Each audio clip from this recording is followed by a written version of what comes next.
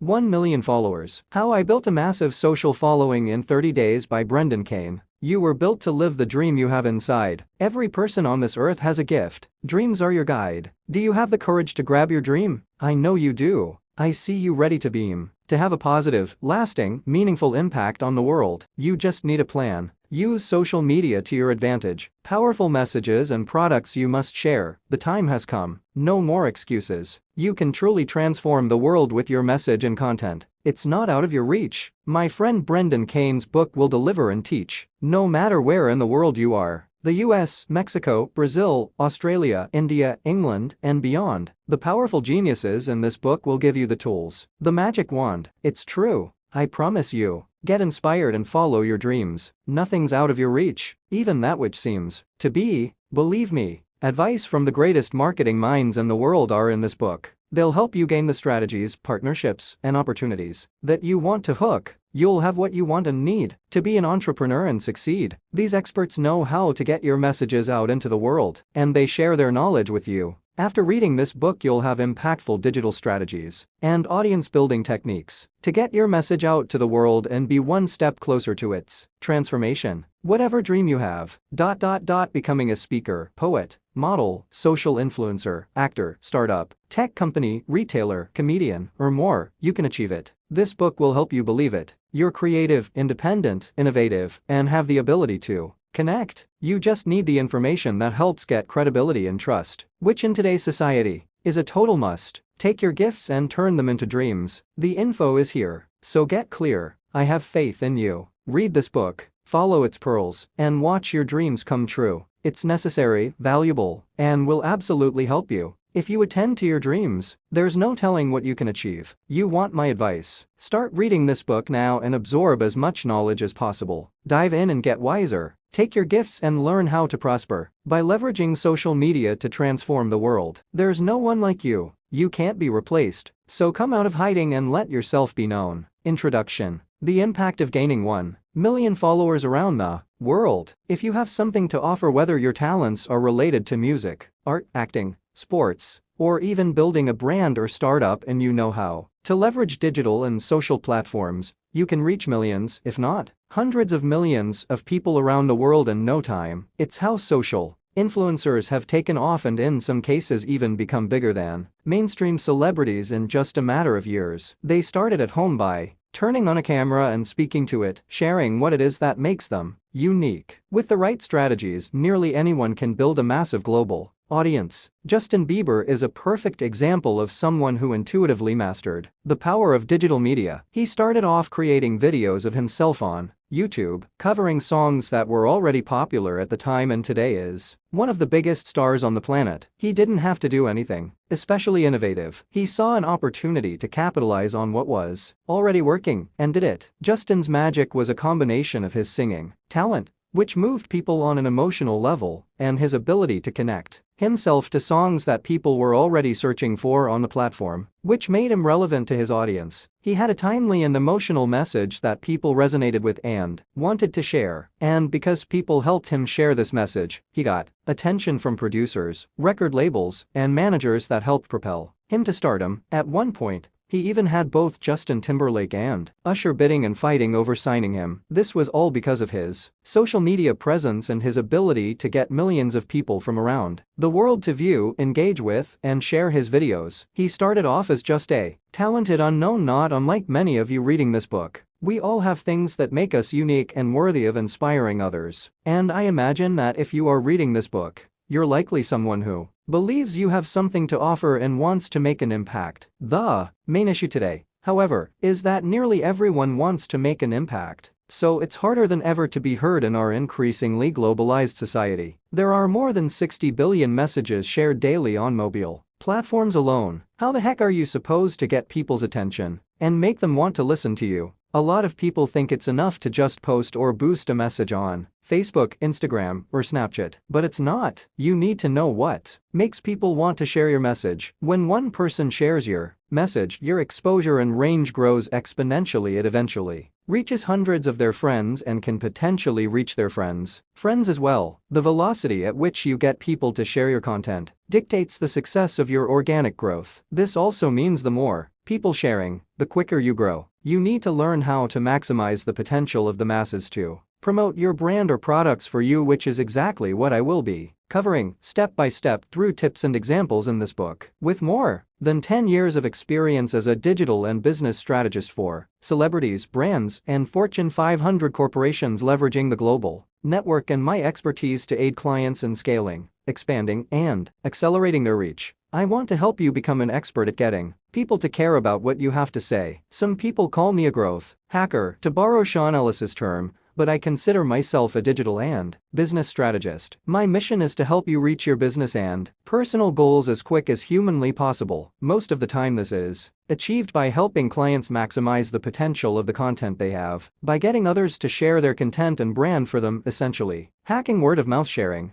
However, people have different goals, which is why, in researching and preparing for this book, I've reached out to my friends in the industry and the best growth minds in the world to break down each of their strategies as well. I want to give you the best information and techniques available to reach your specific goals. In this book, you'll have access to the top minds and experts for each aspect of social and digital growth. Whether you want to scale to 1 million followers on Facebook, grow a large following on YouTube or Instagram, or sell millions of dollars in products online, all the information is here, waiting for you to capitalize on it. What I learned from working with Taylor Swift. Over the past few years, I have focused heavily on content testing and optimization, analytics and data, and paid media to help celebrities, athletes, and media companies scale their reach and audience quickly. I've gone through years of experimentation and observation to get the kind of results I achieve now, but I believe it all goes back to what I learned while working with Taylor Swift. My time with her allowed me to learn the power of digital and social platforms and how to tap into it. The fascinating thing about Taylor is that she built her brand, music, and stardom herself. She started with a simple MySpace page where she built a platform that fostered a one-to-one connection with fans because she intuitively understood that this would accelerate her brand reach. She responded personally to each and every comment that she received on that platform, and anytime she would get a request for an autograph or a photo, she would comply. Taylor once even did a 13-hour meet and greet session which turned into 17 hours where she personally signed autographs for and took selfies with 3,000 fans. She knew that every fan who stood and waited in line to receive an autograph or photo would be a fan and brand advocate for life. These brand advocates would spread and share her music and message with all their friends. Even though Taylor ended up physically meeting only 3,000 people, she probably reached around 100,000 people that day. Each interaction she had was not limited to a single moment. Fans would not only tell their friends about it, but would also post images, autographs, and videos that they took at the event on their own social channels. The average Facebook user has 338 friends, so if each of her fans shared those images, she could potentially reach up to 1,014,000 people. Fans would go out and spread the word for her. They'd tell all their friends and social connections, "I love Taylor Swift," or "I just got this awesome photo or autograph." Taylor still makes time for events like this. She attends fans' birthday parties, weddings, and bridal showers. In 2014, she showed up at a bunch of fans' houses with Christmas gifts, and more than 18 million people viewed the videos of the Christmas gift deliveries. In 2017, she invited select groups of fans to her homes in London, Los Angeles, Nashville, and Rhode Island for listening parties of her sixth studio album, Reputation. These kinds of events are Taylor's ways of giving back to her fans while generating massive attention and interest. This works for her because she's genuine. She doesn't just do this to manipulate the system. Not only is she smart, talented, and appreciative of her fans' time, she has a good heart, and it's this heart that has fostered brand loyalty, which grows like wildfire. Yet Taylor can only be in so many places at once. In the beginning of her career, she was living in Nashville. Although she could have an autograph signing and connect with 3,000 fans in that location, she couldn't always make time for fans in other parts of the world. Her fans in New York, London, China, Hong Kong, India, and Japan were not able to connect with her by focusing on her online presence. However, she could connect with people all around the world and quickly. Before meeting with my team, Taylor had spent around $75,000 to $150,000 on an all-flash website that required 2 days to make a change. Every time she wanted to update it. When I looked at the analytics, people were spending less than 30 seconds on the website, and 90% of people were bouncing off the homepage as soon as they landed on it. I wanted Taylor to maximize the potential of her website, to go back to the fundamental idea behind her brand: one-to-one interactions. With the right strategy, she could leverage her website to foster stronger connections among her fans. My pitch was that with the technology platform my team developed, we could build an entirely new site on spec for her in 6 hours. In a meeting, I showed her how we could dynamically change any element of the website. In real time, she could change the background, move the navigation, change out the navigation, and control every element of that website, which gave her the power and creativity to constantly evolve how she wanted to express herself to fans. For example, every time she launched a new album, she could quickly redesign the entire website within minutes to match the aesthetic of the new album. This ability to rapidly change the website allowed her to foster a more powerful connection with her fans by allowing her to express herself how she wanted, when she wanted, in the same way she was able to on Misfits. Early in her career, over the course of 2 years, using the platform my team built along with some brilliant community building technology platforms that we partnered with, we collectively took the time that fans spent on her website from less than 30 seconds to more than 22 minutes. How did we create such an uptick in time spent on her site? By giving fans a reason to stay there. We facilitated communication between the fans because we realized that Taylor herself could only talk to so many fans at once, so we built a community where fans could communicate with each other about their love for Taylor and her music. We also built a system where fans could turn their Facebook profiles into Taylor Swift fan sites in less than 60 seconds. It automatically extracted fans' names and photos, along with Taylor's photos and album covers, so they could have their very own fan sites. The fan sites were built on the same technology platform we used in creating Taylor's website, so fans were able to customize and personalize all the elements of a fan site. Fans felt connected to Taylor, as if they were a part of her team. They could use the same platform that she was using and take any aspect of it and recreate it themselves. In a few months, more than 35,000 fan sites were created using this platform. I don't have exact figures, but I am sure this was a record for the most fan sites ever created for a specific artist. At the time, witnessing how well fostering stronger connections with fans worked for Taylor's brand planted a seed in my head. I learned that if fans felt connected,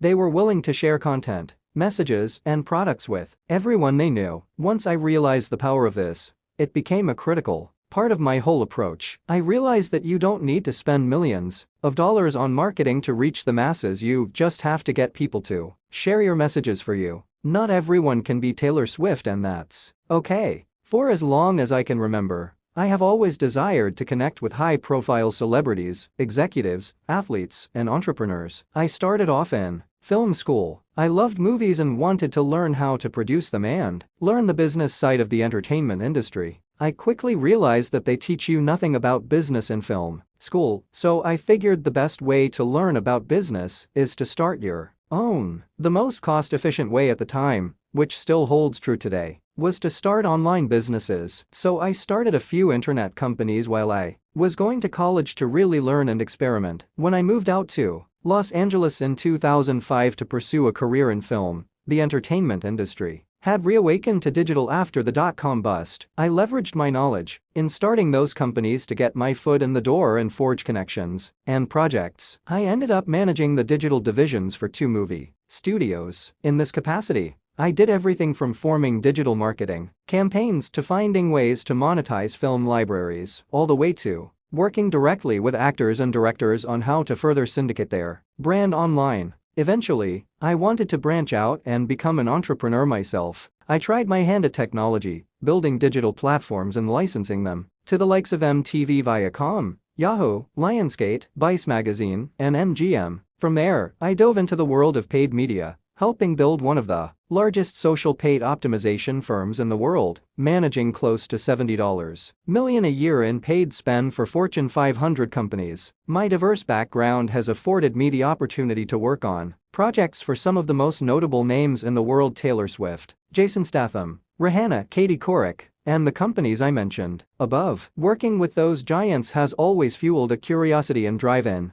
me about what it takes to become successful, to become a star or a household name. After 10 years of helping celebrities, brands, and corporations grow big audiences, I started to wonder if my ideas and techniques could be applied to someone starting from scratch. So I came up with an experiment to determine whether a person who had never been on television, in a film, or in print could amass a large following around the world. The premise was that if I could do it for a no-name, then I could help anyone that had something to offer gain mass followers and exposure. I could help worthy people generate validation and credibility and bring them one step closer to achieving their dreams. While pondering whom to select for this undertaking, I realized that I was actually the perfect candidate. I wasn't famous, have never been on television, in a film, or in print, and hadn't done anything yet that society deemed especially cool. I was just an ordinary guy who thought it would be fun to connect with people around the world. So in June 2017 I got to work on my little experiment. I put into practice everything I had learned from more than 10 years of digital and social media experience to see how quickly I could get real people from around the world to follow my Facebook page. To my amazement, by July, in less than a month, I had generated over 1 million followers in more than 100 countries. I didn't know these people, and they certainly didn't know me before this experiment. When I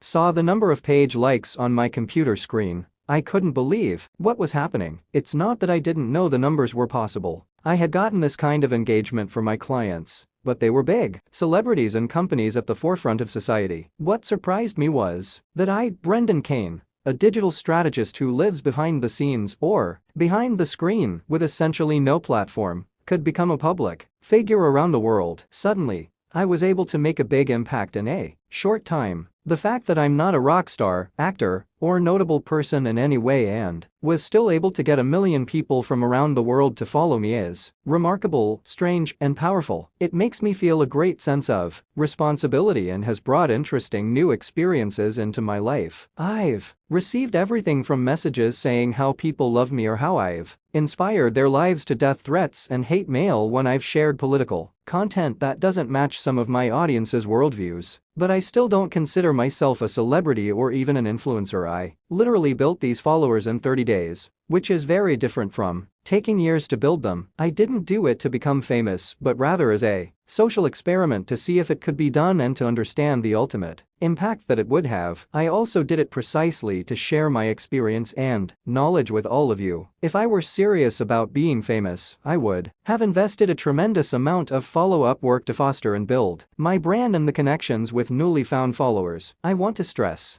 that building a huge audience and cultivating real engaged fans takes a tremendous amount of time, energy, and work. What it all boils down to is that if I could do it, you can do it. This book will teach you how, with these tools, you can set yourself up to be one step closer to making your dreams come true. How to achieve your career aspirations ASAP. Recently I was working with an aspiring actress in Los Angeles. She's very talented but essentially an unknown with few credits. I asked her how auditions have been going, and she explained that she had a general meeting with one of the top casting directors in Hollywood who told her that her showreel was great and that she was an excellent actress, but that she would be doing herself and the casting director a huge favor if she could have tens of thousands of Twitter followers. Although a Twitter following has nothing to do with being a good actor, it would give her clout when the producers had to make a decision about whom to hire. The value of a strong following doesn't only apply to unknowns, it remains valuable at the higher levels as well. Game of Thrones Sophie Turner explains that she has been chosen for roles over better actresses because she has more followers. In an interview with Porter magazine, she explains, I auditioned for a project, and it was between me and another girl who is a far better actress than I am, far better, but I had the followers, so I got the job. It's not right, but it is part of the movie industry now. And social media numbers aren't just desirable for individuals, they apply to brands as well. According to a Wharton Business School study, social media popularity can demonstrate a startup's ability to build its brand, integrate consumer feedback, and attract specific customer groups. Therefore, some investors take it into account when deciding what they will invest in. I've even seen how having a lot of fans has made a difference in my own life from a validation perspective. Since my numbers have increased, I've been able to leverage the influence for my own business. I've been able To secure more clients and partnerships, I was flown to Sweden to speak and run workshops at the IKEA global headquarters. I have secured speaking opportunities at events like Web Summit in Portugal, the largest tech conference in the world with 70,000 attendees and speakers such as Al Gore, Elon Musk, Bono, Werner Vogels, Chief Technology Officer and Vice President of Amazon, and Dustin Moskovitz, co-founder of Facebook. Social media numbers are becoming increasingly important and can have a huge effect on your ability to get in the door and build important partnerships. The good news is that you don't need to be a megastar to achieve growth. Just look at me, I am not on Game of Thrones or a talented singer. I basically started with little to no social following, which is exactly why I was compelled to write this book. I want to provide you with access to the best growth strategies regardless of your current level of influence or lack thereof. Stick with this book until the end and rest assured you'll have a clear idea about how to rapidly achieve your career aspirations the common way. Before I came up with my system, some people, even beyond the outliers, like Justin Bieber, figured out how to gain influence. This is great, but the problem is most people don't have a strategy behind their methods, and the ones who do have a strategy tend to keep it a secret. Those without a strategy simply try posting content, hoping that it will catch on and go viral. And in rare cases some people get lucky. For most, however, it falls flat. Without a strategy, you're left playing with the hope that chance will carry you forward. And even if you are graced with good fate, using organic posting alone usually takes at least a few years to build a following. Frankly, most of us just don't have that kind of time to spare. The world moves quickly and we need to keep up with it so we can maximize the potential of our talents as soon as possible. Because of the dizzying speed of the modern world, everyone wants quick results, leading many people to make use of paid media. They figure they can easily buy their fans and customers' attention. They try to boost posts or leverage Ads Manager for Facebook and Instagram sponsored placements. Make no mistake, these tactics do play a part in my strategy, but those who use them without a solid plan never make the impact they're hoping for. Inevitably, it ends up being expensive and frustrating. They hit a wall by focusing on what they think is attractive rather than what will actually create emotional responses. One of the brands I've worked with, Skechers, spent hundreds of thousands of dollars taking images and video content that worked in print and television and tried to simply repurpose them for social and digital platforms. Unfortunately, it's not quite that easy. Within just 2 weeks of working with Skechers,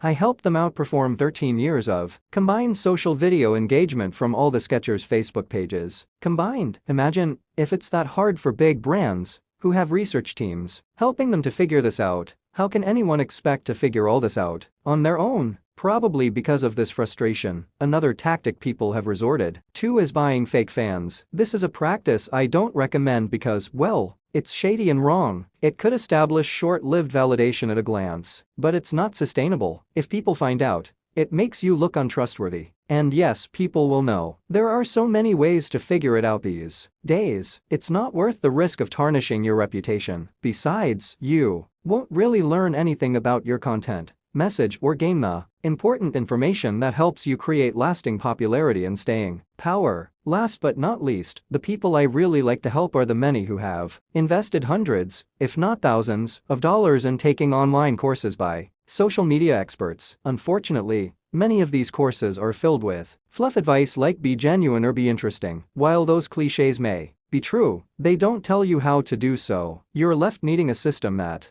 gives you the tools to discover how to be and do that yourself. That is precisely what I will share with you in this book. The system I developed. Beyond generating a one-to-one connection to quickly build fans and create messages that touch your audience emotionally, another cornerstone of my method is testing. In this book, you'll learn how to test to find the best strategies that get people to share your message. This is how you'll get fans in months instead of years. By using my specific testing methodologies and by intelligently leveraging paid media, you'll significantly grow and generate real numbers and validation quickly. You'll have a system that helps you learn what works and what doesn't. You'll walk away with important data that's useful for your business and brand development. But before you read on, I want you to be forewarned that this is a system that does require you to work. And it's not just the work to build the followers, but more important, it's how you continue to keep them engaged. As lifelong fans and brand advocates, you have to be prepared to go through trial and error, make changes, and, most important, fail. I never test only one variation of content.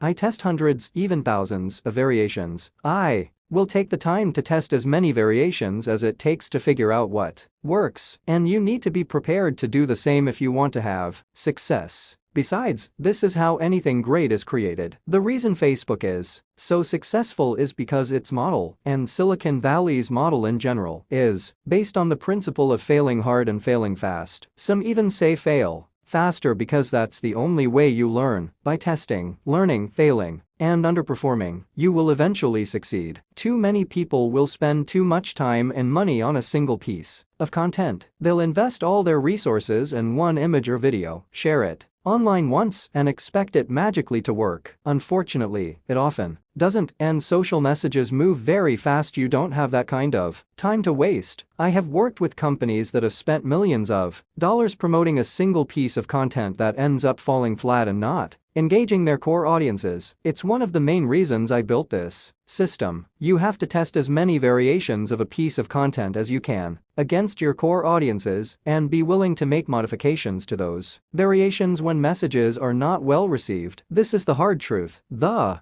only time this may not be necessary is if you are a creative genius like my friend and collaborator Princey. He is a musician, poet, activist, speaker, director, and content creator who's generated over 2 billion views in the past 2 years. He can move content quickly and easily, but for the rest of us, which is 99.9% of the people in the world, we have to put in the time and test. I'll walk you through the process of creating content hypotheses, A/B tests, content variations, headlines that attract attention, target groups, variations of target groups, test responses, and shareability strategies. An in-depth walkthrough will take you through all these processes and more in the following chapters. You'll also learn wisdom from past client case studies and from my smartest partners. What works will be different for each person reading this book. I don't believe in a one-size-fits-all model for digital strategy and growth. That's why I went out and interviewed the top minds in the world. I wanted not only to provide you with my strategy for growth, but also with other options, so you could choose what works best for you. Then, once you understand the strategies outlined and discussed in the following chapters, you'll have the ability to create your own model with lasting results. When you're done with this book, you'll understand the best ways to leverage who and what you are to make an impact and to reach your goals as quickly as possible. In this book, you'll find some of the top strategies and insights that will reshape the way individuals, brands, and companies build connections with their fans. You'll finally have a system that gives you the power to achieve your career goals and aspirations. For continued education beyond this book, please check out our video series at www.optin.tv or send me an email directly at b@optin.tv. This process starts with understanding the ins and outs of content testing. Once you master this knowledge, you'll be 10 steps closer to having more fans and exposure for your content than the majority of people out there. So let's begin there with the fundamental step of learning how to maximize the potential of your content and build fans fast. Chapter 1. How I Gain 1 Million Followers. Although it may sound like a ludicrous undertaking, building a massive social following in 30 days or less is possible. But first, I should point out that the real value of this chapter and book is not simply about how I generated 1 million followers. To be completely transparent, the way I generated 1 million followers involves using a growth hack, which I will explain in this chapter. But I don't want to promote the idea of relying too heavily on growth hacks. Of course, they can help you, but without the other strategies, mindsets, and processes shared in this book, you won't become a rock star at content creation. You may succeed at playing the numbers game, but you won't build a lasting presence. Ask anyone who has had digital success, and they'll tell you without a doubt that content is the critical factor in growing and engaging large audiences. So keep that in mind as I explain how I gained 1 million followers. The key to quickly scaling your following is an agile approach of producing, testing, and measuring how people respond to your content in real time. It's a great strategy for those who don't have 3 or 4 years to invest in building their platform, because it gives you immediate validation and credibility to stand out right now. Building the audience is actually pretty easy. It's maintaining and engaging that audience that requires hard work over time. You need to accept this fact before going in. You can get a lot of fans fast, but to have a thriving and lasting social media presence, you need to understand the testing, messaging, and content strategies provided in the following chapters. They're filled with advice from the top minds around the world to scale large audiences and keep them engaged. 3 phases to the process. The foundation of my methodology for gaining 1 million followers consists of these 3 steps. 1. Hypothesize. Quickly identify a hypothesis of a format, story, or theme that engages audiences around a specific message. 2. Test. Produce a low-cost proof of the concept or message that can be tested and validated, and learn everything you can about what does and doesn't work from the results. 3. Pivot.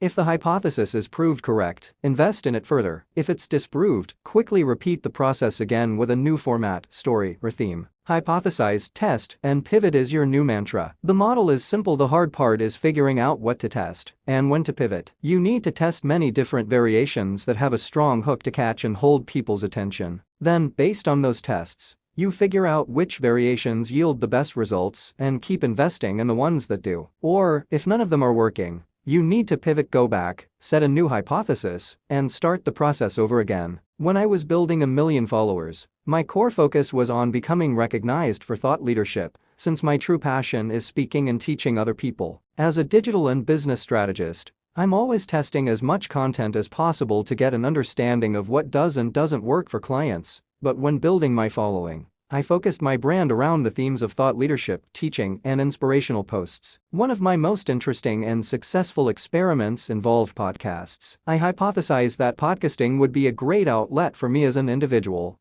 because I'd learned a lot about them in my work with Katie Couric, which I'll speak about in the chapters to come. Suffice it to say, I'd seen that you could essentially reverse engineer podcasts for Facebook and scale audience and engagement quickly. We did this by cutting short audio clips from podcast interviews I had created with a few partners and celebrities, and then turned them into a video by playing the audio over a still image or a slideshow, or cutting it against stock video that represented what was being discussed. Running these videos through various tests, I found that I could reach millions of people in days. Most of the top podcasts in the world don't even reach that in a month. The trick is, you don't have to reinvent the wheel. Look around and borrow ideas from other people's successes. The podcast content I tested consisted of interviews with Justin Baldoni, lead actor in the TV show Jane the Virgin, Jeff King, an expert in the process communication model featured in Chapter 3, and Dr. Drew. I cut the interview audio into 3 styles of video posts. 1. Videos showing a single image with the audio played over it. 2. Videos showing multiple images with the audio played over it. And 3. Videos with stock footage or clips I found online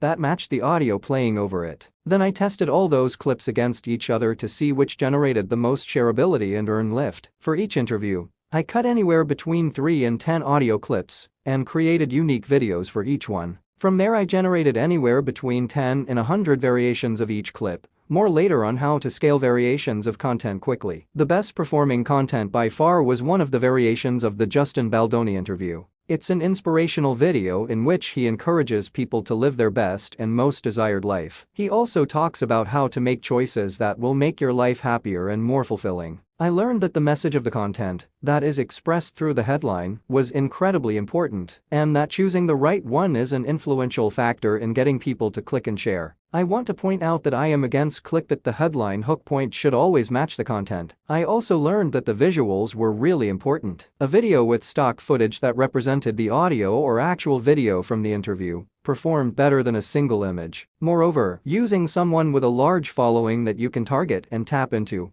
also helps garner attention but not necessarily engagement if the content is not solid. Additionally, I shared and tested a variety of inspirational quotes I'd seen other people like Gary Vaynerchuk, an entrepreneur with 2.5 million followers, have a lot of success with these types of posts. Some of the quotes I tested came from people I admire like Steven Spielberg and Oprah, who share similar viewpoints to me. After seeing positive initial results, I switched my focus to creating my own personal quotes, which make up a good percentage of the posts I publish to my page today. I learned that quotes on images work extremely well because people like to interact visually and mentally with positive and inspirational content. An advantage of images over videos here is that it's much easier to create a high-quality image than a video. There are so many variables that go into making a great video: tone, pacing, The first 3 seconds, captions, title cards, length, and so forth. With a photo, on the other hand, you just have to choose the right photo with the right quote. Fewer variables have to come together to make it successful. The short-term strategy is to look at the tests and learn what works in real time. Those results inform you and dictate the content you'll produce on a weekly basis. Then, when you start seeing the macro trends of what works,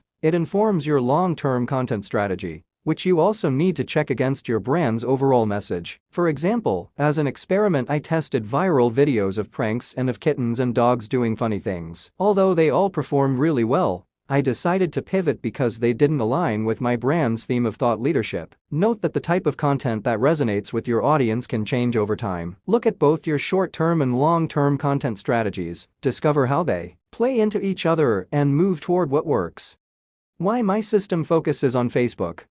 Recently, Facebook has been in the news related to concerns about how they use people's data. I want to address this topic and explain why I still choose to use Facebook and believe that it's a valuable platform. As Alexandra Samuel points out in her report on Cambridge Analytica and The Verge, the internet has been designed to capitalize on the free sharing of user data. This won't change until businesses, consumers, and regulators decide to adopt a different model. There's also a difference between using data to help people and using it to exploit them. Creating fake news with malicious or manipulative intent is irresponsible and not advisable to anyone. On the other hand, gathering data that allows marketers to know their customers' needs and better understand them can serve in providing value to potential customers. In light of what's happened, there may be a need to change the way these systems and companies operate, especially in regard to their level of transparency. It will be interesting to see if a new agreement or model is created as a result. In the meantime, I advise you to engage with the data you use on Facebook responsibly and ethically, as I do in my practice. As I mentioned, after working with celebrities like Taylor Swift, I learned that the #1 key to success in scaling massive audiences is getting people to share your message for you. The more people share your content, the faster and more cost-effectively you can scale your audience. I chose to build 1 million followers on Facebook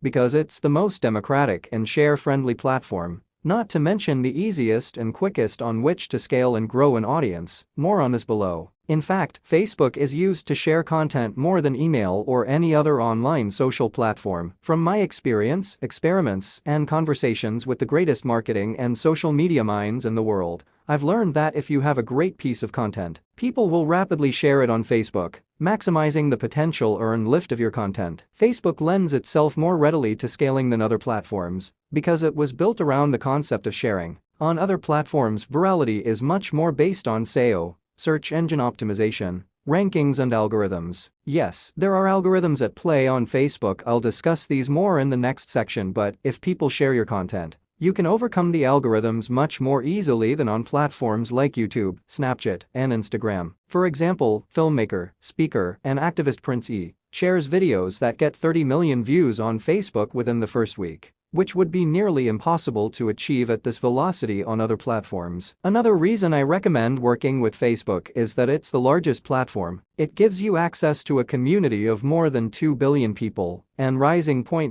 Facebook's advertising platform, which also powers Instagram, WhatsApp, and Facebook Messenger, is an incredibly strong market research tool. You can use it to effectively test all kinds of content and see how they resonate with people from different backgrounds and in different parts of the world. When analyzed correctly, this information gives you a lot of power to enhance your brand and understand your marketability. 3 ways to generate a following. There are 3 ways you can grow a following on Facebook. The first 2 ways are by using the Facebook advertising platform, which enables you to 1. Make a piece of content go viral to gain mass awareness, with the correlative effect of people following you based on this exposure, or 2. Use a page likes ad unit, any ad with the goal of creating more likes followers for your page to target potential new followers. One of the simplest ways to create this type of campaign is to access it through Ads Manager on the Facebook ad platform and select page likes as your marketing goal objective. This isn't the only way to use page likes ad units. However, explaining the nuances of the Facebook ad platform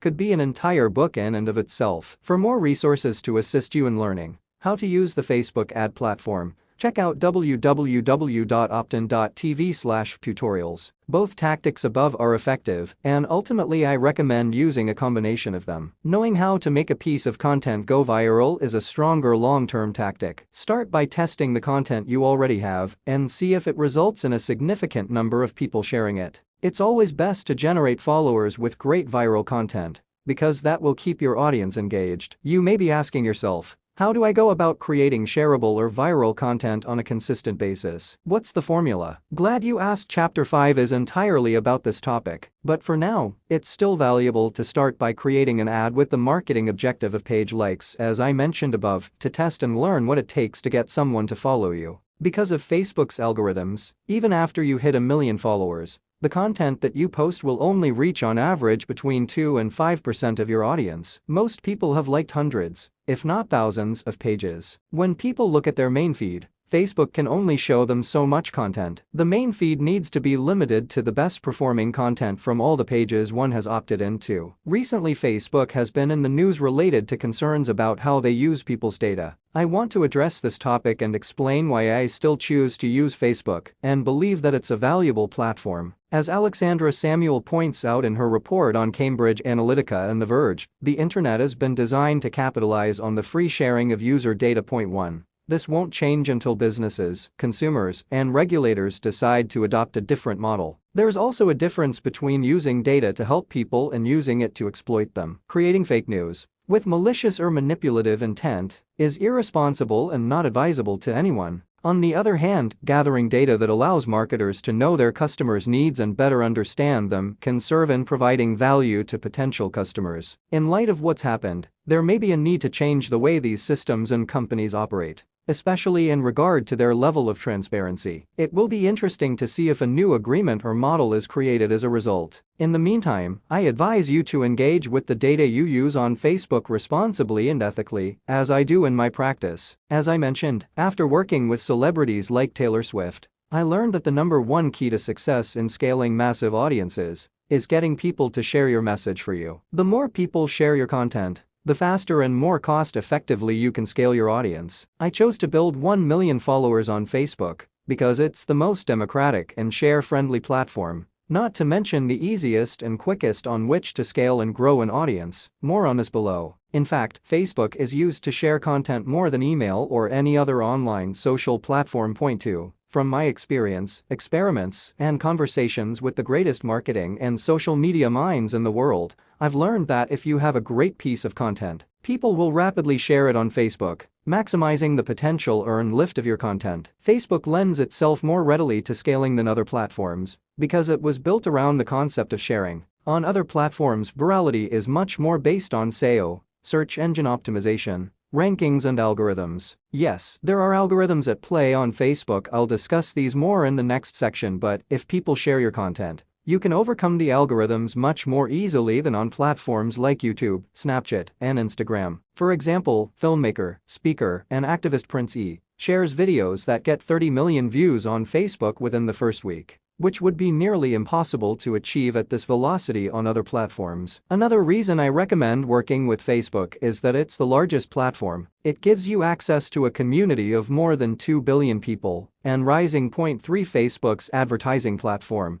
which also powers Instagram, WhatsApp, and Facebook Messenger, is an incredibly strong market research tool. You can use it to effectively test all kinds of content and see how they resonate with people from different backgrounds and in different parts of the world. When analyzed correctly, this information gives you a lot of power to enhance your brand and understand your marketability. 3 ways to generate a following. There are 3 ways you can grow a following on Facebook. The first 2 ways are by using the Facebook advertising platform, which enables you to 1. Make a piece of content go viral to gain mass awareness, with the correlative effect of people following you based on this exposure, or 2. Use a page likes ad unit, any ad with the goal of creating more likes followers for your page to target potential new followers. One of the simplest ways to create this type of campaign is to access it through Ads Manager on the Facebook ad platform and select page likes as your marketing goal objective. This isn't the only way to use page likes ad units. However, explaining the nuances of the Facebook ad platform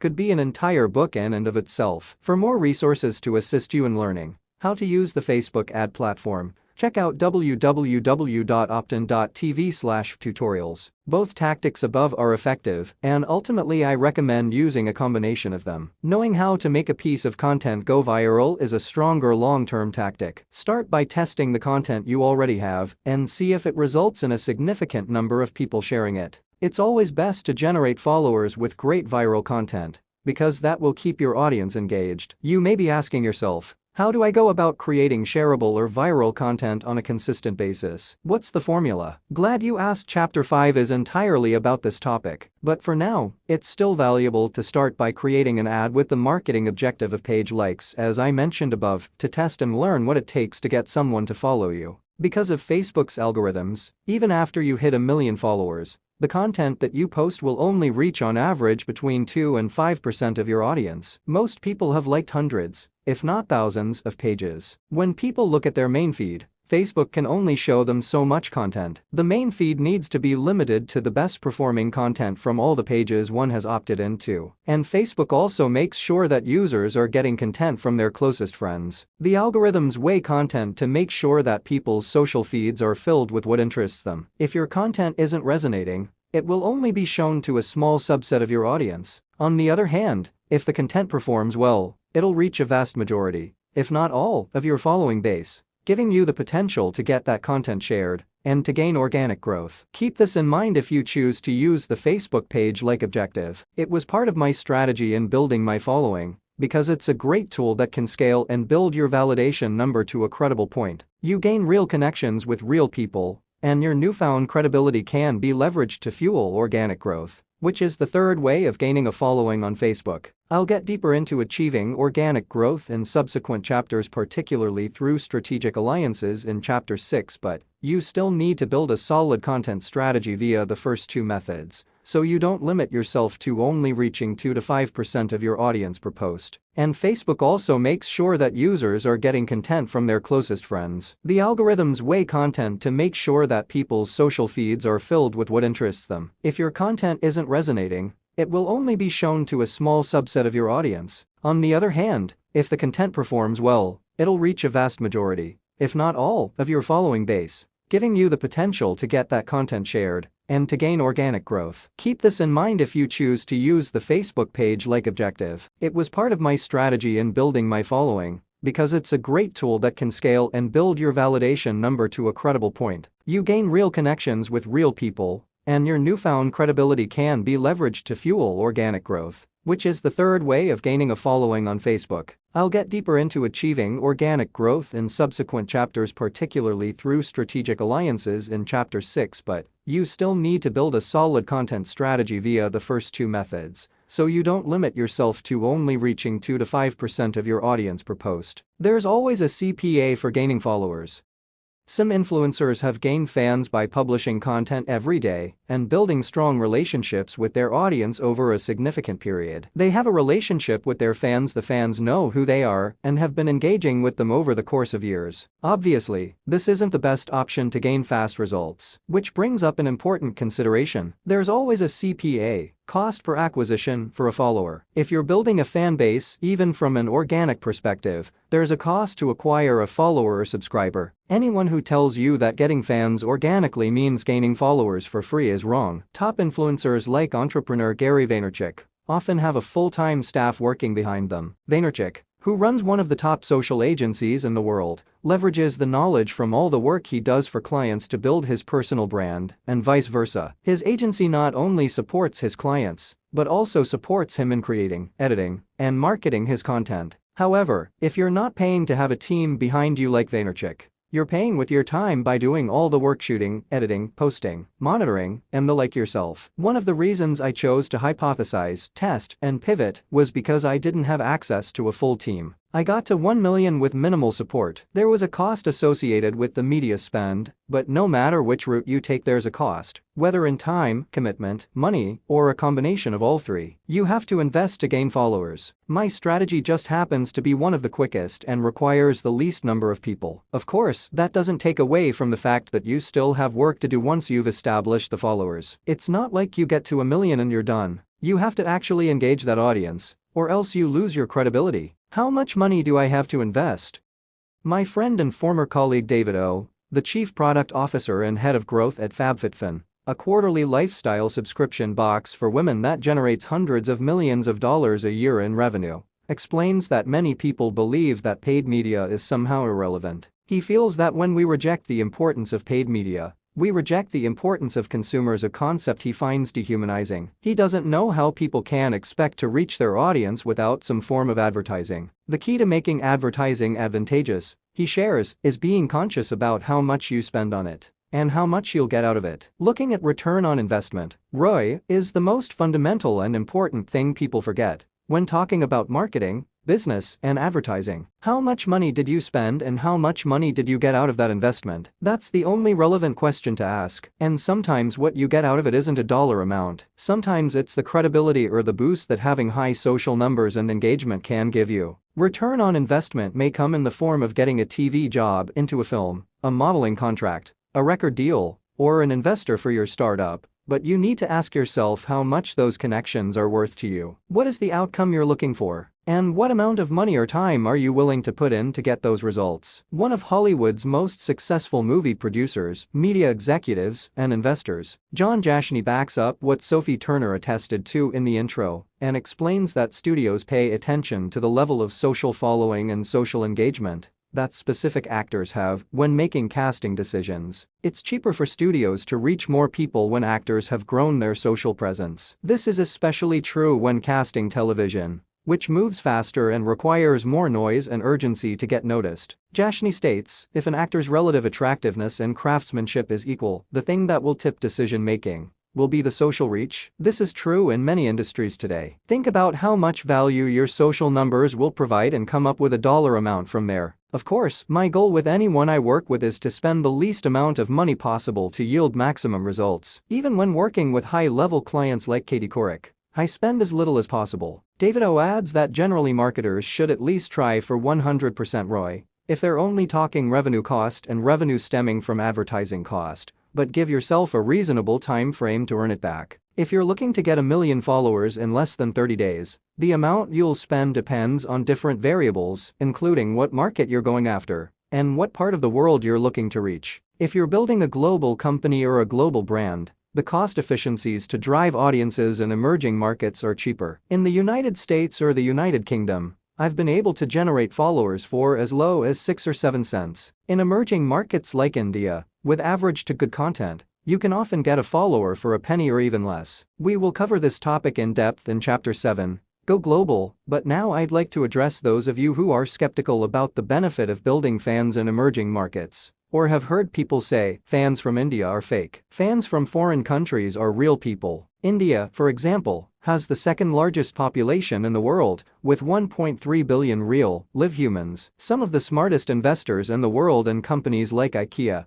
Netflix, MTV, the Coca-Cola Company, and PepsiCo are investing heavily in the Indian market. Facebook just announced that their largest user base is India, with 251 million users, and they have also focused on growth in countries like Malaysia, Turkey, and Saudi Arabia. When the biggest investors in the world are paying attention to foreign markets, you'd be a fool to write them off. You also have to consider the quality of your content. The better the content, the better the ROI. If you have great content and can benefit from a global audience, you can gain 1 million followers in less than a month, even as quickly as a week if you do it right, for as low as $7,500 to $8,000. You could also take a hybrid approach. Use the strategies from this chapter to generate 250,000 to 500,000 followers quickly, and then leverage the information later in the book, such as on forming strategic alliances in Chapter 6 to generate the remaining followers organically. In any case, some financial investment is required. It may sound like a lot of money,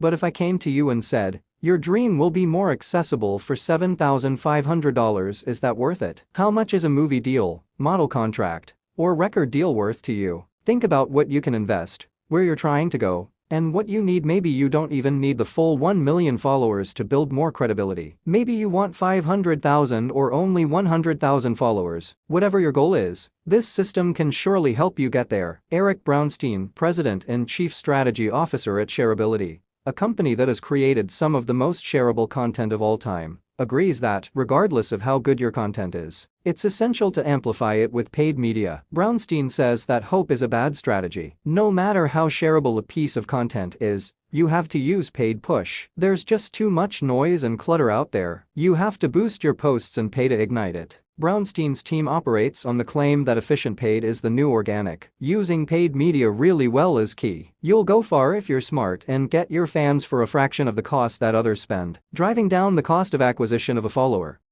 Anyone can use the page-like ads on the Facebook advertising platform, but the real game is driving down the cost of acquisition of a follower to as little as possible. To do so, you need to find the right content that matches the audience you want to reach, and that gets them to click the like or share button. You need to spark motivation or intrigue them by finding content that resonates. There's a misconception that when you use the ad platform you're just buying likes of followers, but this isn't true. You're paying Facebook for the opportunity to put a piece of content in front of someone. Then that person has to opt in and like that content, which you can't force them to do. It's like paying for advertising space in a newspaper or magazine. You can pay for the ad, but it doesn't mean that people will call or come into your business. When you have great content, Facebook's algorithms pick up the fact that people are resonating with your piece of creative, which allows you to spend less. Facebook's advertising system operates as an auction. If your content is really good and people are responding, Facebook will keep running the ad and let you run it for cheaper in the auction.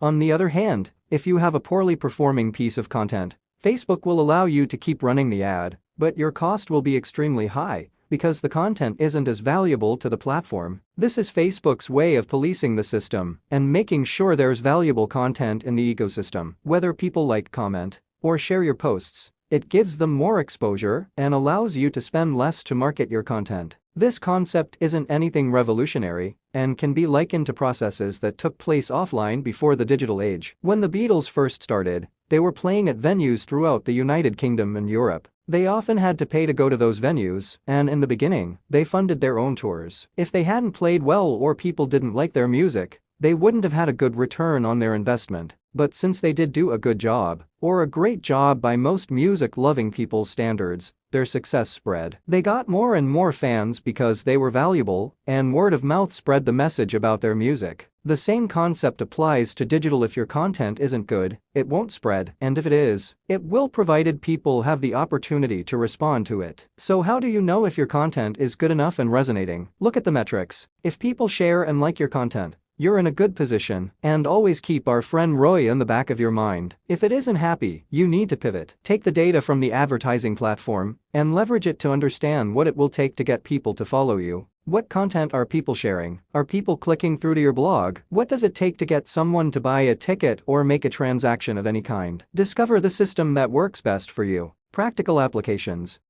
I'll walk you through how to target your audience, choose a message, fine-tune your message through testing, and create shareable content over the course of the next several chapters. But first, I want to give you some practical tips for how to implement your ads on Facebook. Since these ads are the key to driving people to your page, stick with the Facebook bid amount.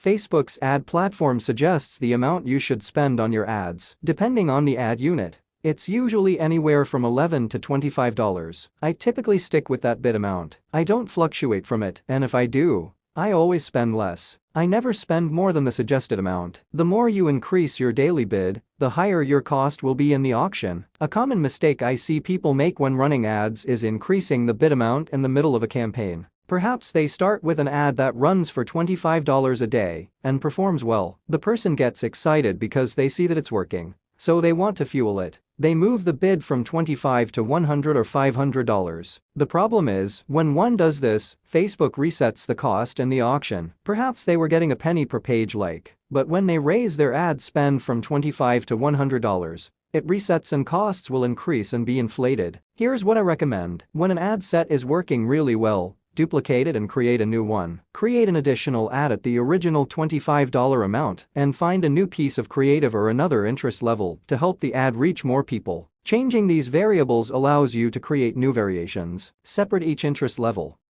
It's really important to separate each interest when creating the ad. Don't create one ad lumping all interests together. For example, if you're a motivational speaker, Don't put happiness, depression, self-help, motivation, inspiring, and the like in the same ad set. Create a separate ad for each of those interests. You should do this for two reasons. First, lumping all the interests together doesn't allow you to learn. If all the interests are listed in the same ad, you won't know which specific interest is driving the performance. Second, separating interests allows you to maximize the reach of the creative. If you have 10 interests and they're all lumped into one, you can't create multiple duplicates of the ad. However, if you take the same piece of creative and build a separate ad for each of those 10 interests, you'll have 10 ads that are running at $25 for a total of $250. Doing this allows you to further scale your ads. What kind of content? When I built my followers, I used a lot of pictures with quotes, because it's a fast and effective way to create content. It's easy to find and create quotes that match your brand or message. Videos are much harder to create at high quality. But if you can create high-quality videos, they do perform better. To figure out which images and quotes work best, you need to go in and test every imaginable variable. Take an image and test 5 different quotes against it. You can also take a single quote and test 5 different images against the quote. You have to find the best way to express your message, so it's not a passive experience for your audience. Create content that people look at and say, "I like that. I'm going to share it," or "I'm going to click this follow button because I like what this brand represents." There will be more on mastering content creation in Chapter 5, The Power of Targeting and Dark Posts. Before we cover targeting in more depth in the next chapter, you're going to need to understand an important aspect of the Facebook ad platform. When you run an ad on Facebook, it's considered a dark post, a news feed style ad that doesn't publish to your timeline or your followers' feeds organically. A dark post is seen by the audience you select in the ad platform, which is based on the gender, interests, age, and other attributes that you select. This is good because it allows you to test content without bombarding your audience. That way you get to learn what works without annoying your fans. You wouldn't want to push 50 different variations of the same creative to your main feed, because it would look like you're spamming the system. However, dark posts don't automatically exclude all your followers. Here's an example that demonstrates what I mean. I recently completed a test for Under Armour's, a company that manufactures footwear, as well as sports and casual apparel, UCLA sponsorship. We tested social creative for this sponsorship by targeting fans of SportsCenter, Fox Sports UCLA, and UCLA football. If someone followed Under Armour and also followed SportsCenter,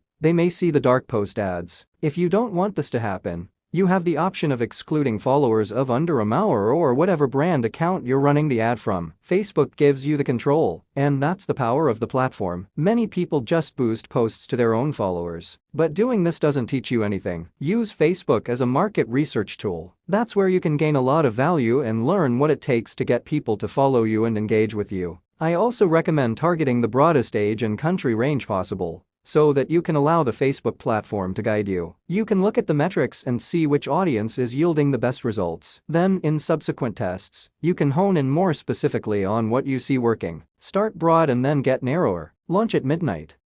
I usually launch my ads at midnight because that gives the content a fresh 24 hours to be tested. Sometimes the auctions are buggy, and launching ads later in the day makes Facebook try to fulfill the inventory too quickly, which won't give you the most economical cost in the auction. So create the ad whenever you want but schedule it to run at midnight. You may be thinking, what about my audience? Aren't they asleep then? The fact is, there are more than 2 billion people on the Facebook platform, so someone is always awake and using Facebook. If on the off chance no one views your ad, Facebook simply won't serve your content until people actually sign on. You won't be charged anything until someone views your ads. By launching at midnight, you're immediately running the ad for 7 or 8 hours, depending on how much you sleep. I am not a night owl, so I personally check my results in the morning, but if you stay up, you could check within the first few hours and start optimizing campaigns. It's up to you. It's absolutely not necessary to stay up late at night or sacrifice your sleep to have success. I've never seen an ad increase performance regardless of whether I'm using page like, video views, or website traffic objectives by more than 30% after an hour. That means that if you're at 50 cents per like, you're not going to drop down all of a sudden to a penny or even 10 cents. You could drop from 50 cents to 30 cents, and that could be worth it. In my experience, if the creative isn't resonating with the audience right away,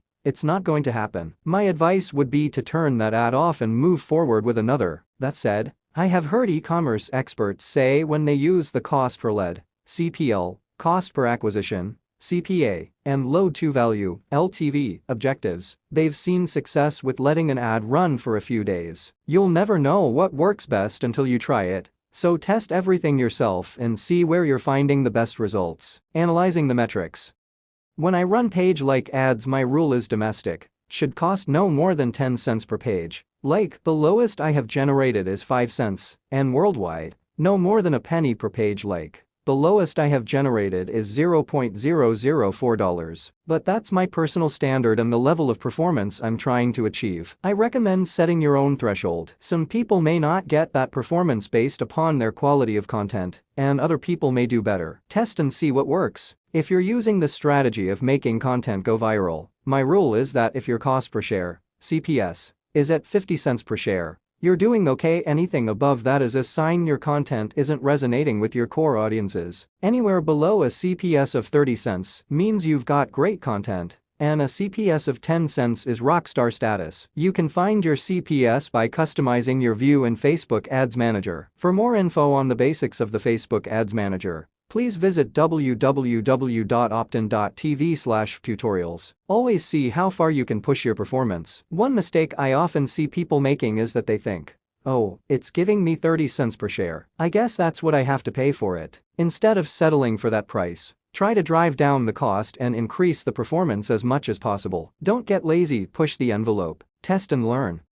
We'll be covering the importance of this more in depth in Chapter 4. But the most vital aspect of this system is learning. You've got to understand why something works versus why it didn't. Otherwise, you're not getting smarter. If you don't think about it, then you could end up testing thousands of variations and not generating the performance you want. Don't waste your time. Analyze the data and learn. All this testing and learning is extremely valuable to developing your short and long-term content strategy, which will drive organic growth. If you do so, you'll surely be rewarded. Once you start to leverage intelligence from testing, your real growth with people who share your content becomes exponential. Magician and social media entrepreneur Julia Stein, who generated more than 15 million followers in 15 months, is a testament to this fact. He says, you got to work up the ladder. It takes you some time to hit step 2 and step 3, but then it multiplies fast. When I hit 1 million likes, I was like, bloody hell. That took me so long to get to 1 million. Then I hit 2 million in a matter of weeks. And it was the same process on Instagram. I hit my first million only 2 months ago, and now I'm already almost at 3. I bet you getting to 4, 5, and 6 million will be even faster. Building your following takes time, effort, and money, but think of those ROIs. Think about the validation and credibility that will be coming your way. Have this in mind with each creation and ad set duplication.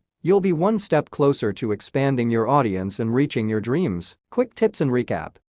Content is the most critical factor when it comes to growing and engaging large audiences online. The key to scaling a massive audience in the shortest possible time is an agile approach of producing, testing, and measuring how people are responding to your content in real time. Hypothesize, test, learn, and pivot. You don't have to reinvent the wheel. Look around and borrow ideas from what works for other people. Facebook is the easiest platform to gain 1 million fans on because it's centered on the concept of sharing. There are 2 ways you can use the Facebook ad platform to generate a following. 1. Make a piece of content go viral to gain mass awareness. Or 2. Use a page likes ad unit to target people to follow your page. Building an audience requires an investment in either time or money. This system does not allow you to buy followers. It allows you to pay Facebook for the opportunity to put a piece of content in front of people. To drive down costs, stick with Facebook's suggested bid amount. Only spend more by duplicating the ad with a different interest or piece of creative. Always think about your ROI and work backward. If an ad isn't meeting your goals, turn it off. Chapter 2. Target your audience. Targeting can make or break a business. Many products and brands are capable of reaching a large audience, but knowing the nuances about who will actually engage with your product or brand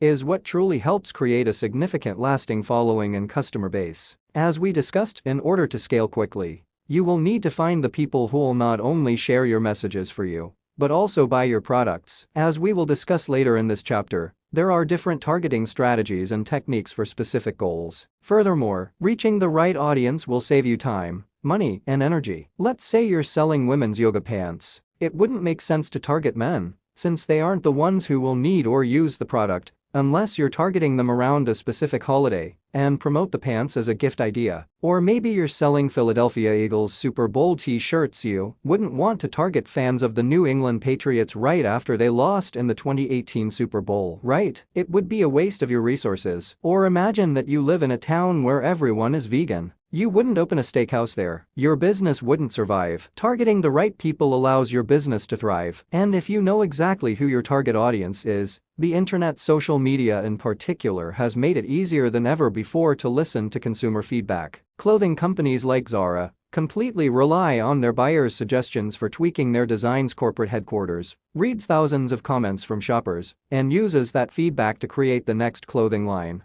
It's a user-generated approach to fast fashion, which they claim is one of their keys to success. This is also part of the reason that Zara dominates the fashion market. It's hard for other brands to keep up with that level of attention to the target market's feedback. Get specific. We live in the information age, which makes granular targeting more important than ever before. There's a lot of competition with a myriad of products, messages, and content. People have an incredible number of options. Consumers and fans have become much more specific in their interests, and there's a plethora of niche audiences. Use this fact to your advantage. If you could take a time machine to the 1970s and stop 10 people on the street to ask them their top 10 favorite songs, most of those people would share around 5 or 6 of the same songs. People had limited choice of music back then because there was less music being produced and fewer distribution outlets for that music, i.e., only radio and TV. If you were to conduct the same survey today, there's no way you'd have as much overlap. There are more songs available, more music distribution outlets, including self-distribution platforms, e.g., Facebook, iTunes, and Spotify, and more direct access to the artists themselves than ever before. The level of content, information, and products in the marketplace has significantly increased, fragmenting people's interests into specific niche areas. This truth applies to many industries. Just look at what's happened to television since the creation of streaming services like Netflix, Amazon Prime, and Hulu. There are more options and styles of shows than ever before. There's an audience for almost any genre. You just need to know how to find it. With Facebook and other online advertising tools, you can target very specific audiences for your brand. For example, you can target college graduates that make $75,000 a year, who live in Chicago, Illinois, who are married and love dogs. Before the internet, it was much harder, if not impossible, to reach a vast number of people in such a specific group. Using Facebook's targeting features creates an opportunity to figure out exactly who will buy your product and to design your content and strategy specifically to meet their needs, which in turn allows you to be more cost-efficient and increase your profitability. I personally benefited from Facebook's ad platform by using it to target audiences to help me choose the title and the cover of this book. My team tested the creative artwork against different audiences that taught us not just which book cover, down to the specific color, works best, but also with which audiences it most resonates. We tested the cover of this book against entrepreneurs, small business owners, people that read publications such as TechCrunch, Wired, and Fast Company. This information helped us understand who would be most interested in the book and which marketing messages are most appealing to them. A targeting checklist. This is a very broad checklist that will not necessarily cover all your specific targeting goals, but it will help you begin to break down your target audience. If you are starting from scratch, to reach the right people, you need to have a picture of them in mind. Begin by writing down all the information you know about your product or brand. Think about whom it is most accessible or useful to. Once you've compiled a list or a few paragraphs, ask yourself the following questions. 1. What is the gender of your target audience? Are you targeting men, women, or both? 2. What is the age of your target audience? Are you targeting younger teenagers, adults, people in their 30s, or another age bracket? 3. What is your desired marketing goal? What is the action that you want your audience to take? Are you trying to A. Increase awareness about your brand, B. Sell a specific product, C. Get people to register for your email list, D. Get more engagement on posts, E. Drive traffic to a blog or website, or F. Do you have a different marketing objective? 4. Where is your audience located? Are you targeting people all over the world, just in the United States, or another country? Perhaps you have a local business and want to target a specific zip code, town, or state. The location of your audience depends heavily on your marketing goals and what you're trying to achieve. You need to know if you're selling a product directly to people in a specific region, or if you're trying to build brand awareness and credibility. However, if you work in entertainment or are trying to build a global brand, being known throughout the world can be very beneficial. More on this idea in Chapter 7, Go Global, an opportunity to help you understand how targeting a global audience could be beneficial for increasing your brand's validation and credibility. 5. What interests do people who buy your product or brand have? A. What type of music do they listen to? B. What sports do they play? C. What fashion brands do they wear? D. What stores do they shop in? E. What is their routine on a typical day? F. What events do they go to? G. What are their values? H. What kinds of hobbies do they have? I. What are the names of the products that they use? J. What type of cars do they drive? K. What television shows do they watch? L. What are their favorite movies? M. Which celebrities do they follow? N. What other interests do you think they may have? 6. What is some additional lifestyle information you know about your audience? A. Are they married, single, or divorced? B. What level of education have they completed? C. What is their occupation? D. What is their yearly income? E. What needs do they have? F. How does your product or brand make your consumers' life better or easier? 7. Who are your top-level competitors and what do their fans look like in regard to the questions on this list? Answering these questions will help you understand the people that you target for your initial testing and will ultimately help you to acquire new customers. The more you understand about the type of people you believe will be interested in your product, the better. When you start testing the variables you defined above, act like a mad scientist. Try as many combinations as possible. Segment out different variables into separate tests. If you were selling women's yoga pants, your trials might look something like this. Test 1, age 18 to 35 that likes Lululemon. Test 2, age 36 to 50 that likes Lululemon. Test 3, age 18 to 35 that likes Lululemon plus is a college graduate. Test 4, age 36 to 50 that likes Lululemon plus is a college graduate. Test 5, age 18 to 50 that likes yoga. Test 6, age 18 to 50 that likes meditation. Test 7, age 18 to 50 that likes yoga plus lives in Chicago. Test 8, age 18 to 50 that likes meditation plus lives in Chicago. The above is just one example, but you can see that the number of tests can scale very quickly. Always try to test as many variables as possible until you find the answer you are looking for. Always keep testing to improve your results. You also need to check that your assumptions are right to help make sure you're on track if you don't already have an existing fan base. David O. of FabFitFun suggests getting offline and talking to your hypothetical target audience. If you think your consumer base consists of women between 18 and 30 years old,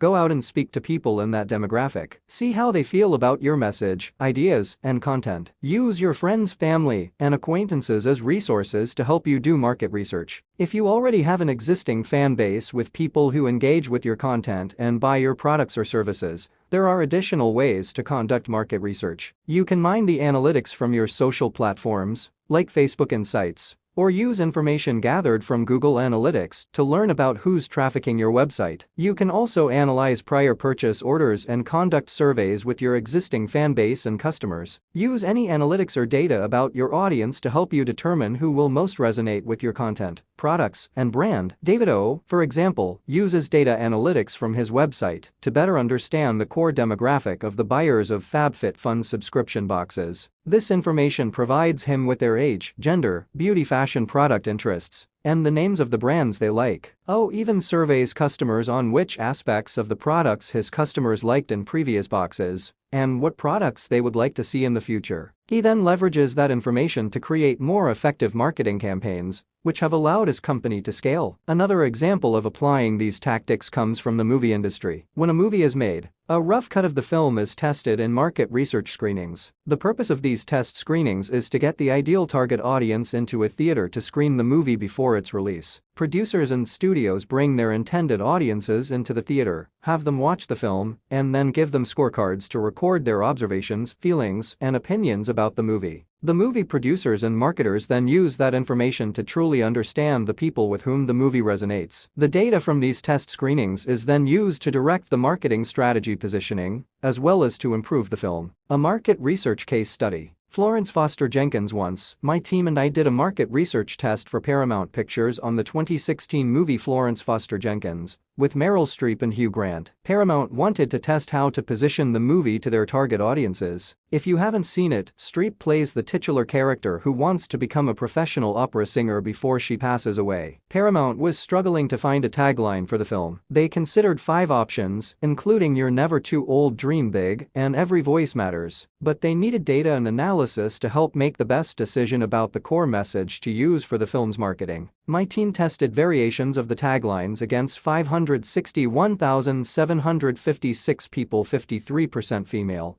and 47% male in the United States, whose interests include musical film, biographical film, and Meryl Streep, since they were most likely to view the film. Reaching an audience of this size with traditional market research, or running these tests on TV, could take weeks and significant budgets. Instead, we completed our tests within 48 hours and for a fraction of the cost, because we leveraged the Facebook ad platform as a market research tool to segment all these tests and collect data in real time. Once the tests were completed, we quickly compiled the data in an extensive 41-page report to make sure we were as thorough as possible with the findings. That way Paramount could make the most informed decision for their campaign. When we delivered the final report, the Paramount executives were a bit shocked by the level of detail we generated in such a short period. They began to realize they had a new, cost-efficient, and fast data source to help make future decisions about which messages to put millions of dollars behind. And this was all made possible because of testing and conducting our own makeshift market research with the correct target audiences. A different approach to targeting. Reach those who share. As we have discussed in this chapter, targeting the exact demographic is a great strategy when the sole focus is getting the members to perform a specific call to action. CTA, for example, click, buy, register. But there is another targeting strategy I like to use that is all about finding the advocates that will share your content and brand for you. If you're selling women's shoes and need to target 18 to 35-year-old women with the CTA of purchasing a specific shoe, then your targeting is straightforward. However, if you can produce great content, then choose the second option. That will get people to share your message at a high velocity, allowing you to generate earned lift from your content and thus drive down the costs of key performance indicators. To achieve this, you should test targeting your messages not only to those who will purchase your product or like your brand, but also to the people who are most likely to share your content, which surprise isn't always your target market. If you're thinking that this targeting strategy is almost the complete opposite of what we just outlined in the earlier part of this chapter, yes, it is. There are multiple effective approaches and strategies, some of which may seem conflicting, but the truth is, what works for one person or brand may not work for another. My aim is to provide you with the most effective options out there, so you can test and choose which one works best for you and your goals. If you're struggling with generating highly shareable content, you may want to begin by using the first approach and getting specific with your targeting. If you are able to create highly shareable content, try expanding your reach beyond the obvious target market and see what the response is. Sometimes the people you want to reach are best attained through others. You may have message champions who aren't in your specific target market, but who can reach your target market for you. Chatbook's case study. A great example of finding message champions outside the core target market is a project I worked on with Chatbooks, the #1 online photo printer in the world, with more than 1 million subscribers. Chatbooks came to me with a Mother's Day awareness campaign in the form of an emotional video about mothers from the perspective of young children. In the video, kids aged 4 to 8 talk about how their mothers are superheroes. It's an amazing piece of creative that was produced by Nate Morley, whom you'll be hearing from later in this book. Chatbooks told me that they wanted to target moms aged 45 and above. After seeing how great the creative was, I knew there was strong potential of people sharing it at high velocity, so I urged them to allow me to test the content and find brand advocates for this video. When I began testing, I used a broad demographic spectrum, but was specific in terms of interests related to their product, e.g., scrapbooking, photography, motherhood, and parenting. On awareness and engagement campaigns, I tend to start by targeting the message to reach both men and women, aged 18 to 65 years old, unless we are selling a gender-specific product as mentioned in the beginning of the chapter, and see where Facebook's algorithms push the content within the first few hours of the campaign. I find this to be beneficial because Facebook's algorithms are constantly evolving to help you discover your most engaged audience and will give you useful insights. If the insights are showing that your content is not resonating with a specific demographic or interest level, launch another test, and then another. Keep launching until you find the answers you're looking for. I also suggest you keep a wide target audience on broad-base awareness campaigns because it generally brings down your cost in the auction, giving you more impressions and chances to engage your audience. While running the tests, I noticed that the people who were sharing the video were actually women between 18 and 25 years old. It wasn't that they were necessarily the ones who would be buying the final product, but they were the ones who were connecting with the content. After further analysis, I found that they were sharing the video with their mothers, tagging them in it, and starting a dialogue with their moms about the content. Broadening the scope to reach the younger women allowed chatbooks to hit their core demographic in a far more powerful way. They were targeting the emotional connection between mothers and daughters. In turn, this also allowed them to expose the product to a new audience. That's where I see the power of shareability in using a broader approach to targeting. It can increase awareness of your messages and content, help you find brand advocates, and, most important, reach your core audience in an influential way by getting a friend to share with another friend or loved one. Essentially, you hack word-of-mouth sharing, which is one of the most difficult things to achieve in marketing. Get creative and allow yourself to make connections between your buyers and your message sharers. You may discover new ways to market your product or brand, as well as gain new fans,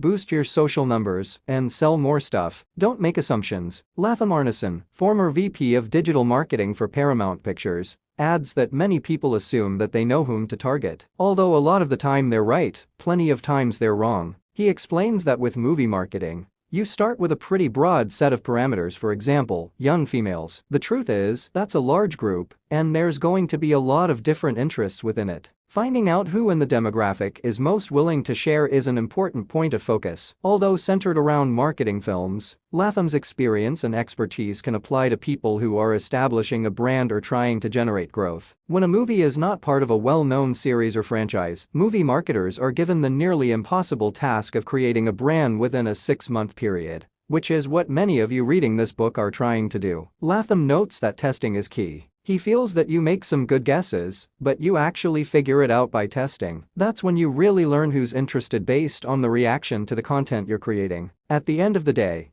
you can't be 100% certain until you actually put it out in the world and see who responds. When you're dealing specifically with video views, Arneson suggests looking at the video completion rate or the video view-through rate, and then also the correlative action after someone has viewed a video. It's great if a viewer watches 75 to 100% of the video, but it's even better if they're watching a significant percentage and then taking a specific action, like sharing that piece of content. Use the people who take leading actions, like a share or a click on a video, image or link, as the best indicators of your target audience. Targeting campaign objectives. A part of targeting is choosing the type of ad that will reach your campaign objectives. You can target the ad to gain video views, website traffic, lead generation, post engagement, event responses, and the like. In my experience, I have found that each objective gets weighed differently in Facebook's auction. Let's say you have a video you want to promote, but you choose the lead generation objective. Your cost per view is going to be inflated because Facebook won't look at it from a cost per view perspective. It'll try to drive as many leads as possible. So on any video ad, whether it's to build lead generation or traffic,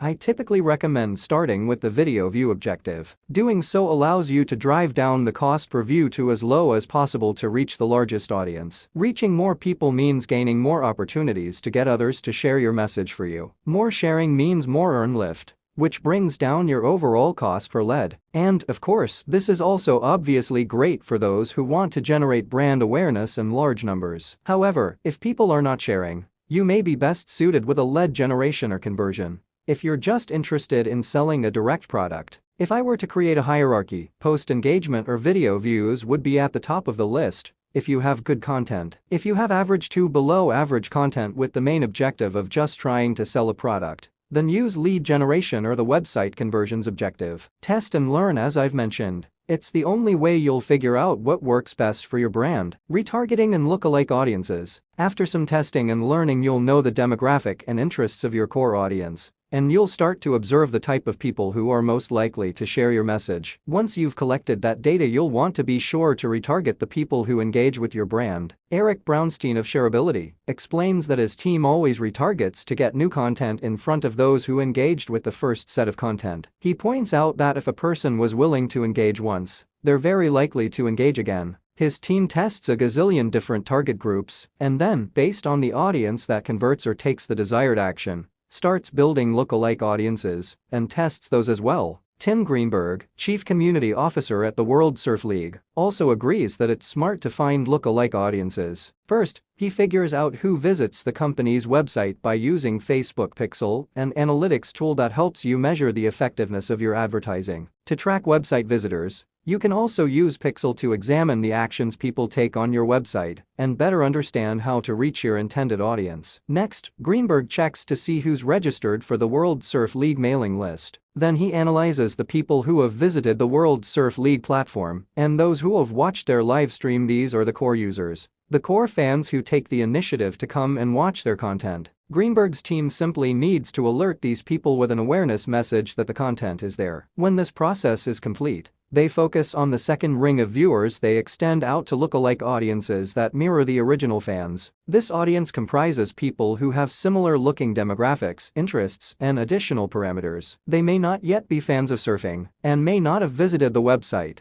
but perhaps will be inclined to do so. His team groups these people into a different targeting bucket and sends them a similar campaign that's adjacent to their core campaign. Greenberg's team has discovered that the further they go out from the core and core plus audiences, the audience that has similar interests and characteristics to, but is not part of, the core audience, the less likely people are to convert into watching a surf contest, even if they've liked a piece of content. So his team tries to be really careful. They've discovered that hitting audiences that either look like or are their core consumers are the best people to target. Having more likes may look good, but when it comes to actually converting to some form of action, it's important to stick to the audience discovered through the data. The Facebook platform has brought the World Surf League a lot of new fans. Because of Facebook's scale, the league has amassed an audience they wouldn't have been likely to reach otherwise. It's allowed them to capture data and test their product and content on new audiences to drive new fans to their owned and operated sites. Greenberg's team has built an engine to capture new fans and retarget them with either a merchandise message, a tune-in message, or a download app message. It's been really beneficial for their company. Fun fact: hypertargeting can trick rocket scientists. If you get really smart about targeting,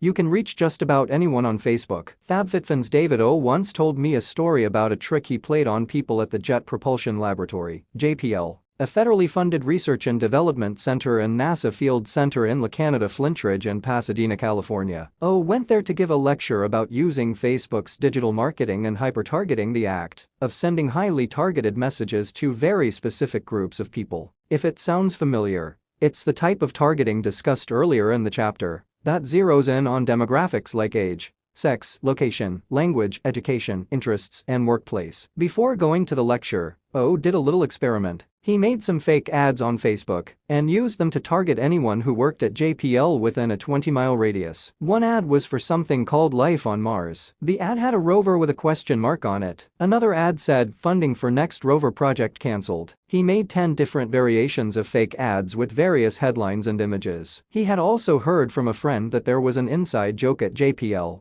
that people were called peanuts, so he made a landing page which people were redirected to when they clicked on the ad that said Peanut Community News with a little countdown timer set to when he was giving his speech. O spent about $2 on that effort, and he had about 10 clicks. 4 scientists even put their personal emails into the email waiting list he created. During the lecture, he explained what he did, blurring out names so he wouldn't embarrass anyone, but 2 of the people at JPL stood up and said, "It better not be any of you." The point is, the hyper-targeted ability of Facebook's ad platform makes it possible to trick rocket scientists. So if you know your audience, it allows you to do very well on Facebook or any other place that offers this kind of granularity. Quick tips and recap. There are 2 strategies for targeting. 1. Targeting the exact demographic is a great strategy when the sole focus is to get them to perform a specific CTA, e.g., click, buy, register. 2. If you're able to generate highly shareable content, you can leverage a strategy of testing to identify advocates who will share your content and brand for you. If you're struggling to create highly shareable content and are focused on direct response marketing campaigns, i.e., selling a specific product or service, taking a narrow approach with the targeting checklist is the best place to start. Paint a picture of your audience by exploring aspects of their personae, including gender, age, what action you want them to take, location, interests, and lifestyle. If you're running broad-based campaigns and trying to drive mass awareness, start broad with your targeting and see where Facebook's algorithms push it. Keeping your target audience wide generally brings down your cost in the auction. Use Google Analytics and social media data such as Facebook Insights to help you mine data about your target audience. Analyze prior purchase orders and conduct surveys with your existing fan base to help you determine with whom your content, products, and brand most resonate. The campaign objective's priority is post engagement or video views if you have good content, and a conversions ad if you're just trying to sell a product and have average to below average content. Test a gazillion different target groups. Don't assume you know who your audience is, allow new target groups to be discovered. Retarget your content to whoever engaged with the original content. Build lookalike audiences of the people who converted or took desired actions like sharing or clicking. You can't be 100% certain who your audience is until you've actually put your content out in the world and seen who responds. A market. Chapter 3. Choose a message for the masses. Once you have built up your followers and understand who your primary audience is, you need to keep them engaged. You must create content that keeps your followers wanting more, that resonates with their interests, and that gets them to share your brand at the highest possible velocity. This is the best way to make sure your message continues to appear in your audience's social feeds. There's no point in building up followers if you can't have active engagement. Creating content that grabs people's attention and makes them want to share it with their social friends and connections is key. Knowing how to structure your message is critical to success. If what you're saying isn't capturing your audience's attention and causing them to engage with your content, the work you put in to build that audience goes to waste. Getting fans isn't enough. You need to continually captivate them. It's important for the continuing growth of your audience and social followers. Although I can't give you the specific messages that will be best for your brand, since everyone's will be different depending on goals and target markets, I can give you guidelines that will help you discover how to choose the best messages for yourself. By following these simple guidelines, you will know how to stand out among the noise in no time. Find your hook point. To share compelling information, you have to find a unique hook point, that is, something that makes you stand out, grabs your audience's attention, and leaves them wanting more. It's an essential exercise in understanding the value of what you have to offer. A great example of a solid hook point is what Tim Ferriss did with his book titled The 4-Hour Workweek. Ferriss had a concept and an idea of the type of value he could offer the world, but he needed a hook to get people to pay attention to his message and stand out. If he hadn't found a succinct, thought-provoking message, his book wouldn't have been a bestseller. The novelty of a 4-hour workweek was what grabbed people's attention. The concepts in the book were nothing revolutionary or new, but Ferriss's ability to package these ideas with the concept of only having to work 4 hours a week was something that sparked people's interest. It was a tangible lifestyle image that people desired and didn't know how to get. It hooked them into wanting to know more about this enticing and interesting offer. If Ferriss had used the title The Tim Ferriss Guide to Working Fewer Hours, it wouldn't have been as captivating. Instead, he thought about what would resonate with the audience he was trying to attract and how the wording could hook them. He figured out what they wanted and didn't only focus on promoting himself. By coming up with a catchy way to explain this material and through creating an image of a lifestyle choice, he got people's attention. It's not enough to simply talk about yourself and explain what you do. Many other people have the same skill sets you do. You have to find what makes you and your product or information unique and relevant to other people's lives. What makes what you do different? And how can you make that important to others? You have to come up with a succinct, attention-grabbing way to get your information across. And it needs to be relevant. You must associate yourself with topics that are timely, interesting, and meet your audience's needs. The hook point is what gets people to stop and pay attention. Find your headline. Here is an exercise I like to use with clients for discovering their hook point. Imagine you're given the cover feature article about you or your business in a major magazine or newspaper publication. Now imagine that a potential customer is walking down the street and passing a magazine stand. What headline would grab their attention and get them to stop by the paper or magazine and read your article? Make sure to put yourself in your customer's shoes. Be really honest about what would get someone to stop what they're doing and pay attention to your message. Remember, there are more than than 60 billion messages sent out every day. Your hook point needs to help you stand out. Headlines are important in all kinds of industries. The 1999 movie The Blair Witch Project was a huge success because the marketers behind this movie understood how to choose a headline. They based the campaign around the idea that the story was real, which grabbed people's attention and made them want to learn more. These were the headlines they created. In October of 1994, 3 student filmmakers disappeared in the woods near Burkittsville, Maryland, while shooting a documentary. A year later their footage was found. Everything you've heard is true, and the scariest movie of all time is a true story. These headlines, or taglines, as they are called in film lingo, captivated the viewer's imagination and left people curious about what happened. Many wondered if the movie were actually true, which enticed them to go see it. Also, the idea of the filmmakers disappearing moved people on an emotional level by provoking fear and curiosity and made them feel invested in the story. Another movie that had a good tagline is Paranormal Activity 2007. What happens when you sleep? This is a concept that grabs people's attention because it's a question that most people are curious about and have asked themselves before. If your headline asks questions that your audiences are already asking themselves, then your headline is strong. Good headlines stand out. An example of a great news headline is The Truth Hurts. The $1 million video game competition. It attracts attention because The Truth Hurts is specific, succinct, and evokes an emotional response. And combining it with the $1 million video game competition perks interest because most people have not heard of a video game competition that offers $1 million as a prize. This is a headline that could get many people to watch at least 5 seconds of a video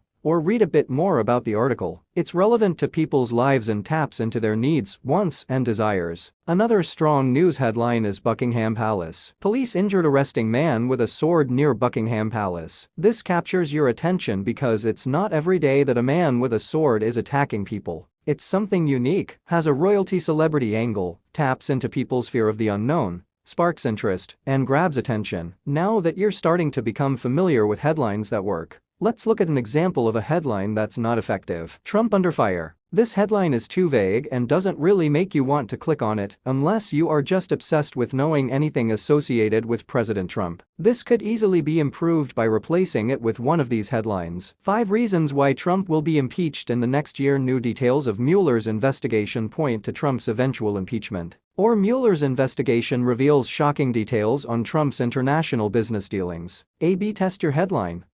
Once you are clear about what you want to communicate, you can use A/B testing to find the most effective way to communicate it. Maybe you're at a point where you know what you have to offer, are clear about your value, but still aren't sure about the catchiest way to grab people's attention with your message. That's where my system can really come in handy. You can take your core messages, test them against each other, and in real time determine which one is performing best. To make sure that your headline is captivating, test different variations against each other on Facebook. You have variation A and variation B. Let's go back to the 4-hour workweek example to understand how to use it to test a headline. Tim Ferriss used Google AdWords to test the title and cover of his book, which was extremely smart and part of the reason that his book became a bestseller. But that was before Facebook developed the sophisticated and detailed targeting options that it has now. If Ferriss used my system today, it would be like what he did back then on steroids. To begin, we would want to choose a target market, such as men between 18 and 25 years old who speak English, live in North America and Europe,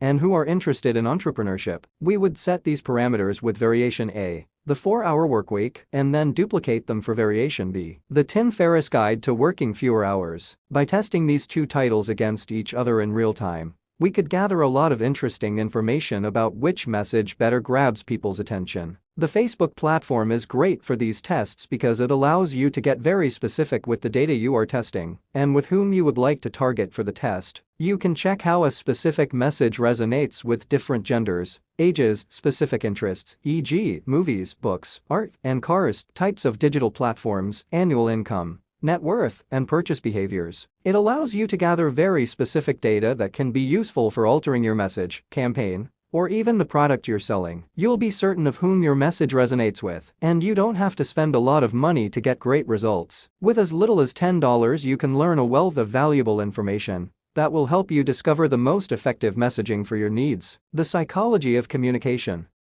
Many times the content that you share isn't as important as the context you wrap it in. To get the most out of your content, You need to be a great communicator. Social media was designed as a form of two-way communication, and the goal of communication is always to reach the person you're communicating with. Jeff King, an expert in the process communication model, PCM, a behavioral observation tool that allows you to communicate more effectively, has been highly influential in the way I and many major corporations in the world create content and communicate with others. The PCM was founded by Tybee Collar in the 1970s and has been used by very successful and influential people, ranging from President Bill Clinton to NASA astronaut selection officials to producers at Pixar Animation Studios. King explains that when he gives seminars on the PCM, he always starts off by stating that communication isn't about you, pointing to himself. It's about you, pointing to a person in the audience. Communication's true use is getting information to the people you want to reach. And to effectively reach someone, you need to speak a language they understand. The PCM can be extremely helpful because it helps you assess the communication style of the person you're communicating with. Doing so allows you to better tailor your message so the person who needs to receive it can hear it easily and clearly. King's experience has shown him that we are often very selfish in the way we communicate. We usually think more about our need to express than the person who is listening on the other end, and this is a mistake. If we want others to hear us clearly and in turn share our message further, we need to step outside ourselves and truly connect with the other person. The PCM is a tool that helps us do this. The biggest mistake I see people make, and that I help correct when working with clients,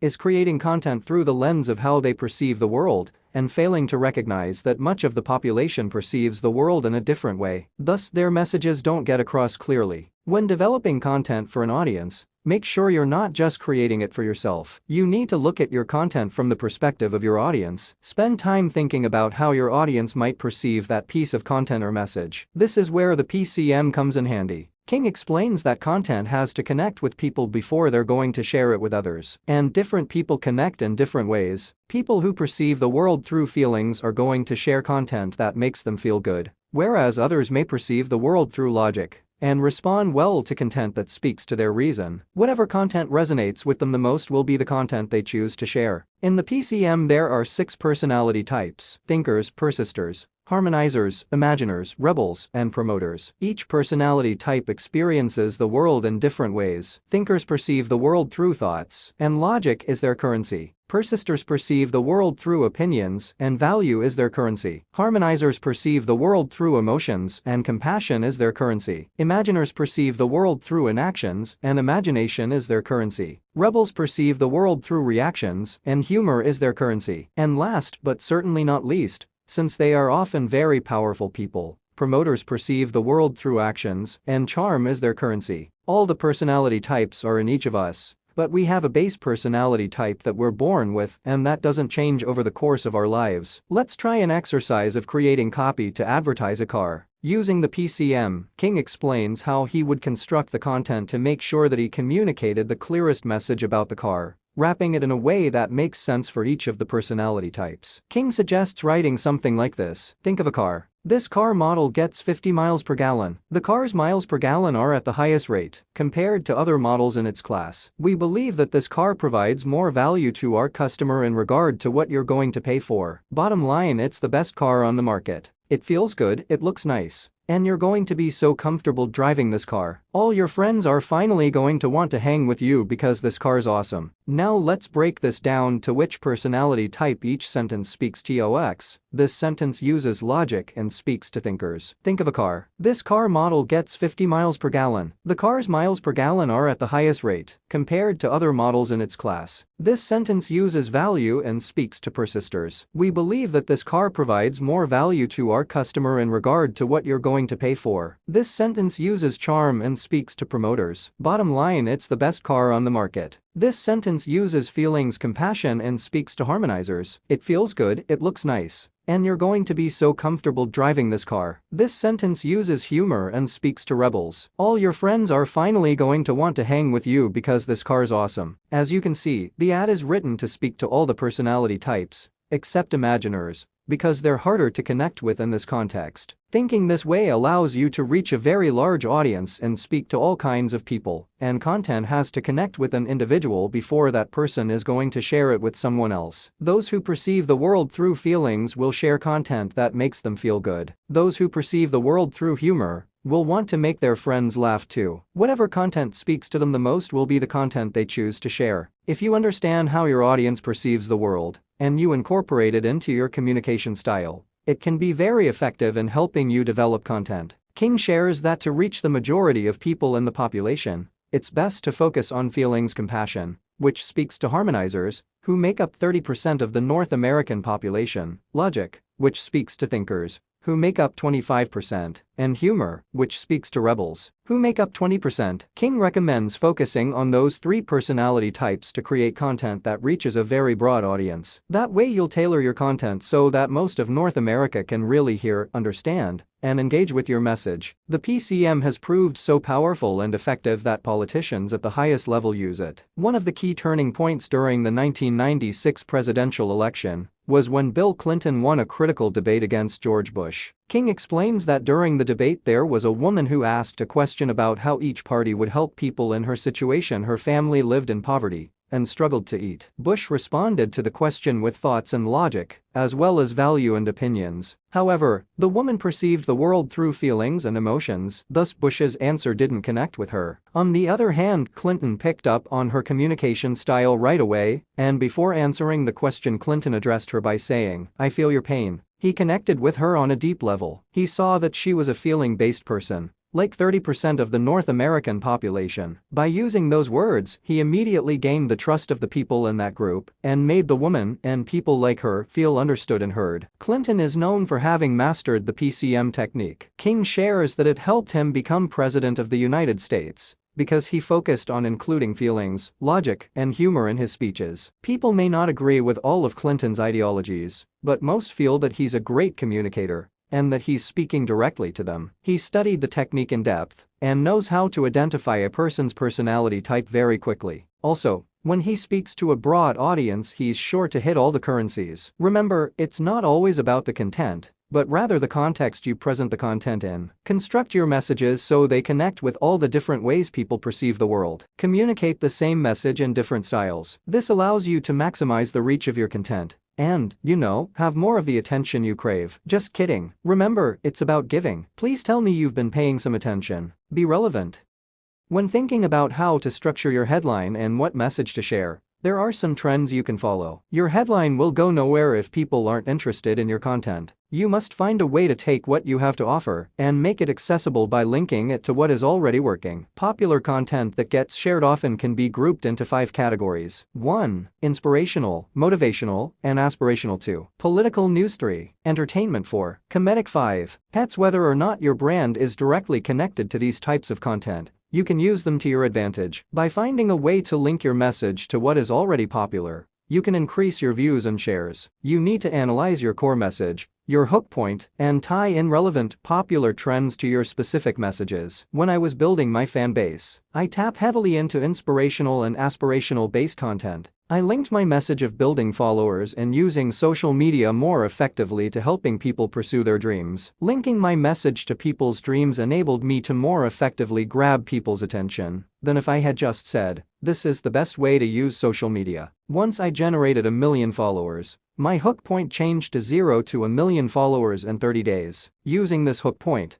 I created a video campaign on Facebook that generated more than 5,000 applications in 60 days from people all over the world wanting to hire me to learn how to implement my system. I also used some political-based content in conjunction with a podcast that I did about the PCM. My message is not political, and I'm not involved in politics, but I knew that using a political angle when doing my podcast interview with Jeff King about the PCM would give the content a strong hook point. We could tie this message to the election between Hillary Clinton and Donald Trump, which a lot of people were talking about and felt very passionate about at the time. By connecting the PCM and Jeff King to something relevant and topical in people's lives, we made the content more accessible. It would have been really boring to promote this information by saying, "The process communication model is behavioral psychology," that helps people communicate more effectively. It's too vague and no one would pay attention to it. Instead, I took the message and tied it to different pop culture references that would spark people's interest. When I interviewed King, I made sure to also ask him about the personality types of top celebrities and public figures. I used the headline "Discover Why Tom Cruise, Leonardo DiCaprio, and Donald Trump all have the same personality type." That kind of headline captures your attention much more than just saying that the PCM is a useful communication method. You can find popular tie-ins for almost any message, and it's necessary even when your information falls into one of the 5 categories. I have a friend named Stephanie Barkley who is a comedian and an up-and-coming Instagram influencer. She heavily promoted herself and got out the message about her comedic skills by creating a skit about Melania Trump. Stephanie is still growing her fan base, so she needs to create content that is engaging, entertaining, and captures the attention of people that don't know her work. If she used a headline like "Stephanie Barkley creates great comedic sketches," the message would be too distant and irrelevant to most people's lives. It would also be ineffective in building up her following and would only be relevant to die-hard fans. But what Melania Trump really thinks about living with Donald Trump grabs a broader audience's attention. I can't stress enough that with 60 billion messages sent out on digital platforms each day, you have to stand out. The great news, however, is that of those 60 billion messages, a vast majority aren't relevant or interesting. So this gives you an advantage. Capitalize on this fact and make your information relevant. Create messaging that your audience is interested in. Make it emotional. Another question you should always ask yourself when creating content is, will this content create an emotional response in the viewer? Any content that can get an emotional reaction out of those who see it is valuable. When creating a piece of content and thinking about the message, ask yourself if it can get someone to laugh, cry, smile, feel angry, feel motivated, or have a strong opinion about what's being said. Emotional messages and content get people to share. If the content moves your audience internally, there's a greater chance that they will make an external move to share it with others. Also linked to this idea is the concept of social currency. Jonah Berger's 2013 book Contagious explains the psychology of what affects our behavior, illustrates how to get people to share messages, and introduces the idea of social currency. Social currency is content that we share because we feel that it reflects well upon us to share it. We think sharing it makes us look smarter, and as though we are being helpful to others. BuzzFeed has had tremendous success deploying the social currency tactic on the Facebook page for their food brand Tasty. In September 2017, Tasty's main Facebook page was the 3rd largest video account on Facebook, with nearly 1.7 billion video views. Tasty creates simple instructional how-to recipe videos that teach people how to make delicious food in a visual format. By sharing these videos, fans feel that they are helping their friends learn how to make dishes that will bring joy to their family and friends. And it makes them feel important for sharing information about a topic that's valuable to many people. Almost everyone loves great food. People share this content at a high velocity because it gives them social currency. The sharing of articles surrounding actor Bill Paxton's death also illustrates the effectiveness of this tactic. The articles about his death evoked a strong emotional response, and people were sharing the information. Some people were sharing it because it was emotional, while others were sharing it because it gave them social currency. They felt valuable for being the first person to tell the world that Bill Paxton died. For some reason, celebrity deaths are a topic that, when used appropriately, can be very helpful with your messaging strategies. One time, I created a website with resource information to help treat drug and alcohol abuse. This isn't a very sexy topic. People are often embarrassed and don't want to be associated with addiction. It's content that's usually difficult to get people to like or share. But I figured out a way to make it more accessible and shareable for the public. By tying celebrities dying as a result of drug and alcohol abuse, and talking about celebrities that are struggling with addiction, I made this important and helpful information more shareable. I linked the resource information to rock star Chris Cornell's death and also to stories about certain Kardashians struggling with drug and alcohol abuse. I played into this celebrity angle to draw attention and get people to come to the website. They may have gone there to read this high-level celebrity gossip, but the article had substance to it. It had information about what to do if you or someone you know is struggling with addiction. People were coming to the content for entertainment, and I'm sure there's a big percentage that didn't see the value beyond that point, but there was a decent subset of people who took away some helpful advice about drug and alcohol abuse. The information weaved in made them think twice, and perhaps they then had resources to help a family member, friend, or even themselves. if they were struggling with those issues. Again, there's plenty of information out there about drug and alcohol abuse. It's not a new topic. But creating a messaging strategy that helps the information stand out and gives it a unique hook point that grabs people's attention is key. The message becomes more relevant to more people. You can look at Facebook to find out which topics are trending and learn from those messages. The trending topics can help you choose which content to share on a specific day and can show you examples of headlines that are generating interest. This information can help play into new story angles and link your content to topics that are already generating interest. Katie Couric case study. Katie Couric once came to me with a problem. At the time, her very successful career had been built on a TV-first distribution model. She had broken the barrier by becoming the first woman to solo host the evening news and had 20-plus years of television experience on prominent shows like The Today Show, NBC Nightly News, CBS Evening News, and ABC News, which made her one of the most important journalists in the United States. Katie was reaching millions of people every day, and her fans were trained to tune in at the exact same time to consume her content. They knew that every morning they could see Katie as they prepared for their own day. Katie was part of their routine. Then, in 2013, Katie made a drastic change by forming a partnership with Yahoo. Although Katie was a digital pioneer and had embraced social media from the time she worked at The Today Show, she still found herself thrust into a digital-first strategy, which completely changed the habitual relationship with her fans. Because of this, fans were constantly telling her that they were having trouble finding her content. There was no longer a specific time her content could be consumed, and her fans were struggling to find and establish a relationship with Katie. In our very first meeting, Katie asked me what could be done to solve this issue. She needed a quick solution. I asked her when her next interview was, to which she responded 2 hours from now. I replied, perfect. Plenty of time to come up with a new strategy. She was going to be interviewing actress Elizabeth Banks. I took a few minutes and explained that we needed to identify topics that would evoke a strong emotional response in specific audiences, and that would result in them sharing her content with their peers at a high velocity. Elizabeth Banks is an actress in the Hunger Games and Pitch Perfect series,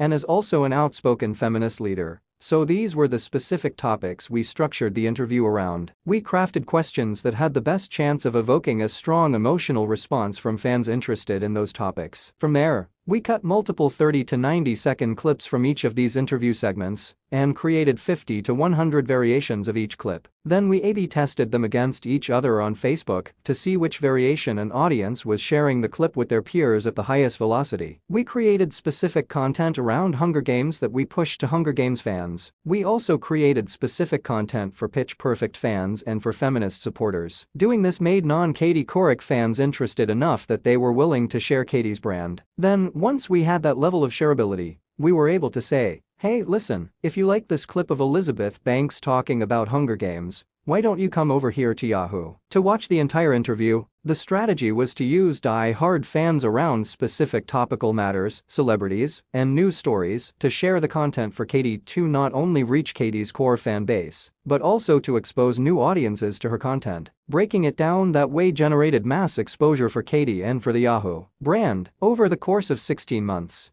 This formula was used for all Katie's interviews. It generated over 150 million views, increased social shares by 200%, and saved Yahoo tens of millions of dollars in traffic acquisition costs. Her typical TV interview reached a few 100,000 viewers, and with this new strategy, we were now averaging well over 1 million views per interview. Our top interview was with Brandon Stanton, the founder of the photo blog Humans of New York. This interview alone generated more than 30 million views and was shared over 300,000 times. Additional successful interviews featured prominent celebrities and public figures, such as DJ Khaled, Joe Biden, Gal Gadot, Bryan Cranston, Deepak Chopra, Chance the Rapper, Edward Snowden, Skrillex, and Jessica Chastain. We sent millions of people every month to Yahoo to watch Katie's interviews. People were coming up to Katie on the street and telling her they were seeing her content again. Why did this process work? Over the course of 16 months, we ran more than 60,000 content variations across 200 interview segments. I regularly told Katie not to fall in love with any specific segment. Instead, if an interview didn't perform,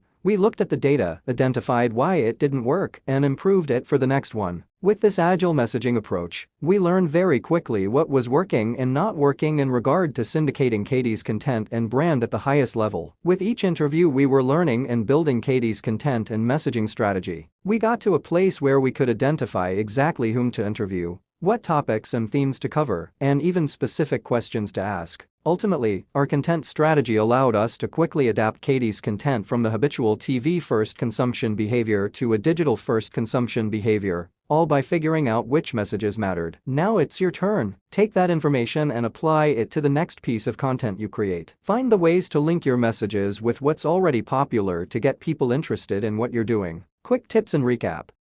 Define your hook point by knowing what makes you unique. Choose a great headline by making it specific and relevant. Adapt your content to what your audience is already interested in. A/B test your headlines against each other to discover which is the most relevant and useful. Use psychology and human behavior to communicate your message clearly to different types of audiences. Speaking in a way your audience can understand is key. Remember, according to the PCM, focusing on logic, humor, and emotions will resonate with the majority of the North American population. Find messages that make your audience ask themselves questions they're already thinking about, but don't know the answers to. Determine whether inspirational, political, comedic, entertainment, pet-based, and social currency can be leveraged to attract attention to your content. Create content and messages that move people emotionally. Know which topics are trending on Facebook and online. Chapter 4: Fine-tune through social testing.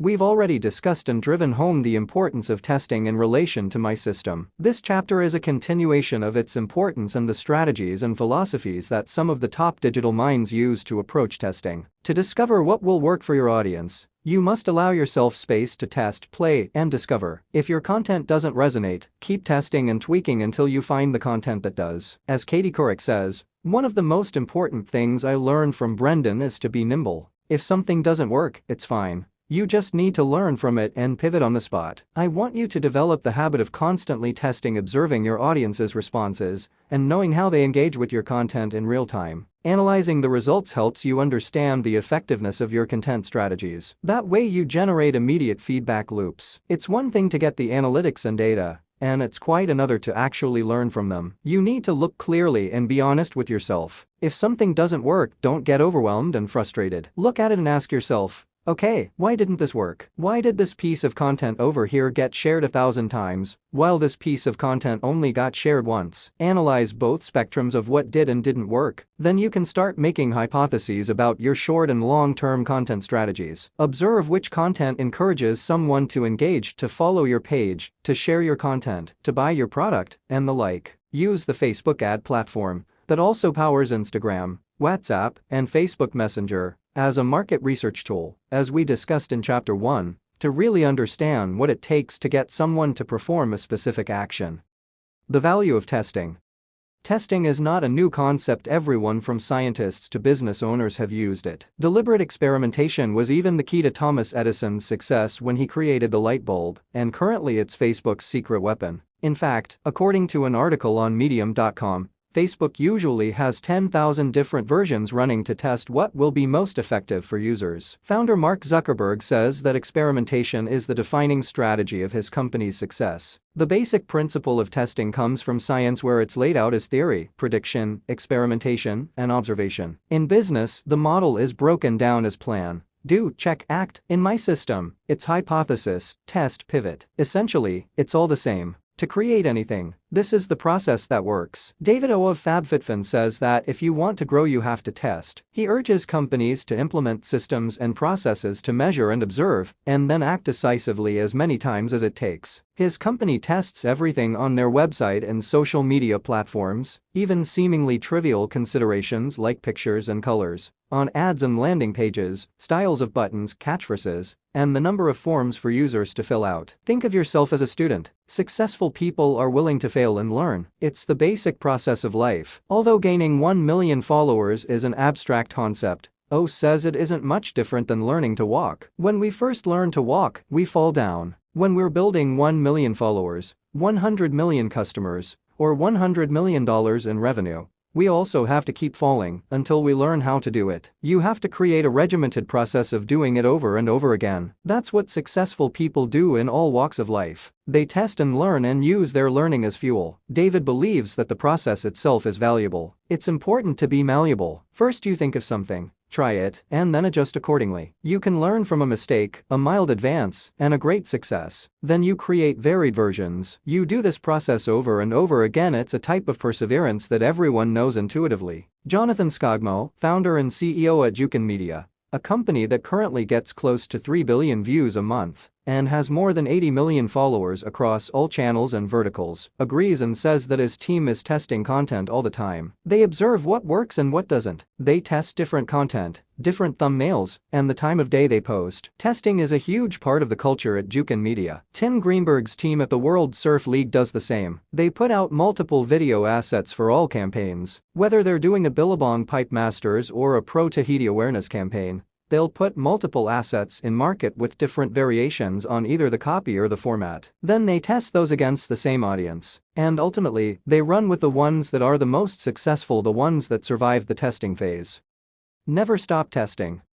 Prince E says that you continue to test and learn even after you've created 2 billion views. The process never stops because you're constantly pushing yourself to try new things. The most important thing is to actually learn from the results. What I notice is that people often get lazy. They'll test 5 or 10 variations, and unfortunately, 95% of the time, those variations aren't going to yield optimum results. They won't resonate with the largest possible audience. People get frustrated, but they need to keep testing. Most people won't hit it out of the park right away. At first, your cost per follower probably won't come in super low, and your content won't go viral. It could, but if it does, it will probably only happen to less than 1% of the people reading this book. Even I rarely do that. I'm constantly testing, learning, and pushing the boundaries of the platform. Besides, the more intelligence you glean from the tests, the better you'll be at producing good content. Take time to learn how to dramatically drop the cost per share, or whatever your essential key performance indicator is. Chris Williams, the founder and CEO of Pocket.Watch, an entertainment company for kids, and former chief audience officer of Maker Studios, who also launched Disney Online Originals, a division of the Walt Disney Company dedicated to the creation of Disney-branded short-form content, advises that you should look at content the way engineers look at software. Put it up, see what happens, iterate. See what happens, iterate, and see what happens again. The beauty of digital platforms is that you can create content and iterate very quickly, unlike TV or magazine features where that process takes much longer. The beauty of social media is you can immediately see who's doing well and get inspired from what's already working out there. Go out, test content, measure the response, and iterate quickly. How many pieces of creative to test a day? You should constantly be testing and pushing yourself and your brand, but how many pieces of creative to test per day depends on how many interests are related to your brand. How many targeted keywords interests can you find to represent the audience you're trying to build? If you only have 10 interests that are relevant to your brand, you'll need more pieces of creative. If your brand has a broader scope, you could potentially have 200 ad sets. To learn how to set this up, visit www.optin.tv/tutorials. If you're an actor, for example, you could target not only those interested in directing or producing, but also people who like every single film that resonates with their brand, and there are hundreds of potentially relevant films. On the other hand, if your brand is related to sports, perhaps there are only 20 relevant interest levels that could be turned into ad sets. It all depends on the subject matter. Using quotes and matching them with photographs is an easy-to-follow model that I highly recommend starting out with. Once, I built 1 million followers in 2 weeks for a nonprofit dedicated to protecting the ocean. We targeted about 20 different interests. The creative was a quote matched with an image of the ocean. I used 10 images and 10 quotes. Each image was matched with one of the quotes, and then each of those variations was tested with between 10 and 20 interests. We tested about 1,000 variations of content. The 3 most successful variations were: 1. A quote by marine wildlife conservation and environmental activist Paul Watson that said, "The oceans are the last free place on the planet," with a photo of a woman paddleboarding next to a beautiful wave. 2. A quote by oceanographer Sylvia Earle that said, no water, no life, no blue, no green, accompanied by a video of one of my friends paddleboarding next to a gray whale mother and her young calf. 3. A headline that said, "One of the many beautiful reasons to protect our oceans," with a photo of a whale's tail sticking out of the water before it dives deep into the ocean. Testing 1000 variations allows you to learn. You will find that even one little tweak to a word or to a background color can make all the difference in the world. And although it may sound tedious, by duplicating the ad sets you can create 1000 variations in under an hour. Build one ad set and then keep duplicating and swapping out different interests. You don't have to build the quotes from scratch, just duplicate by changing out slight variables. To decide which ads to leave running, think about your goals. If your goal is a penny per follower and all the ads are generating that result, you leave them on. You always turn back to the equation: I want to hit 1,000,000 followers, and I want to do it for 10 grand. If this is your goal,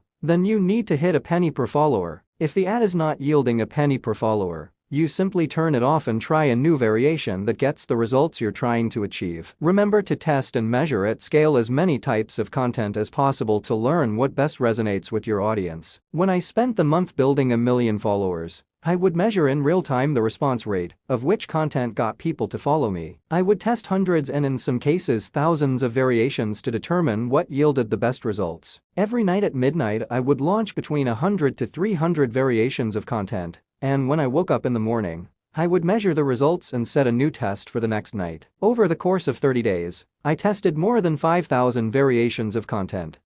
Listen to your audience.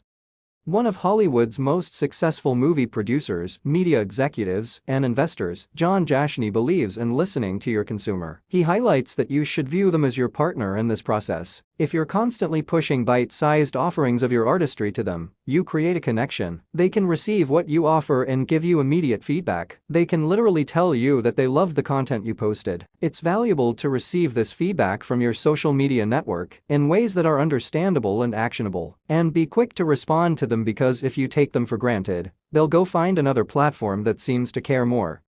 Search tools help you listen, test, and learn.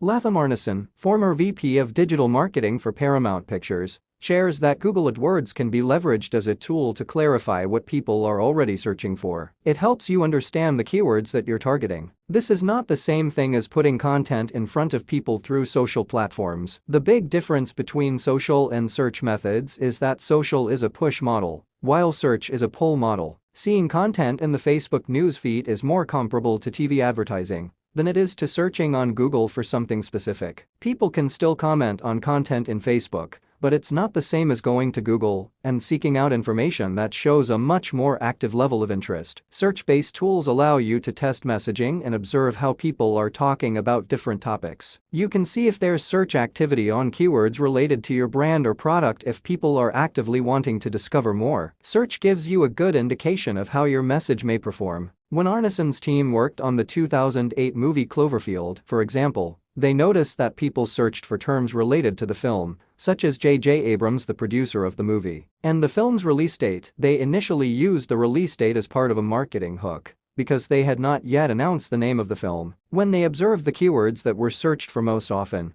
it created a feedback loop, letting them know which aspects of the marketing materials made the most sense to push in future campaigns. AdWords can also help you compare how searchable your content is against other similar brands and products. Arneson adds that there's a public tool called Google Trends, which gives you a relative search level, so you can see if you're looked for as often as other brands. These tools are extremely powerful. They give you insight into competitors' situations that you can't get anywhere else. If people are searching for you more often than your competitors, it's a strong indication that your product or brand will sell. Some of you may not be at the level where people are searching for your name or product, but these tools can still be used for content intelligence. Arneson says that if, for example, you're launching a yoga brand, you can see what people are searching for in regard to yoga and use that to direct your content marketing decisions. You can find out if people are more interested in yoga mats or towels, or if there are any jokes or new topics related to the yoga world. Knowing this information can help you determine where to focus your efforts. It can even help you in making business decisions. You will learn what's hot and which products to push. Additionally, these tools can help you determine your market size. You can get a sense of interest level before you develop a product or piece of content.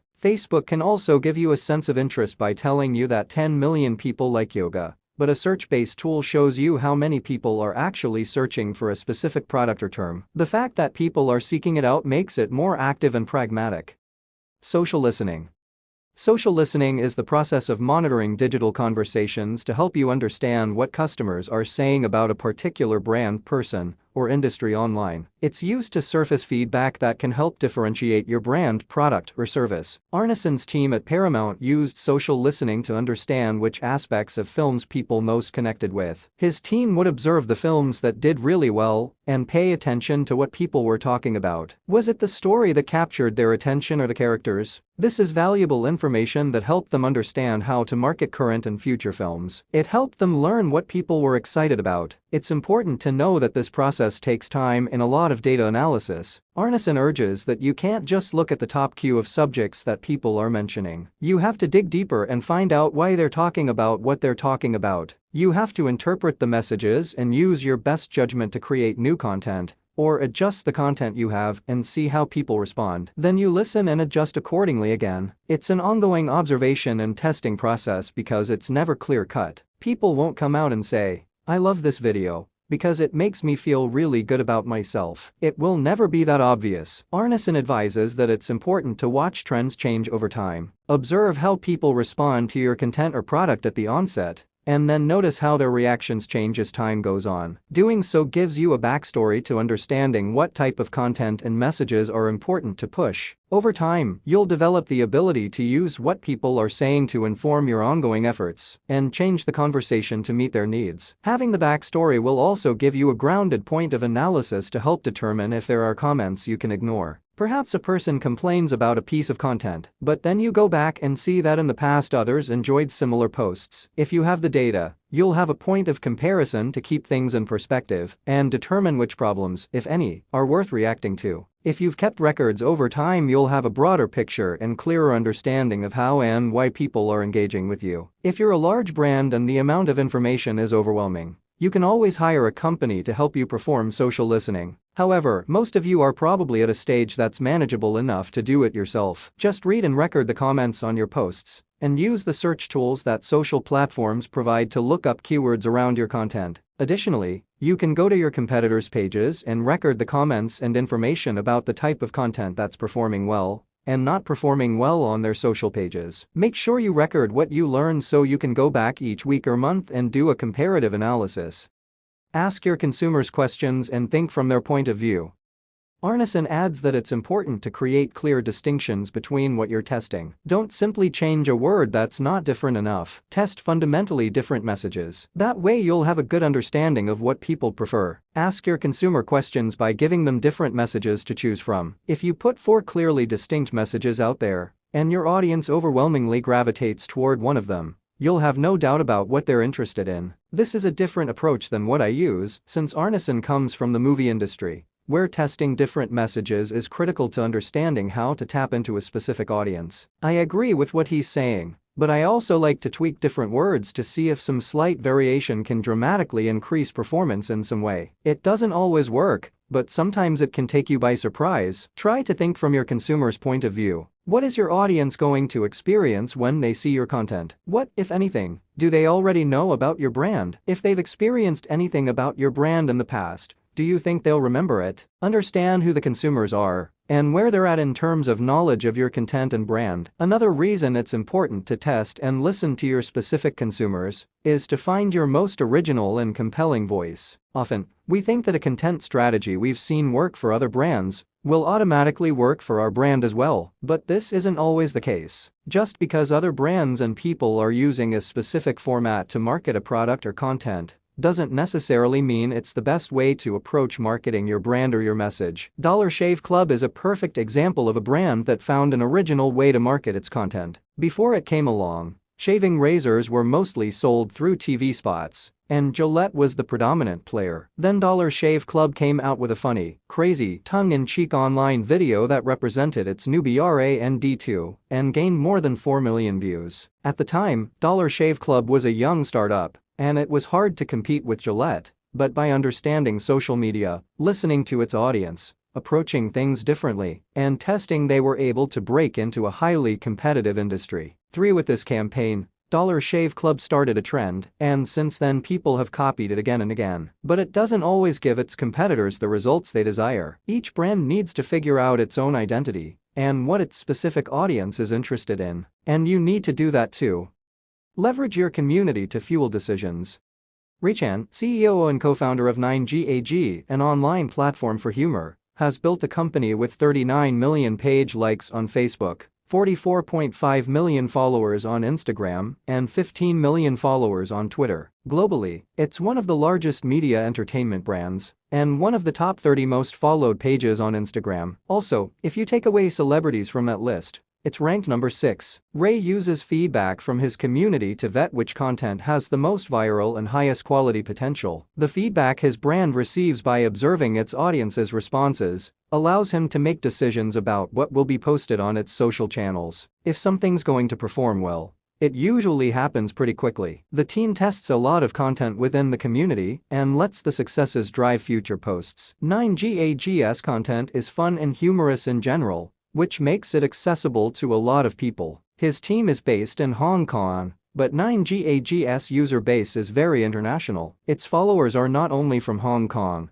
but also from the United States, Germany, the Netherlands, Indonesia, the Philippines, and other parts of the world. If he relied only on people from his team to design rich content, it would probably be biased. Instead of only having his editorial team decide what works, the brand lets its community comprising millions of people become an extended version of the editorial team. It's really important to keep learning and seeing where the market's going. Listen to your community and let it guide you on where your company and your brand should be focused. Ray also has an app and points out that there's a big gap between what the mainstream media is talking about and what users are doing. For example, if you look at TechCrunch, you would think that tons of apps are very popular because they're featured in their articles. However, most of his users are from a younger demographic and don't even read TechCrunch, so this type of second-hand research doesn't serve his company. He suggests relying on first-hand research by talking to your users directly to know what they like and what they're doing. He is constantly listening to his community and audience to continually learn and improve his overall content strategy. Take your time. Jonathan Skogmo of Jukin Media also believes in testing constantly. He admits that his company's content doesn't magically go viral, it's continuously testing and leveraging data and analytics to get better at choosing the most successful content. Jukin Media has 4 different brands that leverage Facebook, YouTube, and Instagram, and they realize each platform has a different audience. Skogmo's team customizes the content to each platform. The same video may have a different length, title, or starting point when posted on Facebook, as opposed to when it's posted on YouTube or Instagram. Each platform will have a slightly different version of the content. Skogmo urges you to take your time in listening, testing, and discovering. The process is not a race but a marathon. Just because you're not on a rocket ship doesn't mean you're not growing, he says. And if for a moment you are on a rocket ship, don't think it will last forever. At some point you'll run out of fuel. Get content out there, test, learn from it, and repeat. At the end of the day, you're in it for the long haul. Don't play the short game, go for the long game. Observe your audience's behavior and never stop putting content in front of their eyes. Quick tips and recap. Test and learn, then use that learning as fuel. Testing is used in all aspects of creation from medicine to business to science. It's the foundation for learning. It's one thing to record analytics and data and quite another to actually learn from them. Observe how and why people engage with your content. The more intelligence you glean from your tests, the better you'll be at producing content that resonates with people. This will help you dramatically drop costs around your key performance indicators. Ask your consumers questions by giving them clear, distinct messages from which to choose. Think from your consumer's point of view. Don't get complacent. Push the boundaries of the platforms. Listen to your community and let them help you decide which content will be most effective. Google Trends and AdWords help you tailor your content to what your audience is most interested in and allows you to observe trends over time. Practice social listening by looking at your community's comments on your posts and content. Also, go to your competitors' pages and observe how their content is performing. Tailor and test content individually for each platform. The testing process is a marathon, not a race. Chapter 5: Create shareable content on Facebook. As you have probably gathered by now, shareability is the most important metric when looking to grow quickly on Facebook. It assures you that your content is resonating with your audience. Getting people to share is also the best way to organically spread your message and stand out from the noise. Having a range of quality content regularly shared keeps you thriving and increases your chances of going viral. To create a massive following and a steady sense of growth, focus on creating shareable content. You can't push random content to people and hope to keep their attention for long. The best way to keep them coming back for more is to have a strategy that engages and involves your followers. That's how you can scale fast, especially on Facebook. Sharing is the key to the kingdom.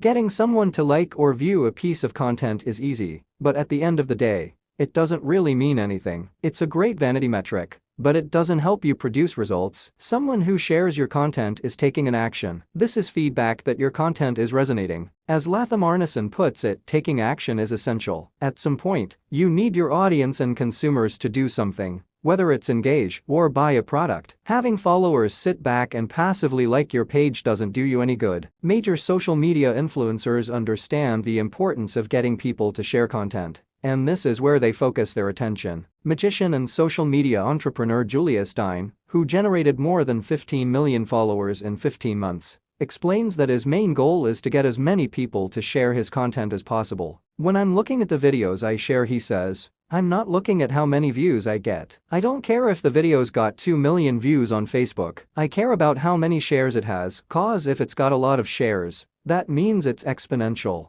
When people share your content, they're helping you grow your brand. They're actively spreading your message and giving you a more powerful voice." Tim Greenberg of the World Surf League points out that a share on Facebook is the greatest indicator of a successful post. A share endorses content as one's own and proves that people champion and believe in the message. Greenberg also highlights that getting people to share your posts drives that content to more viewers on the Facebook platform. Facebook algorithms are designed to display highly shared content in more people's feeds. Overall post performance is highly correlated to how often it's shared. Facebook rewards sharing, and it's absolutely in your best interest to capitalize on this. As John Jashny explains, if what your audience experiences is deemed exceptional, worthy, and replicable, they'll leverage their social media networks and become your ambassador, your proselytizers. And they're coming from a generation where the warrant is not easily granted. People are not shy to indict, reject, and attack. If everyone has been raised to believe that their own personal brand is as relevant as the brands of those who are more widely celebrated or are more famous, there's an inherent ego in that as well. In that,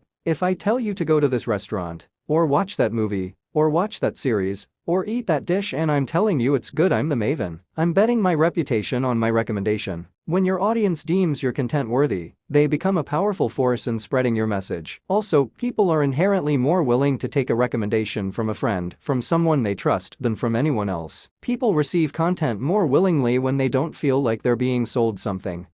Sharing leads to sales and direct actions. The irony is that the less you try to sell, the more you will sell. When you focus on creating value for people instead of gaining customers, it drives sales and direct actions. Eric Brownstein of Shareability agrees that creating content that's share-worthy is essential. Shareability's team are masters at generating shareable content. Their top 20 videos of 2017 generated 10.5 million shares, compared to the top 200 campaigns on Adage's viral video leaderboards, which only generated 6.4 million shares on Facebook and YouTube in aggregate. And Adage includes the best videos from Apple, Google, Facebook, Samsung, Budweiser, and more than 100 other brands. Overall, Shareability has generated more than 3.5 billion views and 40 million shares for the world's largest brands. Brownstein's team uses the Eisenberg's Earned Media Value Index-1 to calculate earned media, which means putting a dollar value to likes, comments, shares, and organic views. Brownstein disclosed that according to the Eisenberg's Q3 2017 Earned Media Value Index,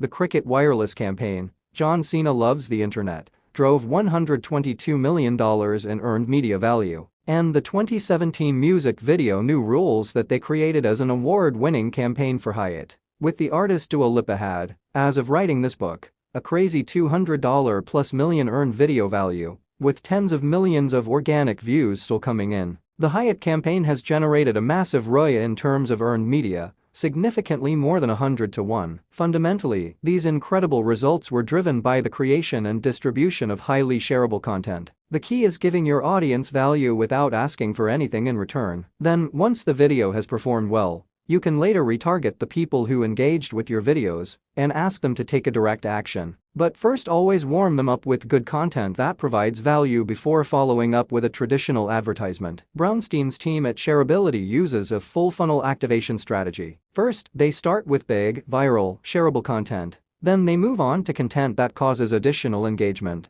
but still doesn't push a strong call to action, and last, they push content to people that engaged with the first two pieces of content, asking them to take an action related to their client's goals. On the Cricket Wireless campaign, they started with the unexpected John Cena prank video back in 2015, where John Cena surprises fans who think they are auditioning to be in a Cricket Wireless commercial. When they go to introduce John Cena, he actually bursts through a poster of himself. The fans' reactions are priceless, you can see them here. http://bit.ly/unexpected-cena-shareability. Shareability launched this video twice on Facebook and generated more than 80 million views overall. In 2017 they produced a second, follow-up video, John Cena Reacts, which was part of a bigger campaign that Shareability launched called John Cena Loves the Internet. John Cena Reacts was the reverse of the original unexpected John Cena. In the second video, fans surprised John instead of John surprising the fans. John was opening fan mail thanking him for his never give up motto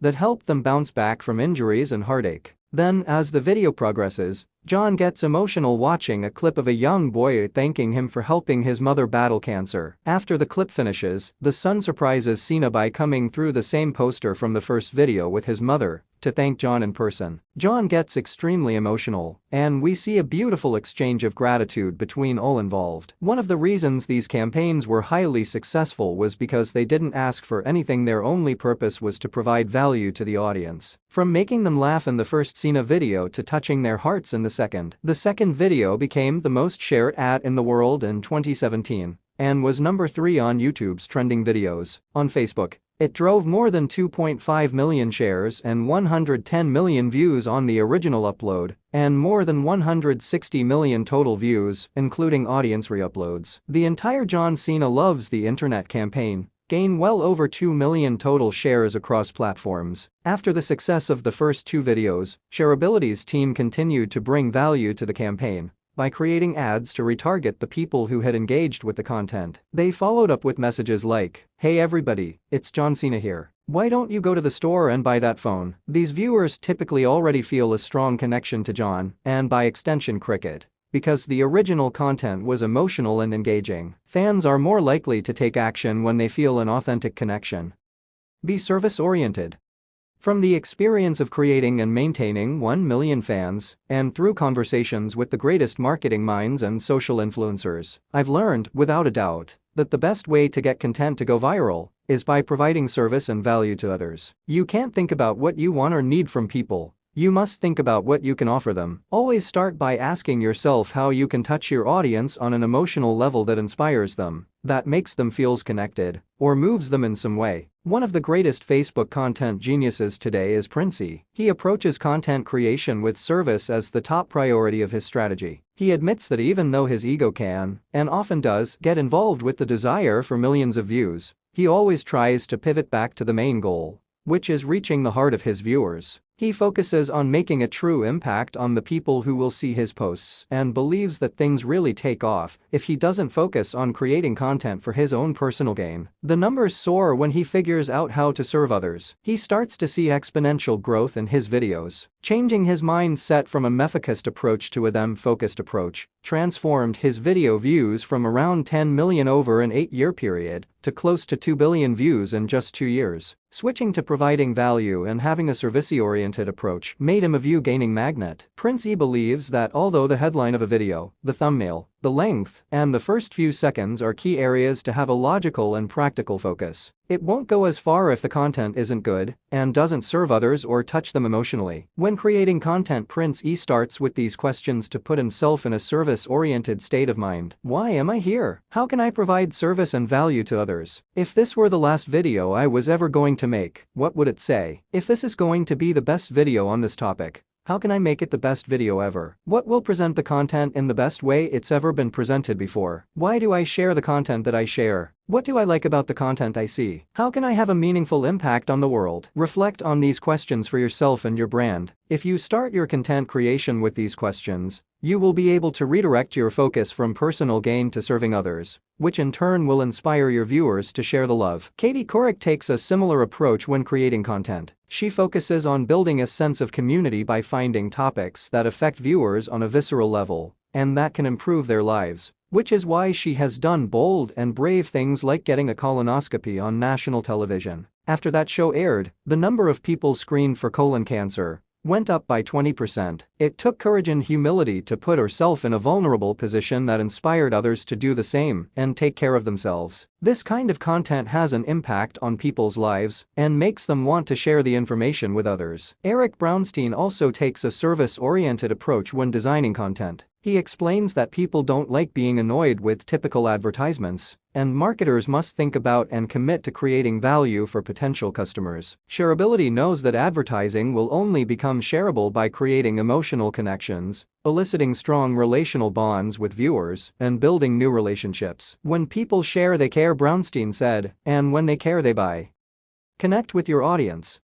When looking for content creators who know how to move an audience, I couldn't help but think of Pedro D. Flores, filmmaker and CEO creative director at Compe Productions, a production studio that specializes in social media marketing. He created a video called Tacos that has had more than 100 million views. Flores attributes the success of that video to its relatability. It's a comical video about how he gets discriminated against because he looks white, but is actually Mexican. It takes a serious subject and educates the viewer, yet does so in a lighthearted manner. It makes the viewer feel, think, and laugh. Flores created Tacos as a comment on real experiences he was having in his life. He has a very Mexican name, but people always accuse him of lying about the fact that he's Mexican. To combat the frustration, he presented this video in a straightforward way, with no gimmicks, so people could get a taste of what it's really like to be a white-looking Mexican. When creating content, it's always smart to find things that are going on in your own life that you imagine others might experience. Vulnerability and honesty allow viewers to feel closer to the subject and to connect with you and your emotion. It makes the material more relatable and therefore more relevant to others' lives. Couric adds that now more than ever it's important that people feel connected to the material. I think the ultimate irony in this age of connection is that we're more disconnected in many ways. Loneliness is one of the #1 epidemics in the country. Another prevalent epidemic is anxiety, which I think is being contributed to by information overload. It's really important to find the sweet spot of providing a genuine emotional connection with the material. If you give some thought to the content you share, you have an opportunity to enhance people's lives and make them happier, brighter, and more informed. It goes back to what Prince E said about service. Think about how your content can help other people. And, yes, this will also help you get your content shared. Brownstein suggests asking yourself, why should anyone give a damn about my message? We must remember that there's so much content out there, it's endless. So when you create content, you've got to figure out what will make people care. You have to make them want to learn more, and then maybe they will share it with their friends. Brownstein adds that after you figure out why people would care about your message, you need to be sure to deliver the message authentically. Social media is all about building relationships. So when creating content, it's important to ask yourself what having a good relationship with someone looks like. It isn't about simply asking them for stuff. You need to be interested in them. Brownstein offers the idea of looking at the relationship through the lens of a value exchange. Give your fans value and then also an opportunity to offer value to their friends. If you give them funny content to share, they get to feel like comedians,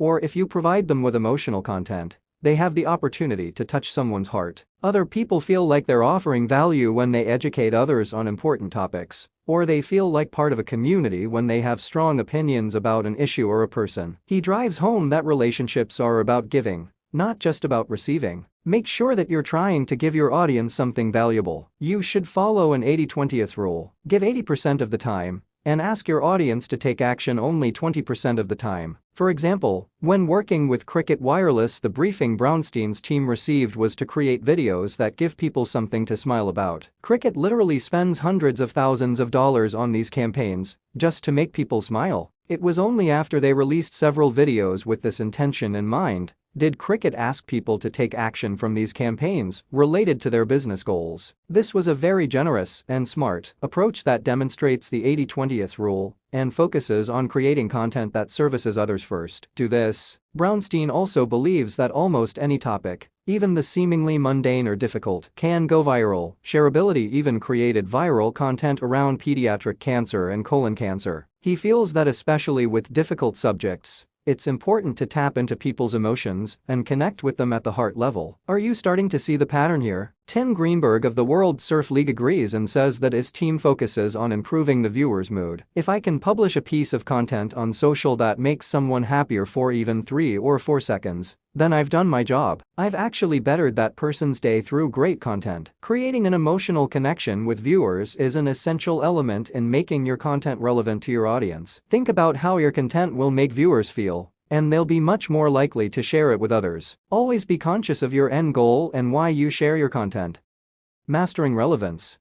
Finding the most relevant content for your audience must be discovered through testing and trial and error. There's no exact way to know what will be most relevant to everyone's lives, but Brownstein shares that one way the team discovers ideas for what will resonate is by looking at trending topics on the internet and by observing popular internet memes. Then his team aligns those trending messages to the brands for which they're creating content. A successful case of creating content based on a trending topic is Shareability's video campaign for Pizza Hut and Pepsi called The Dangers of Selfie Sticks. The video is in the form of a goof public service announcement about the dangers of using selfie sticks. Brownstein's team got the idea because selfie sticks were a trending topic. For example, selfie sticks had just been banned from Disneyland. Pizza Hut was in the process of launching a 2-foot-long pizza, so they came up with the concept that you would need a really long selfie stick to take a photo with this new, unusually long pizza. By making that connection and creating a parody of selfies in general, the video was very funny and went viral on YouTube. It became the most shared ad in the world the month it launched, partly due to the relevancy of selfie stick in video search at the time. To reach this level of shareability, Brownstein's team goes through a rigorous process of testing. It samples different formats and openings and collects data from big focus groups, which are most often conducted by running the content on Facebook and seeing which versions generate the best response. Basically, my system in a nutshell. They analyze each aspect of the content to ensure that it will resonate with the viewer. For example, when they cast videos, they carefully select people who are relatable. When creating the Dua Lipa music video that they did for Hyatt,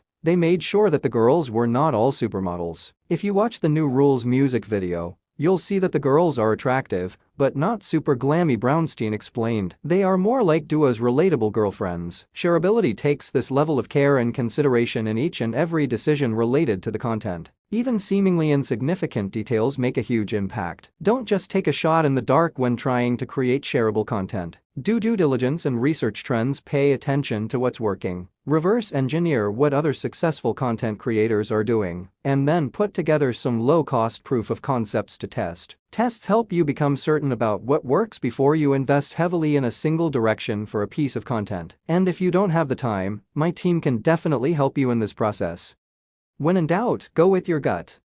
Even though I'm a huge advocate of testing and learning, as you may have gathered by now, there are times when you have to let go, let experience guide you, and listen to your inner voice. Trust yourself, which is not the same thing as taking a shot in the dark, because intuition, which is based on life experience, can guide you and help you determine which content will be more or less effective. Mike Jurkovac, Emmy Award-winning director-producer at TheBridge.co, shared a story about important information he learned working alongside Mike Colker. Colker is in the Advertising Hall of Fame for much of his work, especially for campaigns including the Levi Strauss & Company, 501 Blues for 501 Jeans in 1984, and Colors for Dockers in 1992. Jurkovac witnessed Colker's use of his intuition to give birth to a very special campaign. Jurkovac and Colker met with the California Raisin Advisory Board, who were trying to figure out how to promote raisins, not the sexiest fruit in the bunch. They were looking at the results from some focus groups, and 2 creative ideas were getting pretty strong results, while the other creative direction wasn't. The farmers couldn't decide which way to go. Since Colker had built a billion-dollar business, they decided to ask his opinion. He said, "I know the tests aren't supporting this, but there's just something about those clay-mated characters that I think people will really respond to. Following my gut, I'd go with this. The direction that Kolker chose, the one that wasn't responding well in the tests, became the California Raisins commercial of 1986, where the raisins sing and dance to "I Heard It Through the Grapevine," one of the most iconic and successful commercials of the 80s. A fun story about Kolker making that choice comes from while Jerkovac was working late on the Levi's account. A man came in and said, "Does somebody here do the raisins?" "Yeah, that team's downstairs," Jerkovac said. "A guy named Mike Kolker did it." The person replied, "I had a dream last night. So I flew up to San Francisco because I saw myself as one of the California raisins. It's not about the money. I just want to be a raisin. The money can go to my charity." The man who spoke those words was Michael Jackson. Michael had seen the campaign and on his own decided, "I want to be that." Jerkovac says that this is the secret to content. Make something so great that it moves people to take action. Be authentic. When developing content, stay authentic to your brand and message. Actor and producer Rob Moran, known for acting in There's Something About Mary, Dumb and Dumber, and Me, Myself, and Irene, explains that those movies resonate because their creators didn't grow up in Hollywood, which can often create a barrier to the discovery process. Sometimes when you know too much, you become jaded and influenced by what you've seen work or not work. The Farrelly brothers, the creators behind There's Something About Mary and Dumb and Dumber, were just being themselves and generated content that they thought was funny. They weren't concerned with reaching everyone because they knew their content wouldn't make everyone laugh, but they would make the right people laugh. They didn't need everyone to get their jokes, which gave them freedom. Today, more than ever, you have the ability to be authentic because digital platforms, especially Facebook, create content distribution that's truly democratic. The content that gets shared is the content that resonates. You either create things that strike a chord or they don't, plain and simple. And these platforms give you the freedom to share things without being at the mercy of a studio's distribution team. You get to do it yourself, which gives you more control. Play into the unexpected. We all want to create content that's fun and interesting, and unfortunately there's no set formula or secret to doing it. Your content has to have specific moments that really catch people's attention, and you'll have to try out different things until you find a winning combination. However, movie producer John Jashney hints at storytelling secrets that may help you get better results. He highlights the idea of playing into the unexpected. Experience has shown him that great movies, which are often storytelling at its finest, are not about shock endings, but about outcomes along the way that can't be predicted. He shares that unexpected outcomes, unexpectedly timed, makes stories feel fresh. His involvement with the 2009 movie The Hangover taught him that people were surprised because the film was a noir detective story fueled with emotion as much as it was set up with outrageous gags. It was a love story between men, which was original and unexpected. A fresh take was offered on the subject, and it was something people hadn't seen in a while. Brownstein also notes that the surprise factor has been tremendously valuable in his team's work. The highest viewed celebrity video of 2015, with more than 180 million views across brand and fan pages, and an additional 520 million views tracked through third-party video ID software, was Shareability's Cristiano Ronaldo in Disguise ROC. Cristiano Ronaldo is one of the biggest social influencers in the world and has created hundreds of videos, but Brownstein explains that all prior content had featured Ronaldo in the same light, a GQ-style superstar looking amazing with jets and Bentleys. So Shareability decided to give Ronaldo's fans something they hadn't seen before. They dressed him as a shabby busker and stuck him in one of the most popular squares in Madrid. He was playing with a soccer ball, lying on the ground, and attempting to pass the ball and engage with people who, for the most part, ignored him. Then, when a little boy accepts his offer to play, he autographs the soccer ball and takes off his disguise. People's quickly pivoted reactions are priceless. Fans loved the video because it featured Ronaldo in a distinct way and totally surprised them. Shareability then created a few more videos of Ronaldo displaying him in other unexpected settings. One video showed him playing Jingle Bells with ordinary home items, such as a toothbrush, at his house, and another featured him drinking tea at a mall to measure how many sips of tea he could have versus how many people would come by to ask him to take a picture with them. All the videos Shareability created exposed something authentic and different about Ronaldo, something people didn't expect. Shareability actually created Ronaldo's 4 most successful videos. It's human nature to want new experiences and to see things in new ways. The Ronaldo videos were successful because they showed an idolized person in an approachable way. Think about how you can surprise your audience and give them the unexpected. Make something that helps your followers feel close to your brand. Julia Stein adds that it's good to have twists, particularly at the end of a video. He hooks his audience and then tries to have an unexpected ending that creates extreme virality. If people watch the video and think, "Whoa, this is cool, I like this," and then bam, something ultra shareable happens at the end, it's a recipe for success. Expand your content horizons. Tim Greenberg shares findings his team discovered by analyzing the content that performed most optimally over the last year. In 2016 alone, the World Surf League had 1.4 billion Facebook interactions and video views, and 124 million total video views on a single post, which was the top video of any sports property last year. Greenberg's team sheds light on why certain pieces of content outperform others. Although you can't predict virality, he says that you can get pretty close. He knows from experience that a video of a drone filming a dog and its owner riding a longboard will do pretty well. It's almost guaranteed to get good engagement. And the highest viewed piece of content that his team created over the last year, which was actually the #1 sports-related piece of content across the board online, was a video of dolphins surfing waves. This success brought up a lot of questions for him about what that means for his business and industry. His company puts on the largest surfing competitions in the world and naturally talks a lot about surf contests, but it also tries to represent surfing as an aspirational lifestyle and extend the content to people who want to learn how to surf. So he had to ask himself if a video of dolphins surfing is relevant. Is it related to the business? Over time, the answer to that question has become yes. The success of the video gave his team permission to have a wider conversation with fans. Surfing is about more than the very narrow spectrum of the competitive sport. It means a lot of different things to a lot of different people. And because it takes place in the ocean, a piece of content related to that visceral experience is valid to people who want to know about and aspire to surf. Ultimately, the content did tie in with the brand's message. The top 10 videos related to sports content in the last year were all of the same nature. The other 9 videos were not pictures of the sport itself, but they were related. They consisted of halftime shows, or a behind-the-scenes moment where an athlete gives a hockey puck to a child, or of an anthem being sung by a Marine. It was all the moments that happened next to the event. It wasn't actually the sport that captured people's attention, Greenberg shared. Examine subjects and moments related to the atmosphere of the world in which your brand exists. What type of content can you promote that creates a heartwarming connection or excites viewers about what you do? Is there a way you can offer them an aspirational or particular lifestyle experience? Perhaps you're unaware of how interesting the small moments in your world are to other people. Greenberg's team did a Facebook Live event of creating the world's first ever crowdsourced surfboard. They used the live platform to ask fans their requested dimensions for the board and had Hayden Cox build it in real time. This is just one of many fun ideas that the World Surf League has experimented with. Their team is constantly looking to try new things, feature products, broadcast sunsets, and so on. Essentially, they don't limit themselves to talking about contests, their product, and look to create a whole lifestyle experience related to the World Surf League. They aim to give fans content that's fun and interesting. Don't force people to share.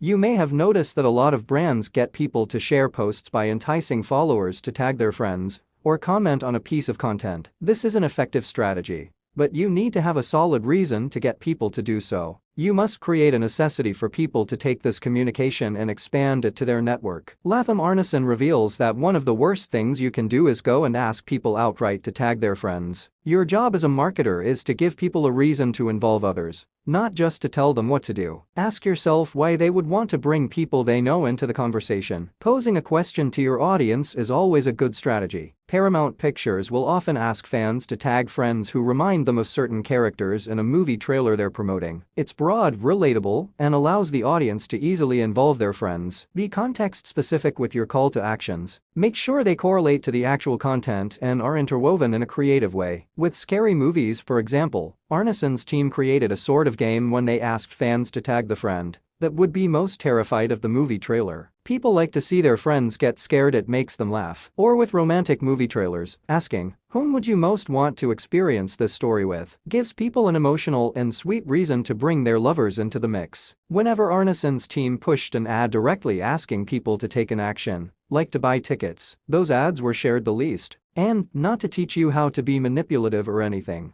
but if you want someone to do something for you, Make it seem like you're helping them do what they already want to do. Don't ask them outright to do what you want them to do. Let them do things their own way. Don't ask them to share. Make them want to share.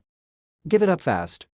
Unlike the dating world, in social media you need to give it up fast. Show your audience the goods. Brownstein explains that his team creates videos that reveal a ton in the beginning. He wants people to lean forward and think, "Oh, what's this going to be?" so that they stay interested and want to watch till the end to see how the rest plays out. Letting the viewer in on the gag, for example, helps them feel like they're part of playing the prank. Julia Stein also explains that he tries to hook his audience within the first 3 or 4 seconds of the video, making sure something exciting and interesting happens right away. He suggests keeping the introductions to a minimum and making the video fast-paced and engaging. Recently on Facebook, movie studios have also started adopting this approach. They create 5-second movie trailers that play before the full movie trailer to more quickly capture their audience's attention.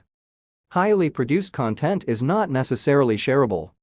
People make the mistake of spending a lot of money on videos with high production value, thinking that because it's well done, it will resonate and get shared. Brownstein has observed that some people equate great content with shareable content, but in reality, there's not necessarily a correlation. The content needs to go a step further than good or great and connect with the audience emotionally to take the big step to share it. He illustrates this concept with an example of the award-winning campaign Shareability did for Hyatt. The behind-the-scenes footage for Dua Lipa's New Rules music video is the second most successful video on Hyatt's YouTube page, and the engagement is through the roof. But when you look at Hyatt's other videos, you see that the engagement is really low. The videos are well made and interesting, but were not designed to be engaging. They were designed to do a good job of telling a story, but that doesn't inherently make them shareable. Producer John Jashny backs up this idea by explaining that you must think about whom you're creating for from the conception and design stage. You can't have the creative be the only thing you're focusing on, lest you make something great for you that isn't as appealing to enough people to warrant the cost of creation. But conversely,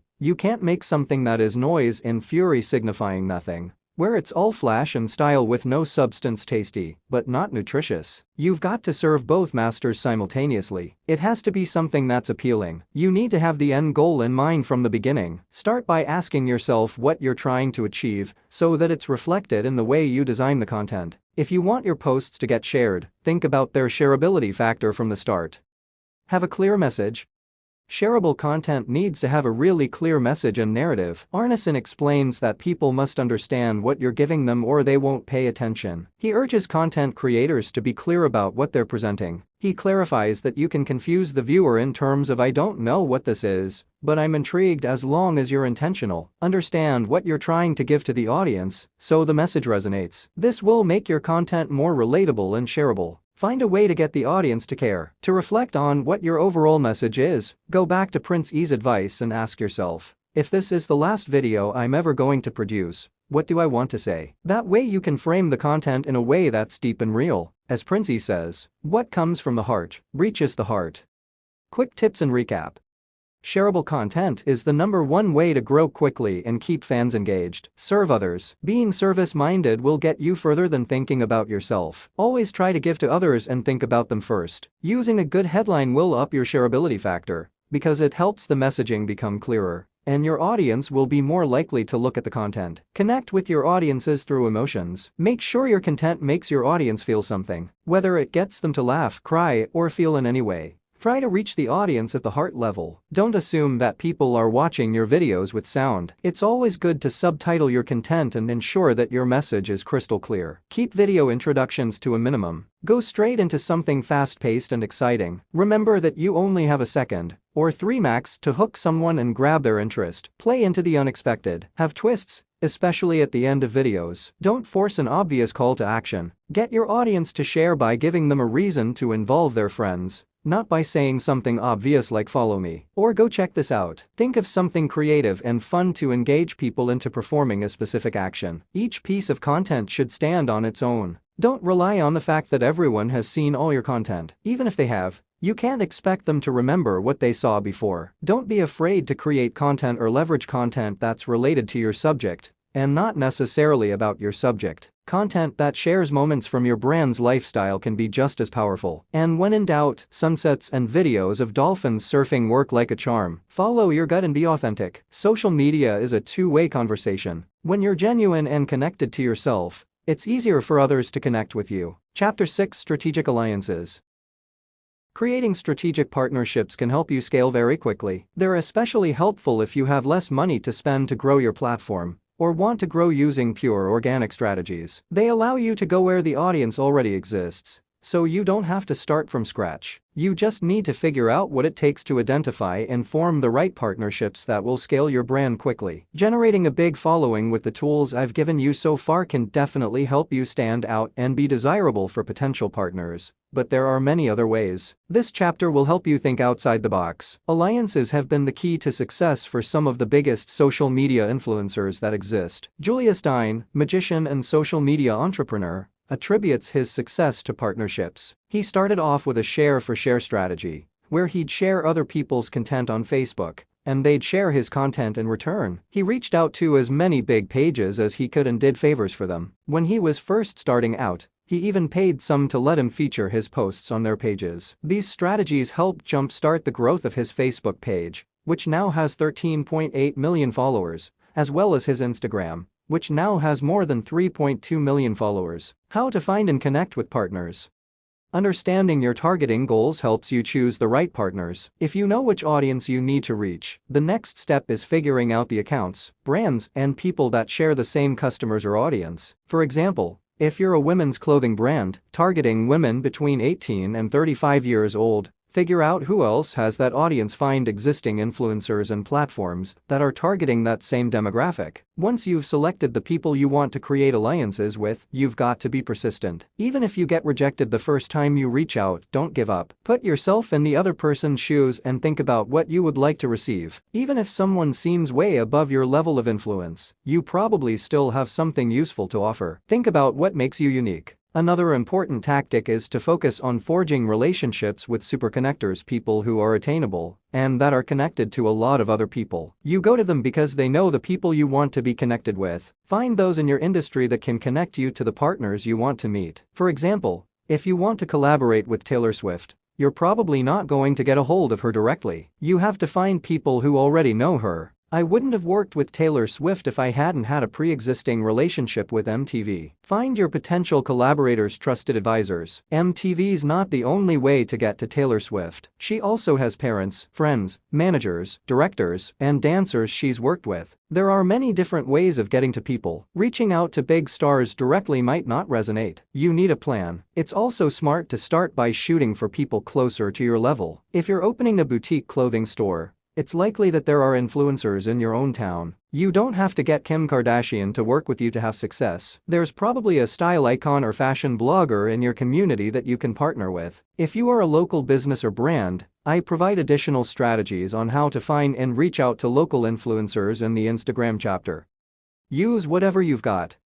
Sometimes the path to where you want to go isn't direct. There's an actor named Zoe Bell who started out as a stuntwoman. She worked on a ton of Quentin Tarantino's films and was the stuntwoman for Uma Thurman in Kill Bill. She was working with Tarantino so often that he ended up casting her in a leading role in his 2007 movie Death Proof. Though Bell started in stunt work, she provided something of value, fostered a relationship with one of the top directors in Hollywood, and got into acting in an unexpected way. David Leitch's story is similar. Originally a stuntman in films such as V for Vendetta, Fight Club 300, and The Bourne Supremacy, he fostered relationships and went on to become a second-unit director. Eventually, he directed John Wick, Atomic Blonde, and Deadpool 2. What's the moral of the story here? Sign up for stunt class. No. Ask yourself what you can offer of value to influential people in your industry. Stand out, get noticed, and be different. And what you can offer doesn't necessarily have to be the exact thing you're trying to do. Something as simple as being a runner or an extra in another influencer's content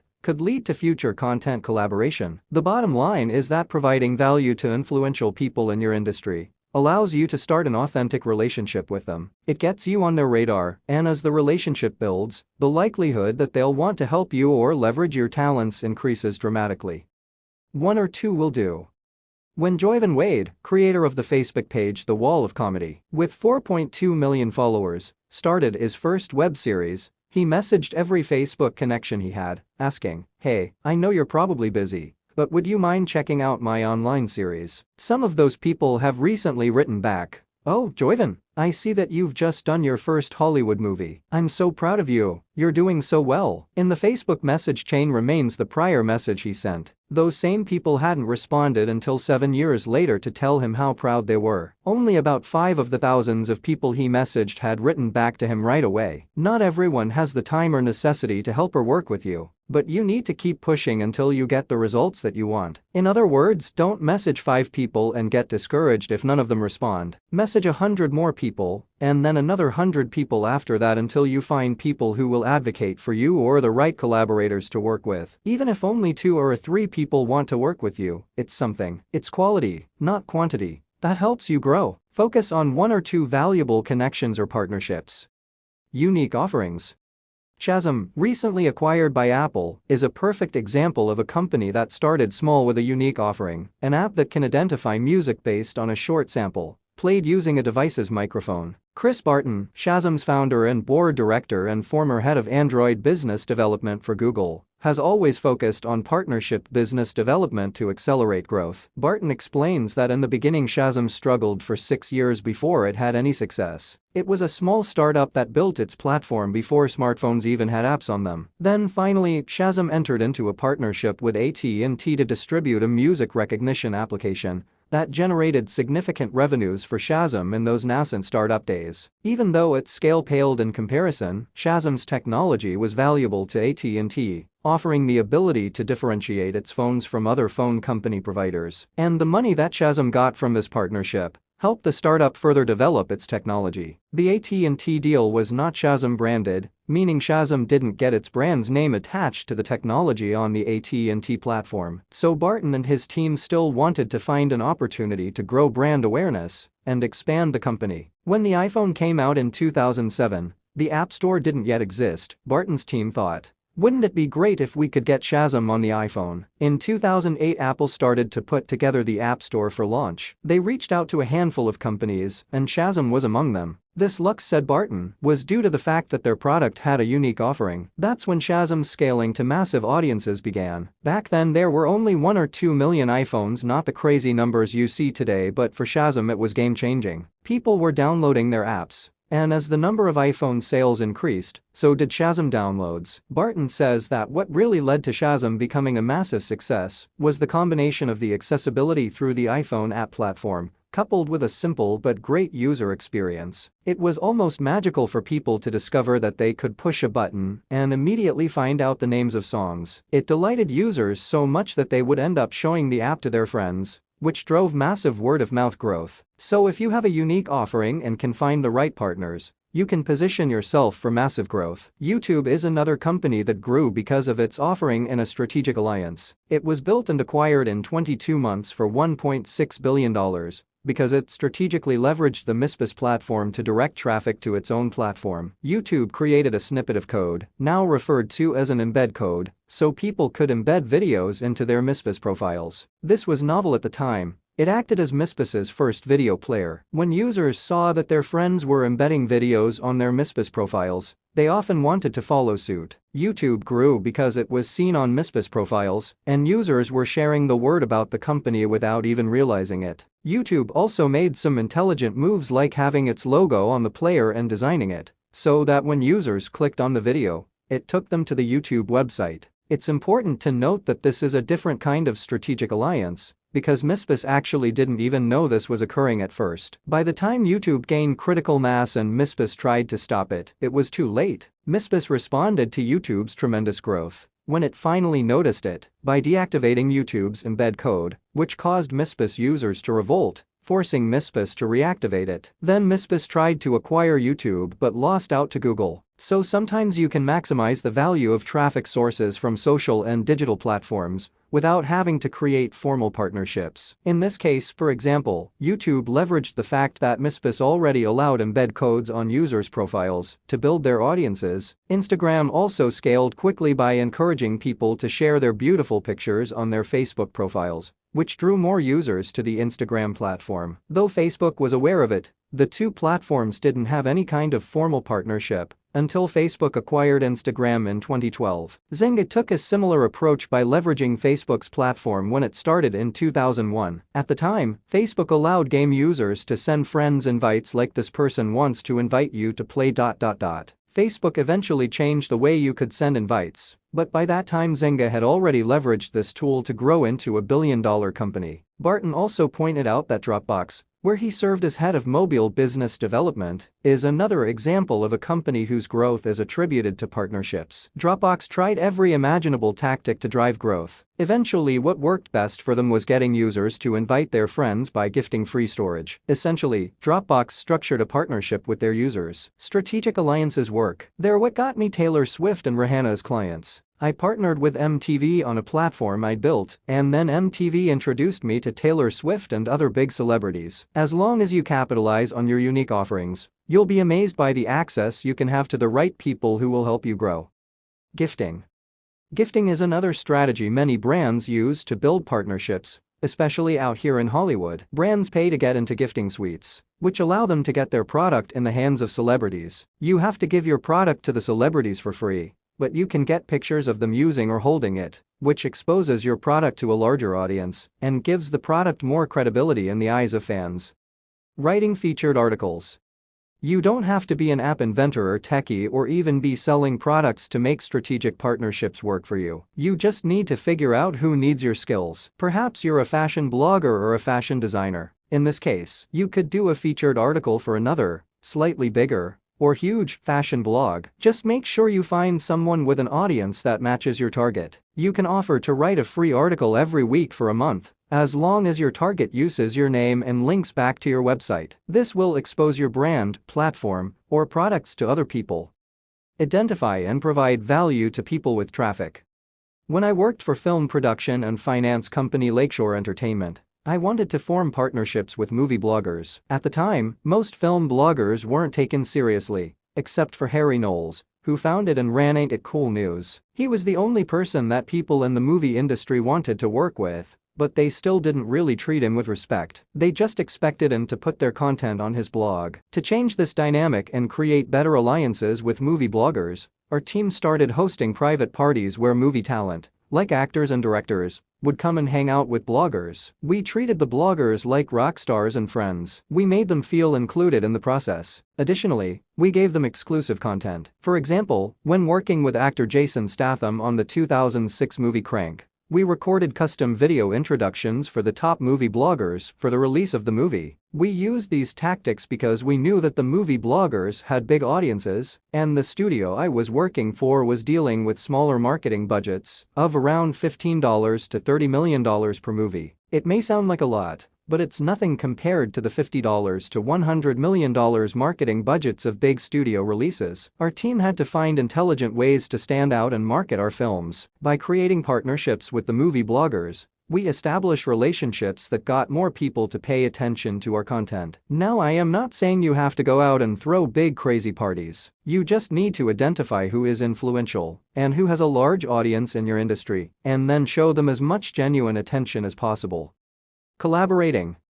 Collaborating with the right people helps build and foster your audience. If you're a musician, you can offer influencers free use of your music for their videos. If you're a model, you can contact every big Instagram photographer in your niche and tell them that you'll work on their next brand campaign for free. If you're an athlete, you can collaborate with other athletes. For example, pro surfer Coco Ho and her boyfriend, professional snowboarder Mark McMorris, often posted about each other on Instagram and Facebook, which built and drove each of their respective audiences to each other's social channels. YouTube's success is always greatly enhanced by collaboration and pushing fans toward each other. We will dive deeper into this in Chapter 9. To make these relationships thrive, it's all about social dynamics. Create partnerships that are mutually beneficial on both sides. Use strategic collaborations and partnerships to fuel and grow your brand.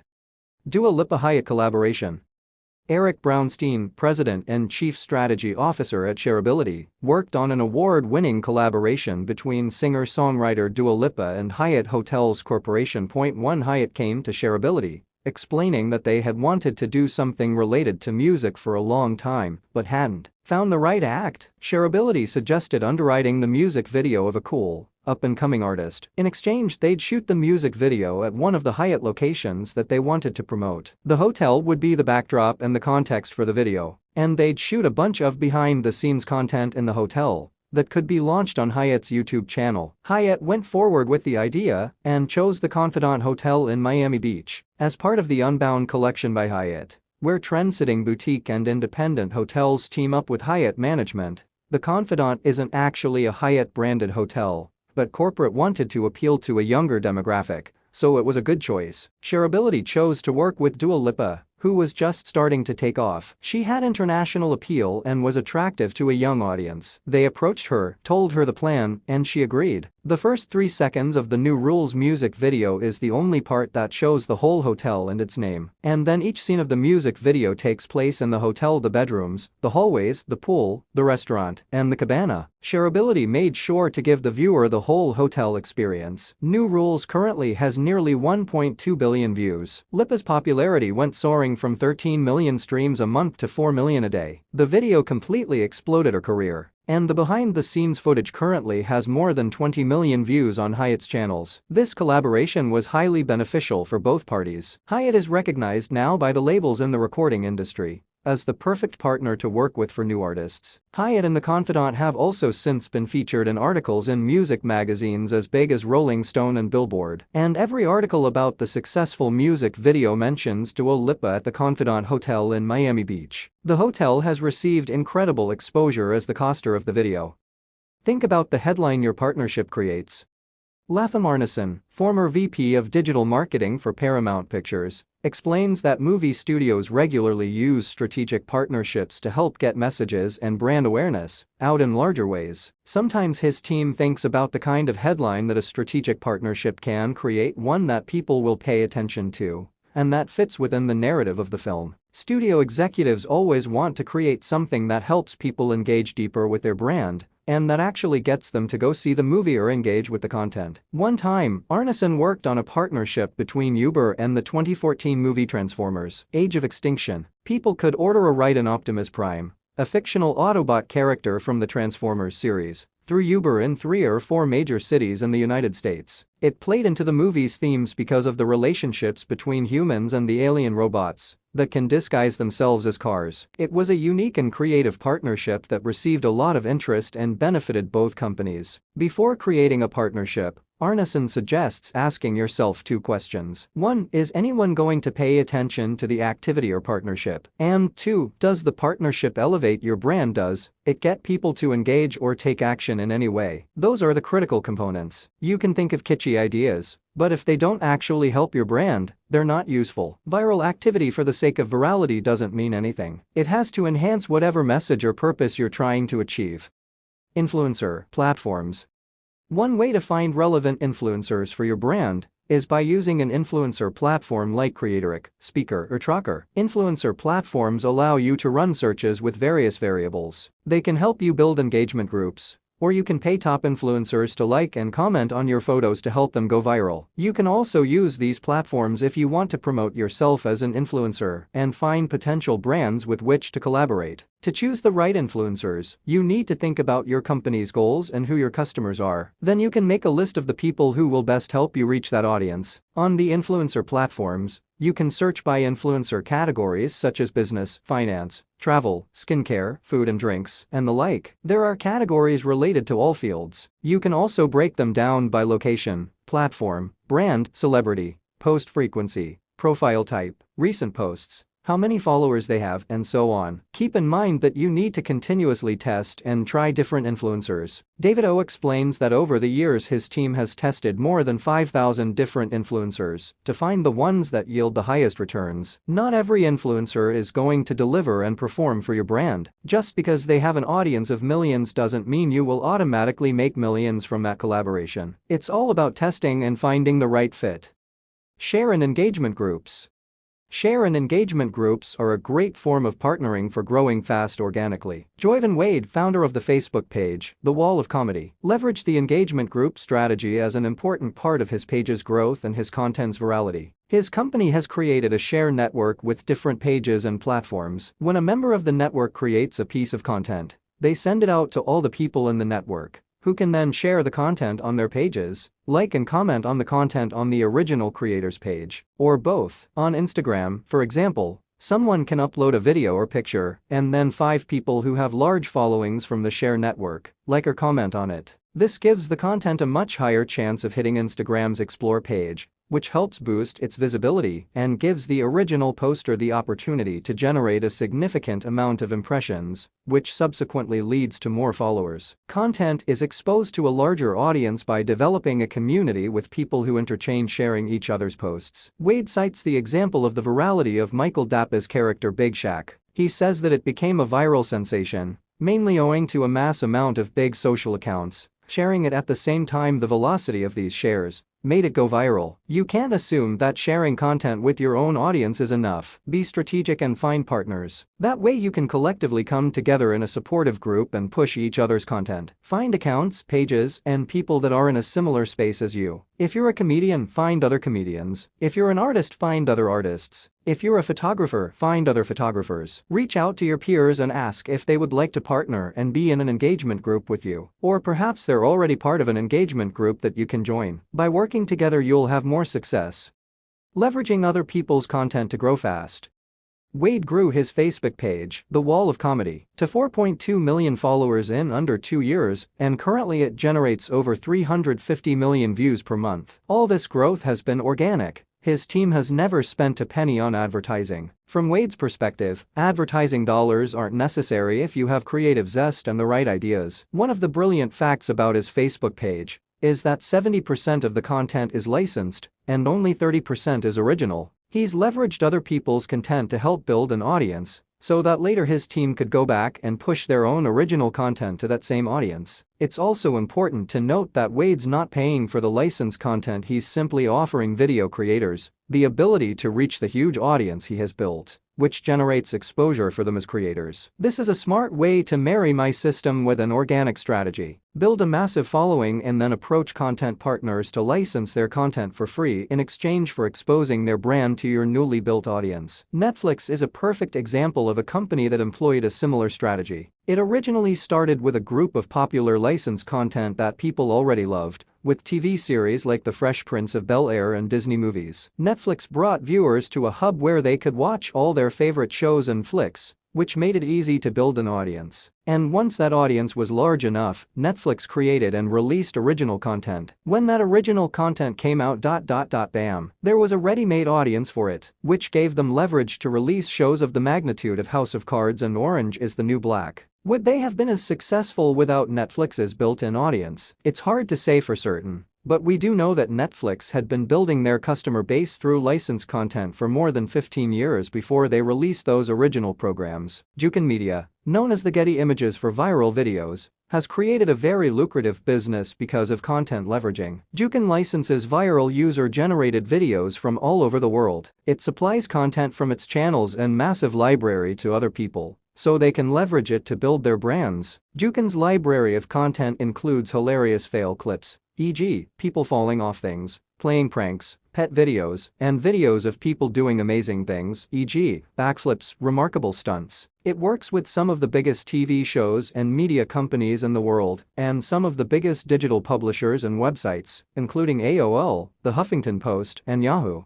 The idea behind the company is that you can rewatch the same video many times, content can be repackaged and repurposed. Jukin has figured out a way to extend the lifetime value of content, which helps brands, as it's really hard to create content from scratch because of the high costs associated with filmmaking. Between YouTube and Facebook, it currently has about 80 million followers, which has all been built by leveraging the power of found footage and authentic content created by other creators. Jukin's team members have become experts and have collected data about which types of content go viral organically. Whether you're running a company that's struggling to generate significant engagement on social platforms or someone who's building a personal brand from scratch, you can partner with other people or brands, license and leverage others' content, or join share and engagement groups to get a more well-rounded content strategy approach. You can still prioritize and push your original content, but also leverage the power of strategic alliances to significantly grow your audience and engagement. Quick tips and recap.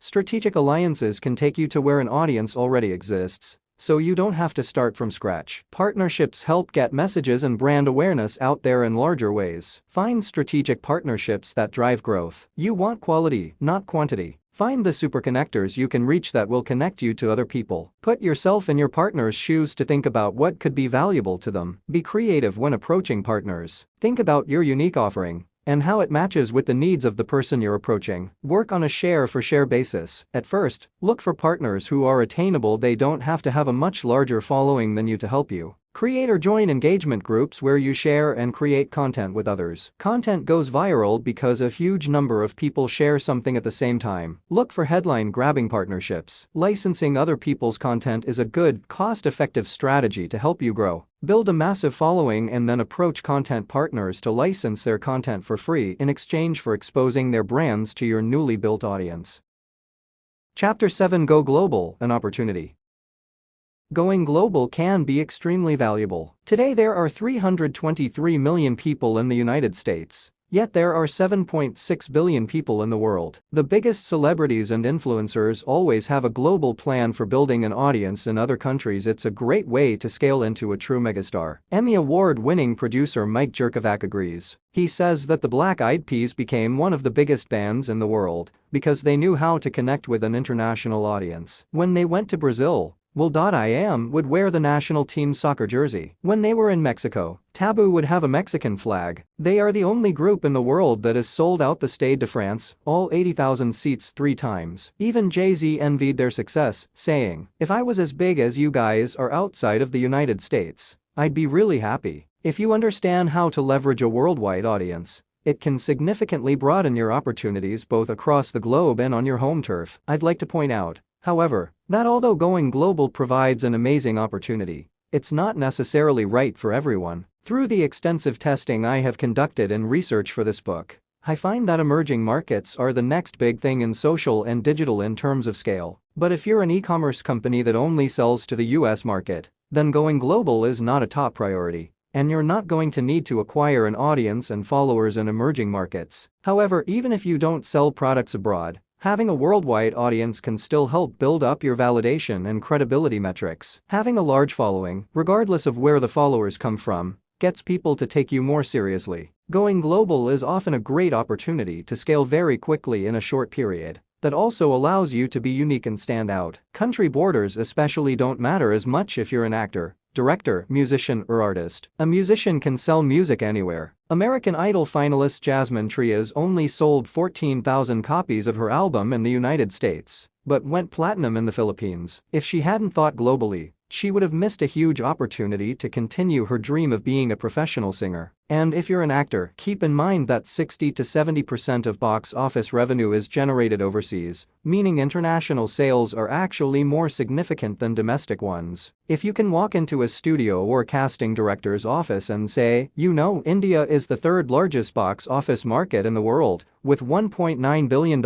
in sales a year. And I have X number of followers there, that should make you stand out and give you some clout. If you have an audience in valuable international markets such as Mexico, Brazil, India, Indonesia, Poland, or Turkey, it can absolutely help separate you from the crowd and, at the very least, make you look smart and driven. The film industry is making a lot of money off those territories, and some films only survive because of their international box office numbers. Seeing the opportunities in other parts of the world.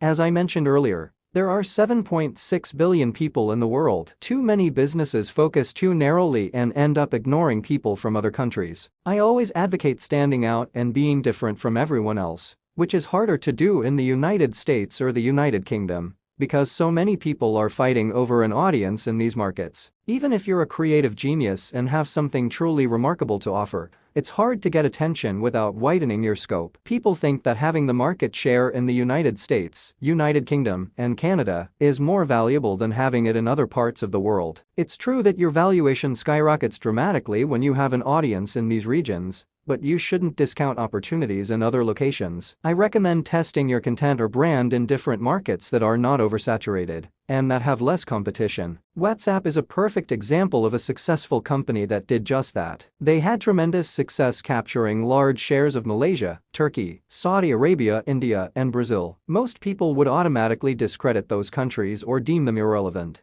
WhatsApp, on the other hand, grew and scaled those audiences. The team behind WhatsApp built the company up until it was eventually acquired for $17 billion, which is one of the largest tech acquisitions of our time. One of the main reasons Facebook bought WhatsApp was its international audience. Facebook already had enough customers in the higher value markets of the United States, United Kingdom, and Canada. It needed an opportunity to extend its reach and scale to other parts of the world. Cost efficiency. On the Facebook advertising platform, it's currently much more cost-efficient to reach people in emerging markets. Acquiring a follower or a like in India, Indonesia, Brazil, or Mexico is far cheaper than targeting people in the United States. This is because there are not a lot of people fighting over those countries, which creates an excess of inventory in the auction. Fewer people bid on those areas, and thus the cost to acquire or engage users is very low. This presents a huge opportunity to scale a massive global audience. Acquiring a follower in India, or some of the other emerging markets, can cost less than a penny, whereas if you're trying to get a follower in the States, it can cost around 7 to 10 cents. Again, that fluctuates based on the quality of your content, but it presents a big opportunity. Emerging markets first.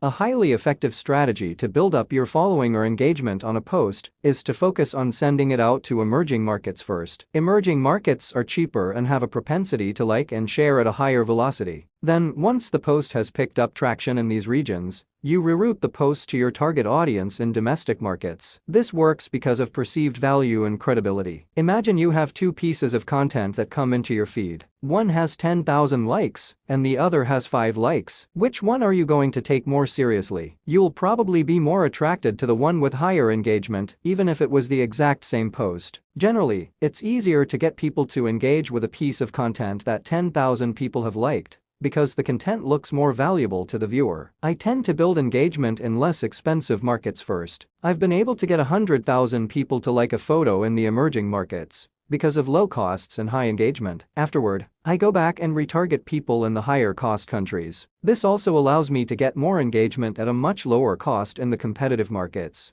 because I have found that this helps reduce the cost in the auction. If a piece of content generates a significant amount of engagement, the Facebook algorithm sees that the content is good and allows one to bid cheaper in the United States, United Kingdom, and Canada, regardless of where the original engagement comes from. This may change in the future if people working at Facebook read this book, so get on it while you still can. Inexpensive yet valuable countries. On the Facebook advertising platform, India and Indonesia are the cheapest countries to target that drive significant engagement. Many countries in Africa are also very inexpensive. However, I don't put a lot of focus there because it usually hasn't been as valuable for returns for my clients. With that said, there are large brands that are investing heavily in Africa because of the tremendous scale. Brazil and Mexico are also cost-effective with high engagement. I find that India is a country that presents tremendous opportunity. Even though it has a low GDP, the population is very large, with more than 1.3 billion people. It's the country with the second largest population in the world. Seeing the same opportunity for growth there, IKEA is investing $2 billion over the next 15 to 20 years to open 25 new stores throughout India. And Rupert Murdoch's company just paid $2.6 billion to win against Facebook's bid of $600 million for exclusive rights to broadcast India's cricket games. Facebook also announced in 2017 that India has become their #1 country audience in the world, with 251 million users. If Facebook can acquire the other billion people in the country over the next 5 to 10 years, that would represent 50% of their total user base today. As you can see, some very smart people have their focus on India,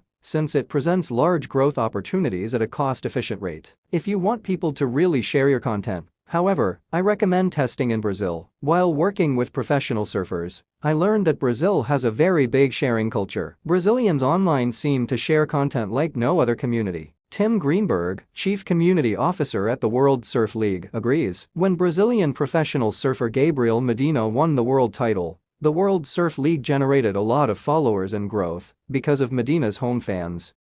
Importance of global for Shazam. Chris Barton, founder and board director of Shazam, explains that when they initially launched, the United States was not ready for a Shazam-like experience. Europe happened to be more advanced in mobile technology at the time, and the company continues to be significantly more popular in Europe on a per capita basis than it is in the States. Today, Shazam's users come from all over the world. The company is popular in Latin America, Canada, Australia, Brazil, Mexico, India, Russia, and some parts of Asia. Barton feels that if you want to achieve a maximum scale of users, then you absolutely need to factor in emerging markets. He warns, however, that emerging markets aren't always easy to break into. He has seen that local competitors will often outdo foreigners in those markets because they do a better job of localizing the business. So if you want to include emerging markets in your business, do your research and be smart about it. The power of international markets for growth. If you have a product that can extend to other markets, look at global growth opportunities, pay attention to them, consider them, and put them on your roadmap. Eamon Carey, an early-stage angel investor, has invested in more than 31 companies around the world. He's worked with organizations as large as AB InBev and Nike, scaled businesses in the United Kingdom, the Middle East, and Asia, co-founded and sold a parody version of Farmville called Farmvillain in Europe and the Middle East, and is currently the managing director of the London branch of Techstars, a worldwide network that helps entrepreneurs succeed. He loves working with early-stage companies that have big plans and ambitions, hoping to help them get somewhere interesting. With all his experience, he's a huge advocate of investing in and bringing companies to emerging markets. He explains that as an investor, it's frequently an awful lot easier and always an awful lot cheaper to invest in companies in emerging markets. The companies that he's invested in out of New York, for example, need a minimum of $1 million, usually closer to $3 million, to keep themselves going for around 18 months. Recently, however, he was in Bangalore, India, meeting with a very smart 6-person team working in artificial intelligence, who needed only $150,000 to keep themselves going for the same amount of time. From an investment value point of view, you can often do deals a lot more cheaply in these markets. He also pointed out that times have changed. 10 years ago it wasn't the case, but today the companies he invests in,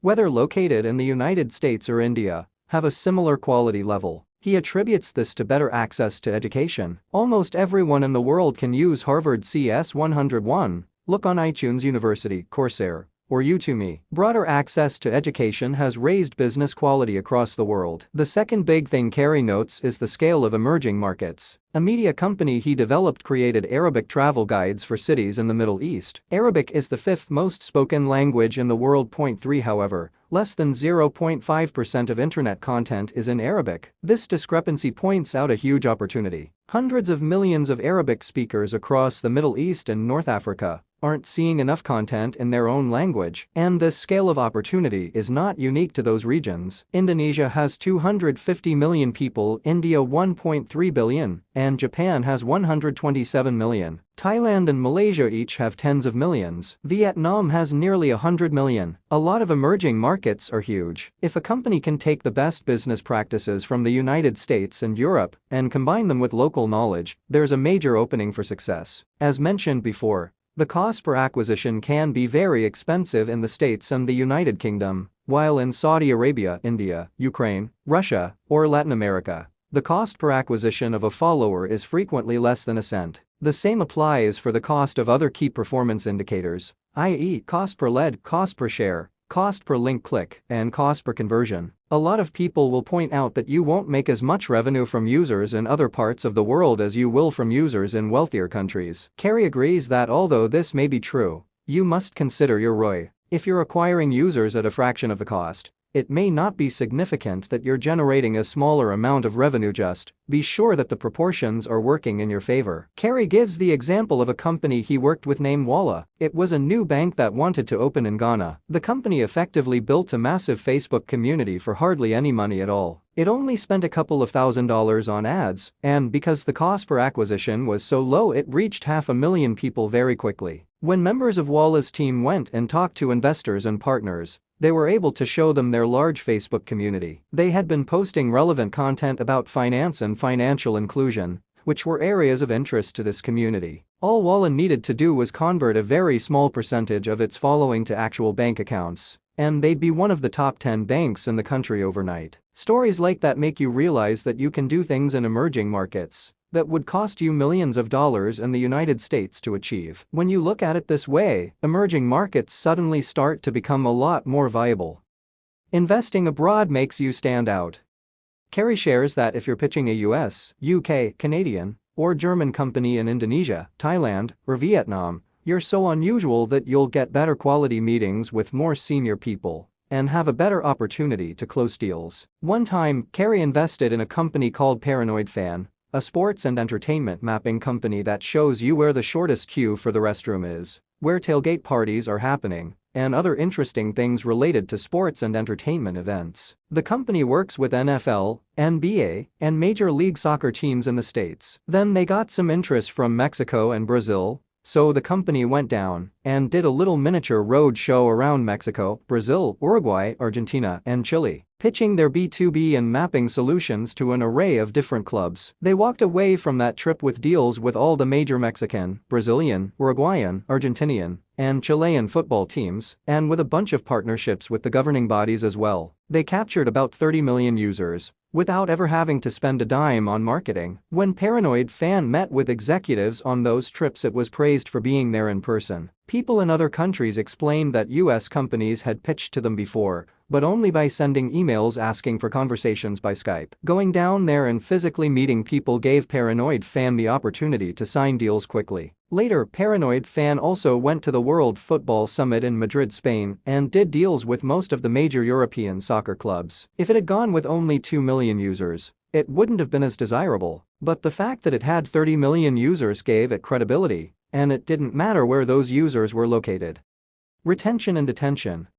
If you target people in Indonesia, India, or Brazil, the engagement is often 10 times what you'll see in the United States or the United Kingdom. You're going against fewer competitive sources of content and fewer advertisers from domestic companies. Carrie adds that in Brazil, Saudi Arabia, and Middle Eastern markets, people typically spend 4 times the number of hours per day on their phone than people in Western markets. People in the United States or the United Kingdom may spend 40 minutes a day on Facebook, while the average person in Brazil or Saudi Arabia may spend multiple hours. The appetite for fresh and interesting new content, and the propensity to like and share, is far greater than in Western markets. This lower barrier of entry makes it easier to catalyze a piece of content to go viral in emerging markets. Popularity helps reach bigger markets. When speaking to the founders of Skype, Carrie discovered that one of the first international markets they launched in was Taiwan. Although Taiwan is a small island, it has a market of 20 million people with strong links to the billion people market in China. People there started hearing from their families for free with this new form of voice and video calls. This made Skype go viral immediately. If you can build an audience in an emerging market, you can very easily start to build an audience in other markets. It's similar to the WhatsApp example in acquiring users in cheaper markets, building up an incredible reputation with them, and then using that popularity to reach bigger markets. For example, imagine you want to get Coca-Cola as a sponsor or a client in the United States or the United Kingdom. Going directly is often impossible, but if you build up a huge audience in Indonesia, India, or Brazil, it's far easier to strike deals with the head of Coke in those countries, which can then lead to introductions to the executives in the United States or United Kingdom. And if you're doing well in a foreign market, you have proof that your brand or company can drive success. If you're strategic and recognize how to maximize and leverage the potential of building an audience in a specific part of the world, it can help your business immensely. Many startups believe that success equals raising $50 million from a VC fund in Silicon Valley, having a bunch of engineers in an office in San Francisco, and conquering the US market bit by bit. In reality, you can do equally as well in emerging markets for far less money, and the outcomes over time will start to equalize. Carrie says that if you want to solve a problem, think of the best possible outcome, and then work backward from there. Ask yourself what steps you need to take to get where you want to go. What are all the potential actions that lead to the point you want to reach? Start mapping out how you get to each one of those. Eventually, a very simple and straightforward path will form. And using the approach of acquiring users, clients, and customers in emerging markets can be an unbelievably powerful tool to get you where you want to go. Personal brands.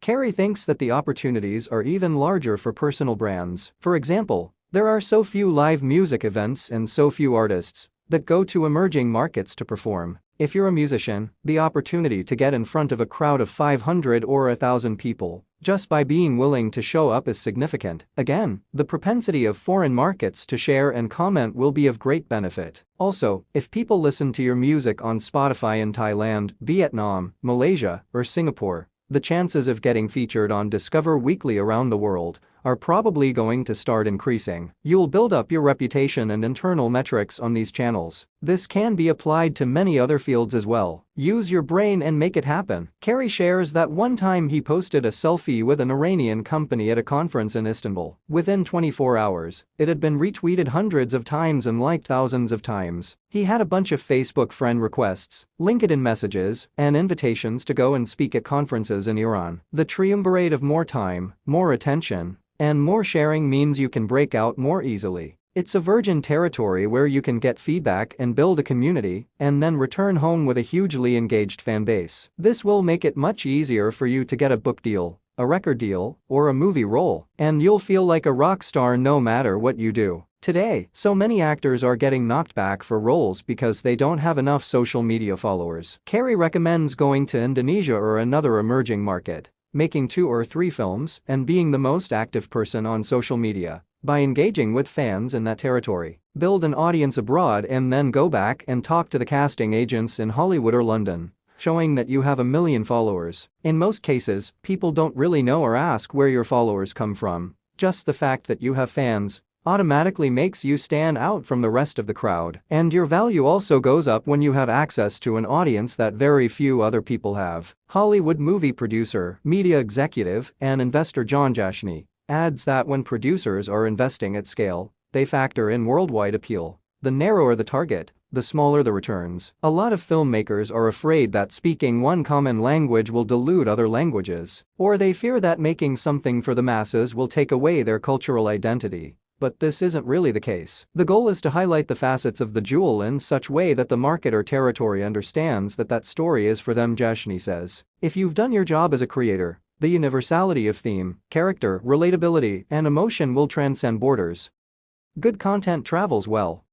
Phil Ranta, former coup of Studio 71, one of the largest influencer-driven digital entertainment companies, discloses that YouTube is being unlocked in territories where it wasn't previously popular. Digital platforms are truly global. People are starting to discover more content from various cultures. The fact that content is accessible anywhere in the world means that creating with a global audience in mind leads to success. He suggests trying to create content that's not language specific. Try to make the joke or the premise understandable without necessarily knowing the language. Another option is to include translations. YouTube has built-in tools that help create closed captions, and if you create them in English, YouTube does a good job of translating them to other languages. Randa feels that people who aren't thinking globally now are going to struggle in 5 or 10 years. There are many places where internet infrastructure is just starting to pick up. In those locations, people are just now getting mobile phones that can stream content they couldn't access before. All those markets will start growing and developing new fandom. Jonathan Skogmo, CEO of Dukan Media, agrees. His company has a huge universal and global audience, with 75% of its 3 billion monthly views coming from outside the United States. He says, good content travels really well. An ouch is an ouch in any language. Dukan Media licenses and distributes a lot of viral comedic fail videos, since a guy falling over is a guy falling over anywhere. His team looks at the global picture of content because they see real scale and value by focusing on different parts of the world where others are simply not paying attention. Quick tips and recap. Acquiring a follower or a like in India, Indonesia, Brazil, or Mexico is far cheaper than in the States because there aren't a lot of people fighting over those countries, which creates an excess of inventory in the auction. Followers in emerging markets can cost less than a penny versus 8 or 9 cents in the States. In emerging markets, there's often less competition, and users spend more time on mobile devices. India is an important country. It's where some of the smartest people on the planet are investing, so keep it on your radar. Brazil loves to share more than most countries. Test your content against this audience to make content go viral. A smart strategy is to build engagement on a piece of content in emerging markets, first because of the lower cost efficiency. Then, once you have significant engagement, share that post with your core target demos in domestic markets. You'll get more engagement at a lower cost. If you're a startup, build a massive audience in emerging markets, and then become an attractive acquisition target for a company from the United States or the United Kingdom that's looking to extend its audience. The same applies if you are an individual or a startup trying to partner with global brands. People in other markets appreciate if you go and visit them. It can help you grow. Good content travels well. Create content that's not language specific. Create with global in mind. Chapter 8: Gaining Influence on Instagram. With more than 700 million monthly active users, Instagram is a platform that can't be ignored. It's an essential marketing and storytelling tool that gives users a quick, accessible, emotional, and highly visual experience of your brand and messages. It's one reason Instagram has the highest average brand engagement rate of all the main social media channels. Nevertheless, it isn't the easiest platform on which to achieve rapid growth. One of the biggest differences between Instagram and Facebook is that it's not inherently built as a sharing platform, leaving you with the need to find other ways to make content go viral. While Facebook is designed to get you to share, Instagram is primarily designed for you to like, comment, and tag. Success on the platform relies heavily on your ability to leverage strategic partnerships for growth. A lot of the information you've gathered from Chapter 6, Strategic Alliances, will be of great use to you to achieve success on this platform. For real growth, virality, and success on Instagram, your goal is to get people with status to like and comment on your content. On Instagram, status is defined by two metrics: 1. Number of followers, and 2. Lifetime of an account. Those who have been on the platform longer have more clout. The algorithm is created this way to prevent people from cheating the system. There was a time when some users were rapidly building new sister accounts to lift the weight of their other Instagram accounts. This doesn't work anymore, so don't get any ideas. Rapid growth on IG. Getting featured on the Explore page, which is Instagram's general search page, is the best way for content to go viral and for you to be discovered. Getting featured on this page in a large number of people's accounts requires a lot of power likes, and comments from high-profile accounts with hundreds of thousands or even millions of followers. Each Explore page is tailored to the particular user's interests, but if a super influencer likes your content, it will be more visible to a good number of people. Adley Stump, a digital marketing strategist, explains that this is because likes grow exponentially. If a verified account with 100,000 followers in your niche likes your content, Instagram's algorithms will push your post to the majority of those 100,000 followers' Explore feeds. And that's just one power like. Imagine getting 100 or 1,000 power likes. Also, although it's not necessary for the power likes to be niche specific, it does increase the conversion rate for growth, because you'll show up in feeds of people who already show interest in that type of content. It's less valuable to get power likes from someone in the car niche when you're in the pet niche. One way to get power likes and to reach a lot of Explore pages is by using engagement groups, see Chapter 6. Using them as a part of your Instagram strategy really helps your content go viral. Joyvan Wade recommends having at least 5 people, ideally with larger followings than you, or around your audience size, with whom you can regularly exchange likes and comments. One method I have found a tremendous amount of success with is by identifying large pages or networks of large pages that are willing to allow you to advertise on their accounts. The best way to go about this is to identify pages in your niche and direct message them on Instagram, asking for their advertising rates. Most of them will come back with what it costs to do a shout out or a message of support for your page across their page or network. I always respond and ask them for a guaranteed follower package, e.g., I advertise X number of dollars, and you guarantee me X followers in return. Most accounts will respond saying they don't offer this type of package, so you have to find the accounts that are confident enough and willing to offer this type of support. Otherwise, a normal shout out will only get you a few hundred followers max. Find the accounts or networks that are creative and really good at driving traffic that results in followers. In addition, you have to test many of these networks to weed out the ones that will sell you fake bot followers. The only way to test these networks is by segmenting the tests on different days, i.e., test one network one day and another network another day. I recommend only spending a few $100s with each network first and see who delivers high-quality, real, engaged followers before scaling. Once you find the network that delivers, then you can scale. Your network is everything. Julius Stein used the tactic of reposting to grow his page. He had pages in the meme niche post his content on their accounts while crediting him. Every time these accounts would post one of his videos, he would get another 20, 30, or 40,000 new followers. By using this strategy, he gained up to 100,000 followers a week. He says that the key to success on the platform is good content and good distribution. Your network is everything. Keep in mind, however, that Dine's rapid growth is a bit out of the norm. Massive growth on Instagram usually doesn't happen as quickly as it does on Facebook. Normally, people get 25,000 to 50,000 followers a month max. This is a far cry from 1 million followers in 30 days on Facebook. For growth to happen, you need to be patient and consistent over time. Of course, if Kim Kardashian likes or comments on your content, massive growth can scale more quickly. But your content needs to be really good, and you have the real challenge of getting her to see it. To boost your own ability to become influential on the platform, keep in mind that consistency is key. Joyvan Wade explains that Instagram's algorithm places you in one of 3 categories. A. Posting at least twice a day, constantly engaging with comments and likes from your audience, and engaging with other people's posts and commenting. This behavior creates a prime account most likely to hit the Explore page and influence other pages to hit the Explore page. B. Posting every other day, a few times a week, and only sometimes engaging with user comments and likes. Or C. Posting once in a blue moon, never really commenting back to other users' comments, and not engaging in activity with creators. Which one are you currently? Exhibit A-like behavior to be an Instagram superstar. Choosing influencers.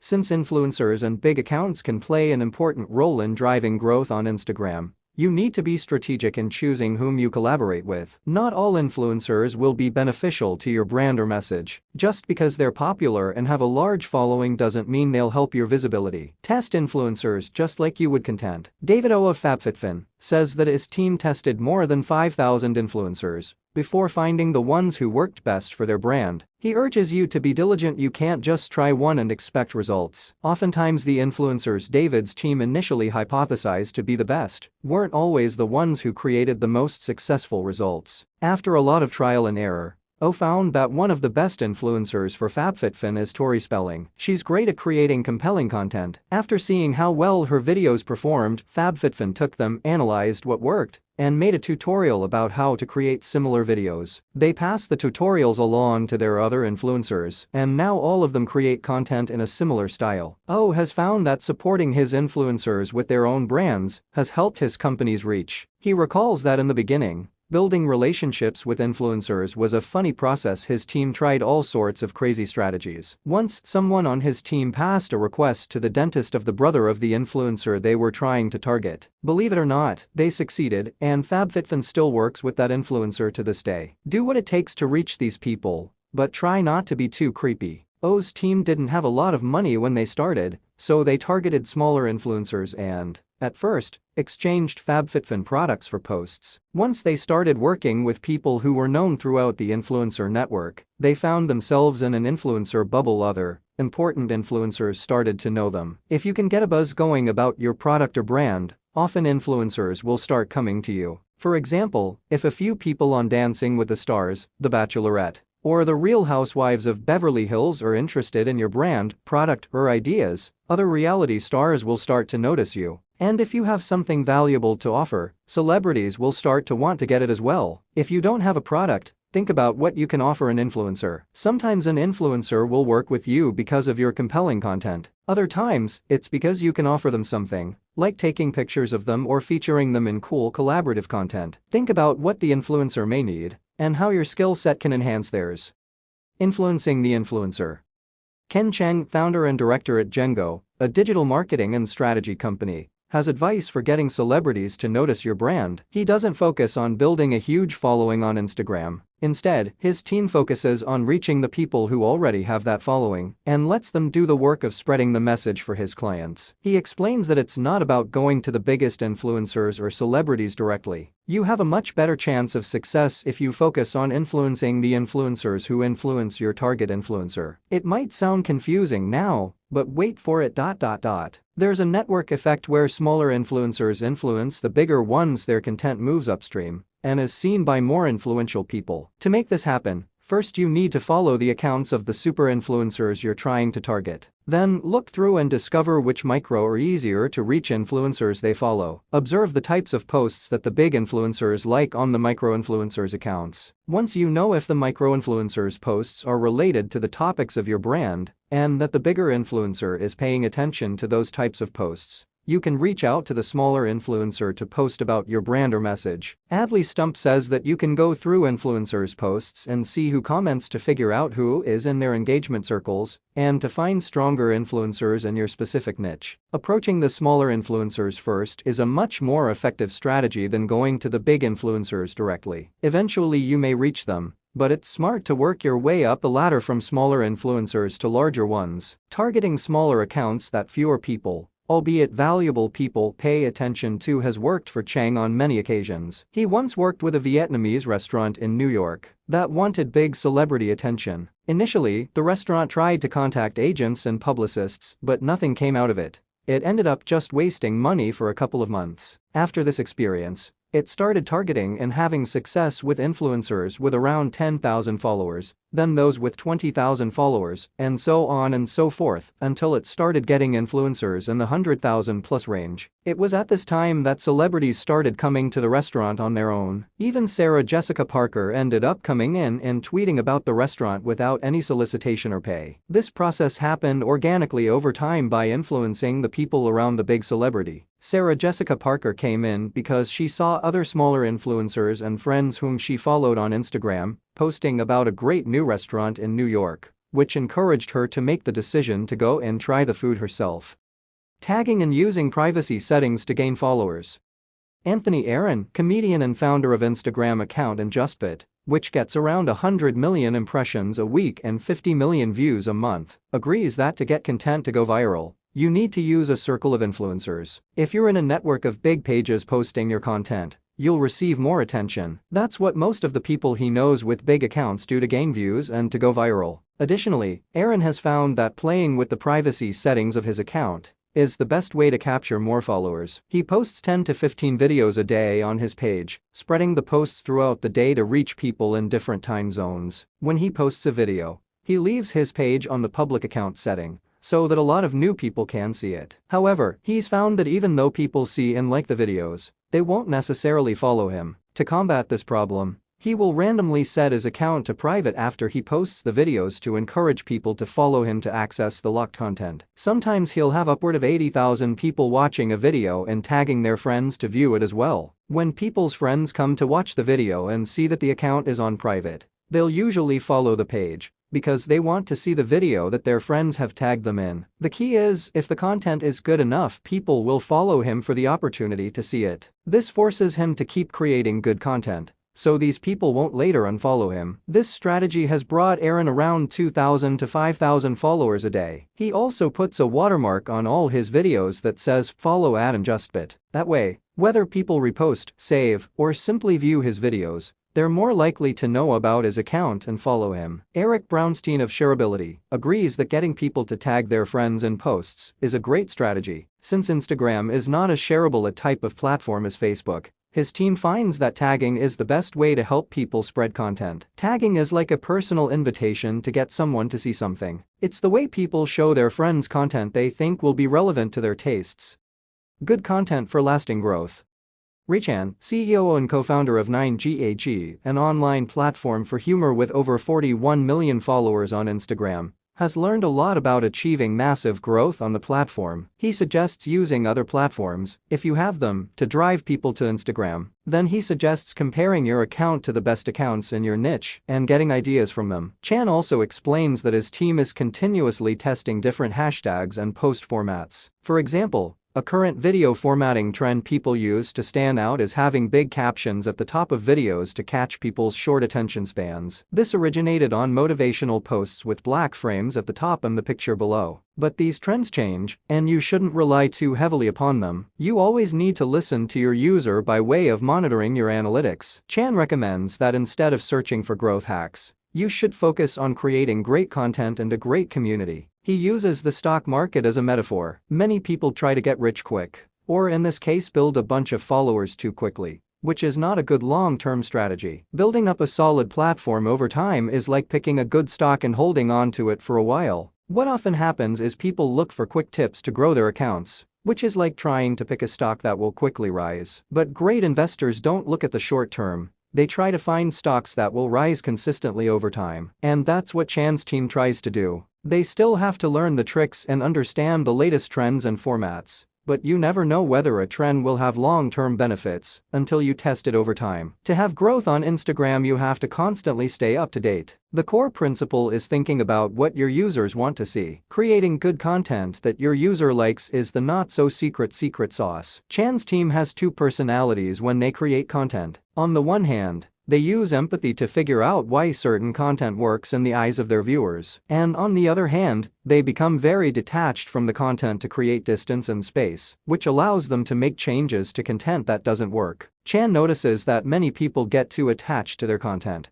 which prevents them from testing and learning to see what their viewers want and how people respond. It's the difference between being an artist and being a commercial artist. He feels that Andy Warhol was an example of someone who was both. If you want to be commercially successful, you probably have to be willing to change a little bit of what you're creating and keep your users in mind. Joyvan Waite adds that you don't have to guess what your users like. If you have a business profile, you can use the Insights page to see your most viewed posts in the last year. This helps you understand which content your users are actively engaging with and allows you to create more content of this nature. Don't have a hidden agenda. Chan feels that one reason Instagram, and social media in general, can be hard for some people to master is because they approach it with a hidden agenda. The common thread of the top accounts on Instagram is that their content is really engaging. They don't ask you to do anything outside the normal habit of a user that browses Instagram. One of the top accounts, for example, is National Geographic. It's successful because obviously it's very visual and also because its content is its end goal. It doesn't ask anyone to go out and buy or watch something else. People go to the page to see beautiful photos and watch great videos. Viewers might want to buy the magazine and watch the shows as a result, but this is never pushed on the platform. Great content is what makes people want to follow a page, not your desire as a creator to get someone to follow you. You have to do what's best for the followers, not what's best for your agenda. Create the highest quality content and the best experience for the people you're trying to reach. Through that, you'll foster stronger connections and build a more solid community. At the core, Chan thinks people want to be surprised and to feel happier after seeing content. Understand the fundamentals of storytelling, be a great storyteller and figure out the real psychological principles behind great storytelling. Then make sure that you're leveraging those strategies in the content you create. Make sure people understand what you're telling them and test the formats that are most effective for your content. Instant consumption.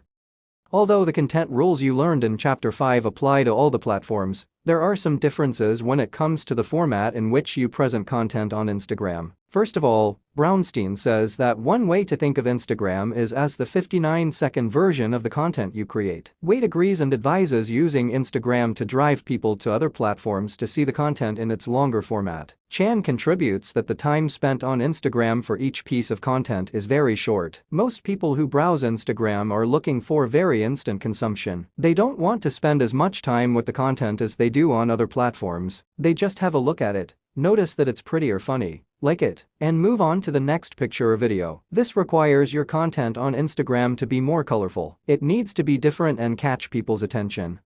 Observe other accounts.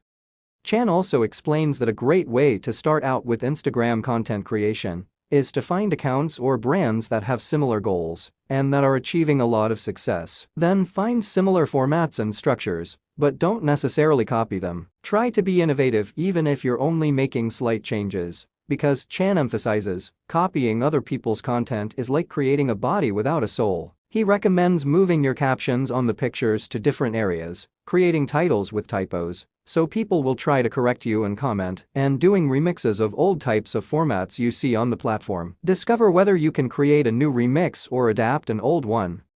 Use behind-the-scenes moments.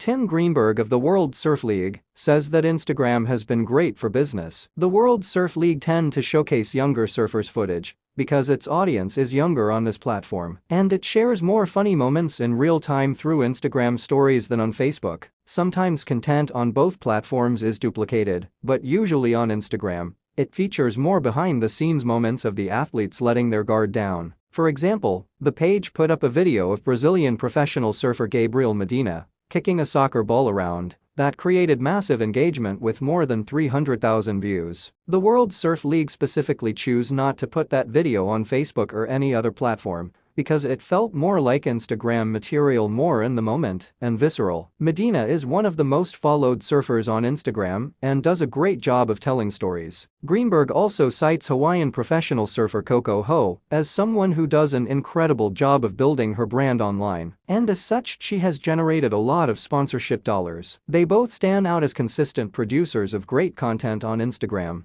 Greenberg tells all his athletes that a video of them waxing their board might seem monotonous in their eyes, but to someone in Kansas, it's interesting because it portrays a lifestyle and a dream that others may never experience. Or, if a surfer is on Tavarua in Fiji enjoying a ping pong game with their buddies, it might be normal to them, but it's probably really interesting to their followers. It took a long time for his athletes to understand that, but now they're getting really good at gauging what content to share. A lot of the content that the World Surf League produces is user-generated. Although it self-produces content and runs events, it leans on a network of videographers and photographers around the globe to provide material. The league generates a lot of its engagement because of its network of contributors. It's really important to remember that you don't have to create everything yourself. You can lean on people in your community to help you.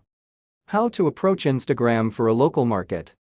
Ken Cheng of Django explains that Instagram is a great tool for local businesses. One reason is that, unlike some of the other platforms that rely on broad-scope content, which has nothing to do with a person's life outside the digital world, the use of Instagram stems from experiences that originate offline. Instagram users want to go places for the opportunity to take and share photos on the platform. Thus, the release of a product can become an experience to document. It can bring people to a restaurant or a clothing store, so they have the opportunity to share the story of interacting with a local business. Once Cheng's team realized the way the platform worked, the challenge was driving traffic to their clients' accounts. When they began, they had a limited budget, which made it hard to build traffic in a short period. As a result, they decided to leverage other influencers' traffic. The next challenge was figuring out which influencers to target. They were promoting restaurants, and although you can use the typical hashtag search to find people in the restaurant and food space, it's difficult to search for influencers in a specific category. However, now there are websites such as Famebit,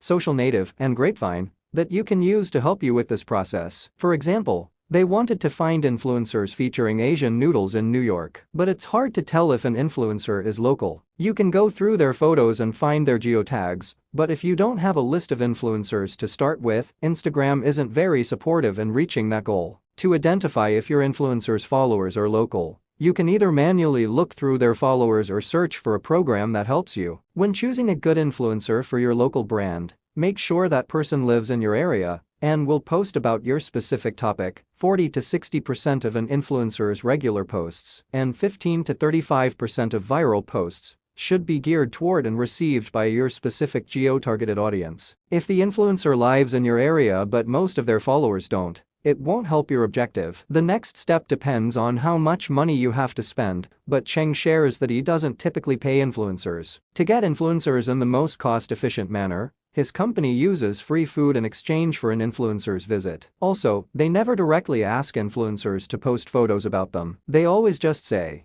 "We saw your photos and they're amazing." Talk about their photos and invite them to dinner in your restaurant or to an event at your local business. Provide them with value instead of just trying to sell them something. His team also discovered that people with more than 100,000 followers usually ignored them if they weren't compensated economically. For no pay, typically someone in the 10 to 20,000 follower range was more likely to show interest. Besides, the larger their influence, the more global the traffic. A more micro-influencer with a 10,000 person following could actually be a better fit for your local business. Also, people with fewer followers actually need the content and appreciate it more. After they built relationships with smaller influencers, they started to reach out to ones in the 40 to 50,000 person range, then the 60 to 70,000 range, and so on and so forth. Don't forget to think from the influencer's point of view and offer them value. Give them something they already need, want, or are using. To be effective in this regard, refer back to some of the strategies we offered for building partnerships in Chapter 6.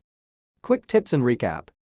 Growth is slower on Instagram than on Facebook. Be patient and consistent over time. Gaining 25,000 to 30,000 followers a month is a lot. Your network is everything. Find engagement groups and people selling power likes. There are also a ton of Facebook groups that offer shout-out for shout-outs, S4s, and engagement group opportunities. Use the Explore page to get discovered. Get high-profile accounts. those with a larger number of followers and those who have been on the platform for a long time, to like, comment, mention you, and repurpose your content. Encourage people to tag you in your posts, even incentivize them with a follow back. The caption is everything when it comes to naturally encouraging engagement. If you are a brand, use visual and behind-the-scenes moments on this platform. Target smaller influencers first and work your way up. Currently, time spent with an individual piece of content on Instagram is very short. Although with the launch of IGTV, IG is trying to change that behavior. Let your content be the end goal. Use the platform to help you attract influencers that influence your target influencer.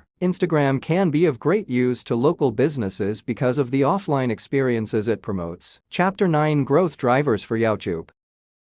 YouTube is one of the hardest platforms on which to grow quickly and on which to go viral. Similar to Instagram, it's not set up as an inherently shareable platform. Similar to SEO, the goal is to rank well enough within YouTube's algorithms to get your content filtered to the top of search results and to be included in suggested viewing. Jackie Koppel, principal on-camera talent and creator at Newsy News and recently chosen by YouTube for the inaugural Women in Comedy program, is also the former head of talent at Awesomeness, a multi-platform media company. Koppel explains that 20,000 subscribers is the minimum amount you need to get the algorithms to pay attention to you, 50,000 subscribers to start making money, and 100,000 subscribers to get brands to pay attention to you. She says that one strategy for growth is to leverage the viral and rapid growth potential of Facebook to build a large audience and then drive those fans to follow your YouTube channel. As we have discussed in earlier chapters, advertising dollars go much further on the Facebook platform than on YouTube's advertising platform. They're a lot cheaper, and you can achieve faster growth. Once you establish rapid growth on Facebook, it becomes easier to push people to your YouTube channel. Beyond that strategy, there are other growth and efficiency tactics you can apply on the YouTube platform itself. Watch time is king. With YouTube's algorithms, watch time is king. So the percentage of time that people watch your videos is more important than how many people view them. Success is contingent upon creating great, high-quality content that people want to watch for a long time and upon utilizing strategic collaborations that help you grow. Unlike on any of the other platforms, longer content does really well on YouTube. Joyvan Wade, founder of The Wall of Comedy, explains that people will actually come to the platform to watch long pieces of content. An 8-minute video seems like an optimal amount of time and will be very well received if it's good. Eric Brownstein of Shareability says that his team thinks YouTube is particularly valuable for the long haul because content lives there forever and is easily searchable. If your content is solid, it can get picked up in other places as well, and you can start to build organically. Content discovery and growth. Brownstein explains that people typically discover content in 3 ways. 1. Everyone starts sharing your content, and it goes viral the best way, but extremely hard to make happen on YouTube since it's not an inherently shareable platform. 2. Through search. If you hit metadata and trends that people are already searching, it's a great way to get discovered. 3. Through other people's content, which is a big reason collaborations come in handy. Jonathan Skogmo, CEO of Jukin Media and creator of the YouTube channel Fail Army, with more than 13 million subscribers, has had major success. In fact, when Gangnam Style was the #1 most watched video in the world, Skogmo's company had the second most watched video. The Ultimate Girls Fail compilation 2012. Gangnam Style had 400 million views in November 2012, and Ultimate Girls Fail had 290 million. Skogmo shares that his company has seen YouTube make all sorts of changes in their algorithms based on users' behaviors and reactions. If you're a content creator, you must be agile enough to make quick changes and tweaks as YouTube changes. Study the platform and continuously pay attention to what does well. This goes back to the idea of testing and learning. Although being searchable is always going to be one of the keys to growth. Chris Williams, the founder and CEO of Pocket.watch and former chief audience officer of Maker Studios, where he oversaw more than 60,000 channels, says that the best way to grow on YouTube is a combination of paid media, collaborations, optimizations, and playlisting. He's a big believer in using paid media to lead to organic growth. He adds that follow-on views, the amount of content people watch after the initial video they're driven to, is the truest indication of organic growth. coming off paid media expenses. He uses AdSense to track which videos his viewers watch. His team determines the effectiveness of a piece of content by how much more content it gets people to consume. This indicator dictates their strategy and influences how his team uses paid media to fuel growth. It gives them insight into both the content and the marketing strategy. Jackie Koppel adds that she has seen people grow quickly with giveaways. When she was at Osamanist, she saw people give away fancy cameras or iPads. If you can do that consistently, which she realizes most people can't, your numbers start to skyrocket. Collaborations led to quick organic growth.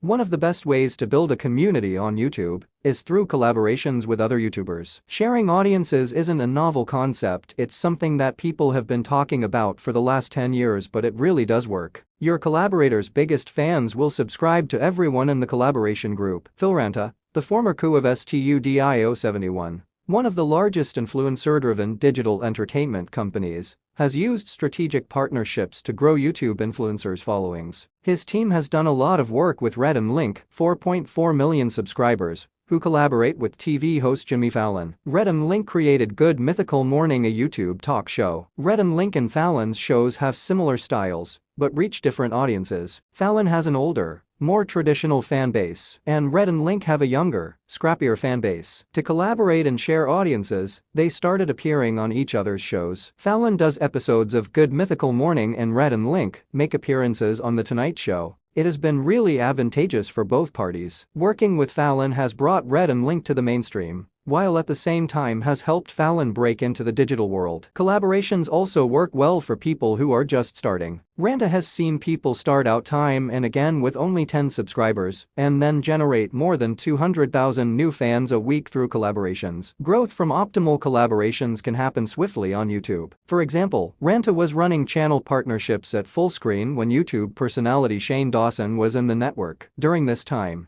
he observed that Dawson was an expert collaborator who could launch careers. He watched Dawson take smaller creators under his wing and collaborate with them in a bunch of videos. Oftentimes they'd become huge stars even before they started posting their own videos aggressively. Dawson's collaborations have helped internet personalities like Shanna Malcolm and Alexis G. Zoll increase their fandom. Remember what we learned about collaborating from the Instagram chapter when starting out. You don't have to collaborate with someone of Shane Dawson's size. Even if the person you collaborate with only has 10,000 subscribers, there's a chance that 300 of their fans will start following your channel. And if you have 0 to 100 subscribers, start collaborating with someone who has 1,000. Work your way up the ladder. Chris Williams agrees that strategic partnerships and collaborations are vital for scale and growth. His team feels that they're an extraordinarily efficient means of creating a conference of cool. Essentially, they allow the audience to find and like you because you're associated with something they already gravitate toward. Collaborations drive a direct audience in a fairly efficient way. Additionally, Ranta has noticed that a lot of YouTubers move to the same apartment complexes in LA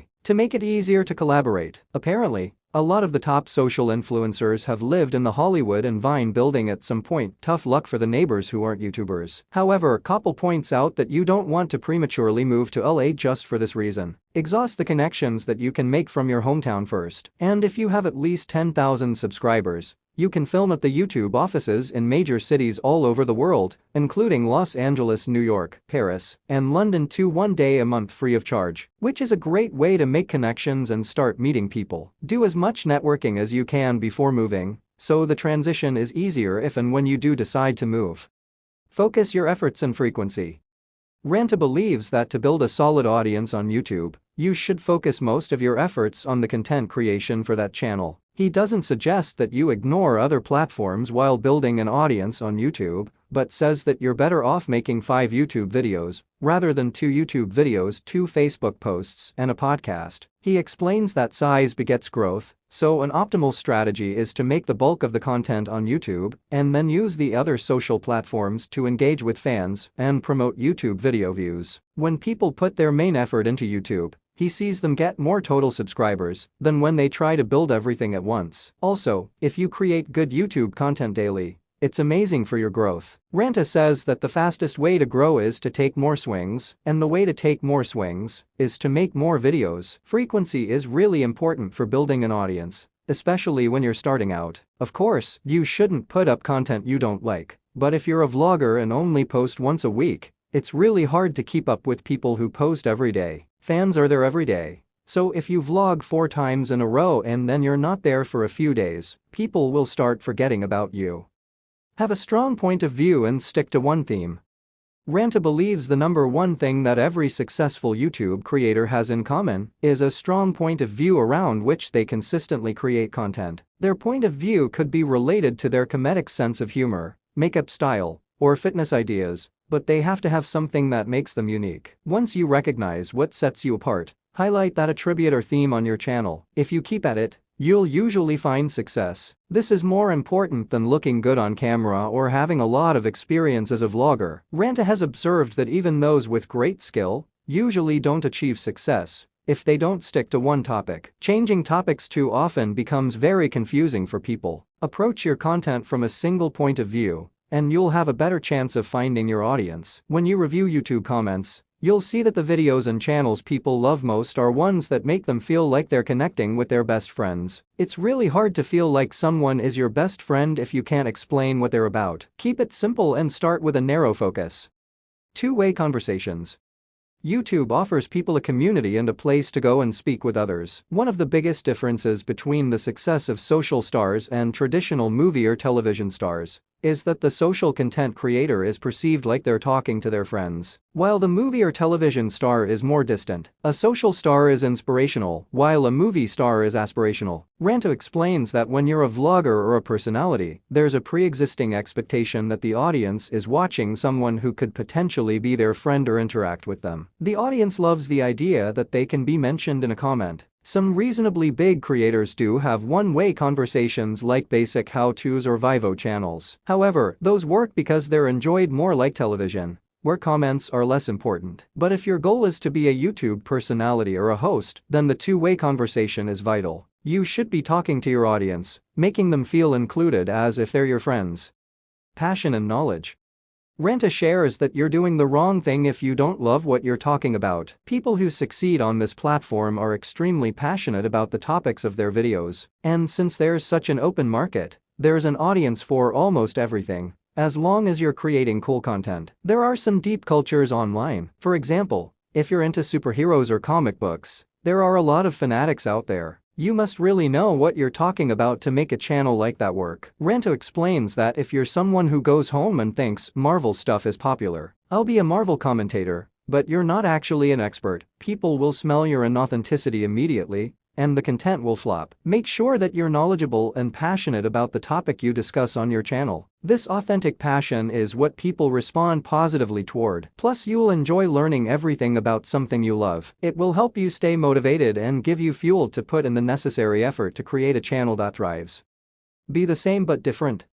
To start generating an audience on YouTube, you need to follow the basic content patterns and trends. You usually can't come out of nowhere with content that's totally unfamiliar. The biggest thing Ranta always tells people is to be the same but different. Your style needs to be recognizable, and people need to understand what's going on, but it needs to be distinct enough that someone will follow you over another vlogger. Koppel points out that makeup tutorials and gaming channels do really well, and family kid content is the reigning champion on YouTube. She also explains that a current popular trend to generate more watch time on your channel is to use cues that encourage people to stay. You can say things like, "I can't wait to tell you guys I'm gonna reveal my secret surprise at the end of the video." Or if you're doing a beauty tutorial, you can say, "Stay till the end of the video, guys, because I'm gonna reveal the entire look." Although you should follow the tips mentioned above, you also need to develop your own unique way of doing things. Find your authentic voice and formula. Make sure to bring your distinctive personality and show people who you truly are. There is no one like you, and if you bring your whole self to the camera, it will help you shine and gain more fans. Viral machines. Ranta's company, Studio71, works with Roman Atwood, one of the top social influencers in the world, with more than 14 million subscribers, who has created viral videos that have received more than 4.5 billion views. Atwood rose to fame from doing viral prank videos and then used that success to create a daily vlog that was more family-friendly. Atwood is a viral machine. He hasn't just had virals here and there, but has had consistent viral videos. A lot of that is because he understands pacing and what makes something clickable or entertaining. He didn't have to go to acting class or hosting school. Once Atwood started doing pranks online, He just had a way with the camera. And he is good-looking, young, and energetic. Ranta explains that he read an interesting article about Michael Phelps and why he's such a successful swimmer. Apparently, Phelps was born with an enlarged heart and had noticeably webbed fingers. It's as though he were born to be a swimmer. Ranta feels that many YouTube stars are famous for the same reasons. It's as if they were engineered in a lab to be perfect YouTubers. Ranta says that the people who do well listen and learn. They absorb information when it comes to optimization and programming strategy. And they observe their fans' behavior and cater to it. Chris Williams agrees that personality is a big indicator of how successful one will be on YouTube. But to do further analysis, his team studied Ryan Toyserview, the largest YouTube creator channel in the world, and also a partner of Chris's company, to try and determine some of the attributes that led to the channel's phenomenal growth. According to Forbes, this year alone, the 6-year-old host, Ryan, has made $11 million in revenue from his YouTube account. The channel was tied for 8th on Forbes' annual list of the highest-earning YouTube accounts. 3. Quite a lucky kid, since he gets to live many children's dreams of getting paid to play with and review toys on the channel. Williams feels that much of Ryan's success is because he appears multicultural. This concept was brought to his attention while watching an interview with Dwayne "The Rock" Johnson, where he was asked about his popularity. The Rock explained that he thinks that many people resonate with him because they believe they share his nationality and ethnicity. They think The Rock is their thing because he relates to a lot of different ethnic communities. Williams says that Ryan has a similar appeal. He sees that being perceived as multicultural is a rewarding attribute on YouTube. He also thinks that Ryan's mom's infectious laugh, as she is the one who holds the camera, has contributed to the channel's success. And, of course, the selection of content and toys that Ryan reviews contribute to his success. Koppel adds that the greatest influencers work hard. As easy as it is for people to diminish what influencers do, the reality is they are good at what they do. There's something about them that people want to watch. They consistently put up content and put themselves out there adapting with the times. She finds this respectable and valuable. Value in multi-channel networks.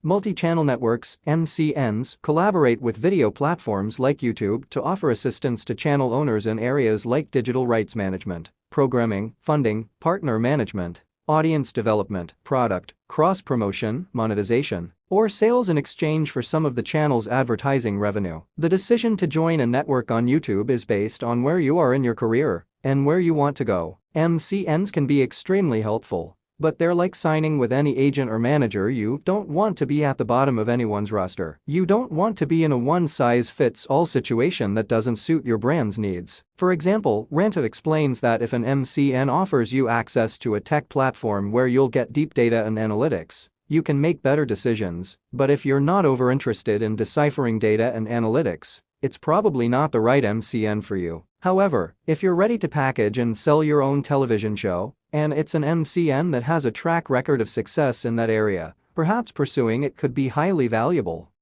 Reaching kids and analyzing metrics.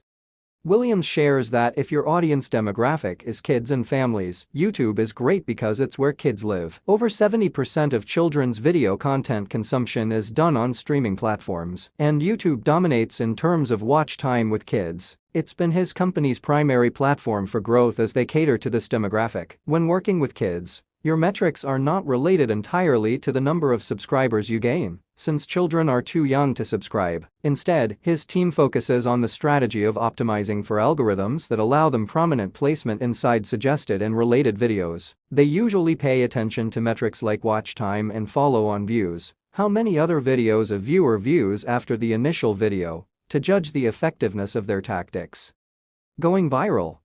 Filmmaker and CEO creative director at Compe Productions, Pedro D. Flores, who personally has more than 239,000 subscribers, and the viral hit Tacos has over 100 million views, explains that going viral is always a roll of the dice. You can put in all the right recipes for the perfect viral video, but you honestly never know if it's going to be successful. He never thought that the parody video Tacos about the fact that he is a non-Mexican looking Mexican would go viral. That success changed his whole perspective on the type of content he wanted to create. Before that video, he had never made anything about his ethnicity, but after seeing how well the audience responded, he now caters to that niche. You won't start out knowing what works for you. You will discover your viewers' tastes by creating content, testing, and learning sound familiar. Flores says that you have to constantly shift, and he would know. Flores has been on the YouTube platform since the very beginning. He created early viral sensations Kings of Mispus and Kings of YouTube. You will actually find me in this video if you look hard enough. He was also the director and frequent collaborator of a lot of YouTube stars,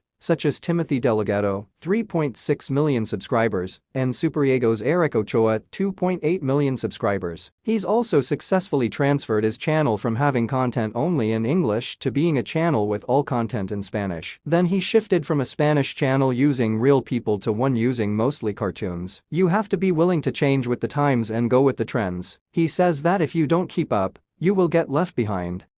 Quick tips and recap. On YouTube you need to have at least 20,000 subscribers for algorithms to respond, 50,000 subscribers to start making money, and 100,000 subscribers to get brands to pay attention. Currently, YouTube's algorithms favor content with a high percentage of watch time. Longer content does well on YouTube. YouTube is one of the most difficult platforms on which to achieve rapid growth. Growth happens primarily through algorithms, search, and collaborations. Be consistent and put out content daily. Collaboration is key to rapid growth on YouTube. Move to Hollywood and Vine to find YouTube collaborators. Just kidding. Sort of. If you have 10,000 subscribers, you can film at the YouTube offices one day a month free of charge. Determine the effectiveness of a piece of content by how much more content it gets people to consume. Use AdSense to track which videos people view. Analyze your metrics by way of subscribers, watch time, and follow on views depending on your needs. Have a strong point of view in your content and on your channel. Stick to one topic or viewpoint on your channel. If your goal is to be a personality or a host, then the two-way conversation with your fans is important. Be passionate and knowledgeable about your topic. Be the same, but different in your approach to topics and content creation style. Makeup tutorials, gaming channels, and family-friendly programs reign supreme on YouTube. Use cues to encourage people to stay and watch your content. Feature your fans in your vlogs to gain their interest. Work hard, be flexible, and adapt as the platform changes. Chapter 10: The Realities of Snapchat. This chapter is going to be short. I'm choosing to keep it that way for the same reason I haven't included a chapter on Twitter. I don't use these platforms. I don't see them giving people the opportunities for growth and monetization the way the other platforms do. In fact, as you'll learn in this chapter, many Snapchat influencers are leaving and moving over to Instagram stories. A lot of the content strategies you'll learn here can also be applied to that feature on the Instagram platform. With that said, some brands still find a lot of benefit in using the platform, and there are influencers who have made up to $100,000 a week. The biggest hurdle to having success on Snapchat is the fact that the only way to grow is either to do collaborations or pay someone popular to do shout-outs. It's extremely hard to get discovered on this platform. There are hardly any search tools, and Snapchat made a decision early on not to support influencers. However, this doesn't mean that there aren't marketing benefits. Christy Choi, CEO of First Influence, a digital marketing company with a core focus on Snapchat, has learned how to use Snapchat as a direct response vehicle and has seen a lot of success in getting viewers to install her clients' apps. Choi believes that this has worked because of the relationship people have with influencers on the platform. Snapchat is a chatting platform. It's not really about the public display of photos. It's built for a more intimate relationship, where even if the influencer doesn't respond, viewers still feel like they're having a direct line of communication with the person to whom they send the message. This level of intimacy on the platform makes people feel as though they're receiving a personal recommendation when an influencer gives them a call to action. It's like a friend holding your hand and saying, "Hey, check this out. This is really cool." Content production and strategy for Snapchat.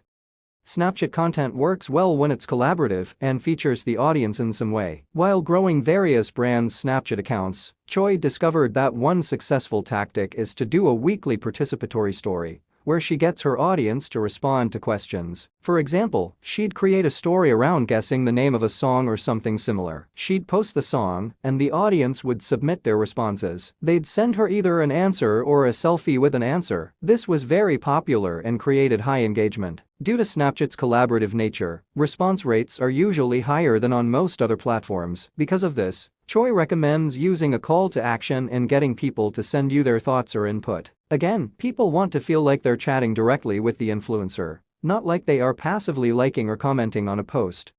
Be authentic.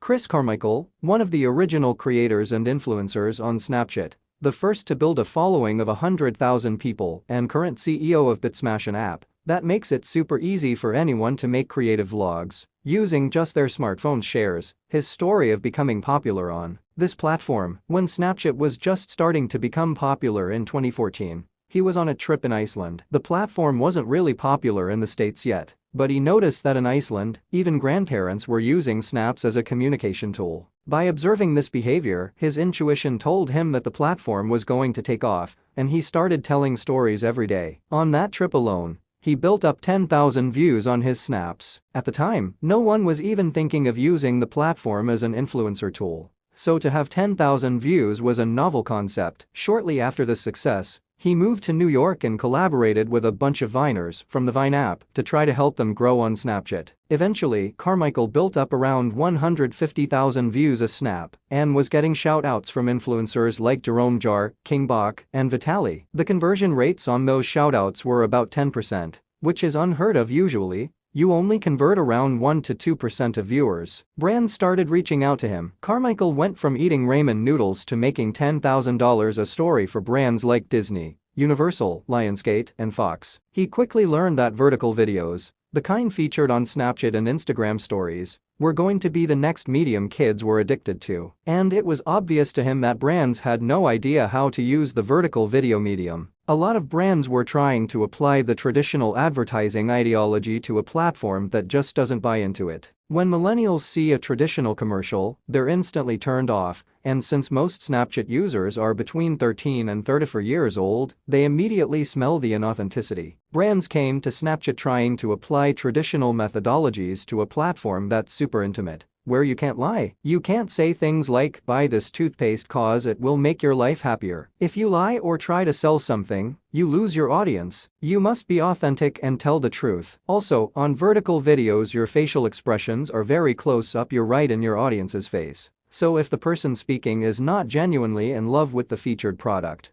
it's obvious and can work against the brand. Carmichael notes that a lot of brands also make the mistake of trying to create high-end, polished content for Snapchat, which is not what kids like. They don't relate to that. They relate to messy drawings and mistakes. Choi adds that people don't think about their snaps in advance. They see something, pull out the phone, document, and send. That's the nature of the platform. Choi brings up Mike Cowrie, who gets 200,000 views on a single snap on Snapchat, which is a lot for someone who doesn't have a prominent YouTube channel or previous Vine following. He creates comedic content where he rants about things right in the moment. He constantly makes mistakes in his speech, but it works because it's funny and authentic. That's what people on this platform like. It's what gets them to share the Snapchat story. Kids want to see a real human being, flaws and all, be authentic, real, and vulnerable with the audience. Good for events. Tim Greenberg, Chief Community Officer at the World Surf League, explains that when Instagram stories started, his team looked at their platforms and said, well, we don't want to produce the same content on both platforms, so how do we take a different voice and approach to Snapchat? They decided that Snapchat would be a way for their fans to follow their social team's journey around the globe, and that Instagram stories would be reserved for content about the athletes, because that's where they get the highest engagement. The World Surf League sees success with Snapchat when they cover live events like the Billabong Pipe Masters. On this platform, they try to be funnier and more personable. Tim shares that you can have a lot more fun because the content will disappear in 24 hours. It's a behind-the-scenes tool for bringing fans closer to the beach. They also try to make it feel as if a friend is talking to you, like, hey, I'm at this event, I'm telling this story. Joyvan Wade, founder of The Wall of Comedy, adds that you can use the disappearing factor to your advantage. On Snapchat, his team will create a piece of content that encourages people to be there at 5 o'clock on Friday.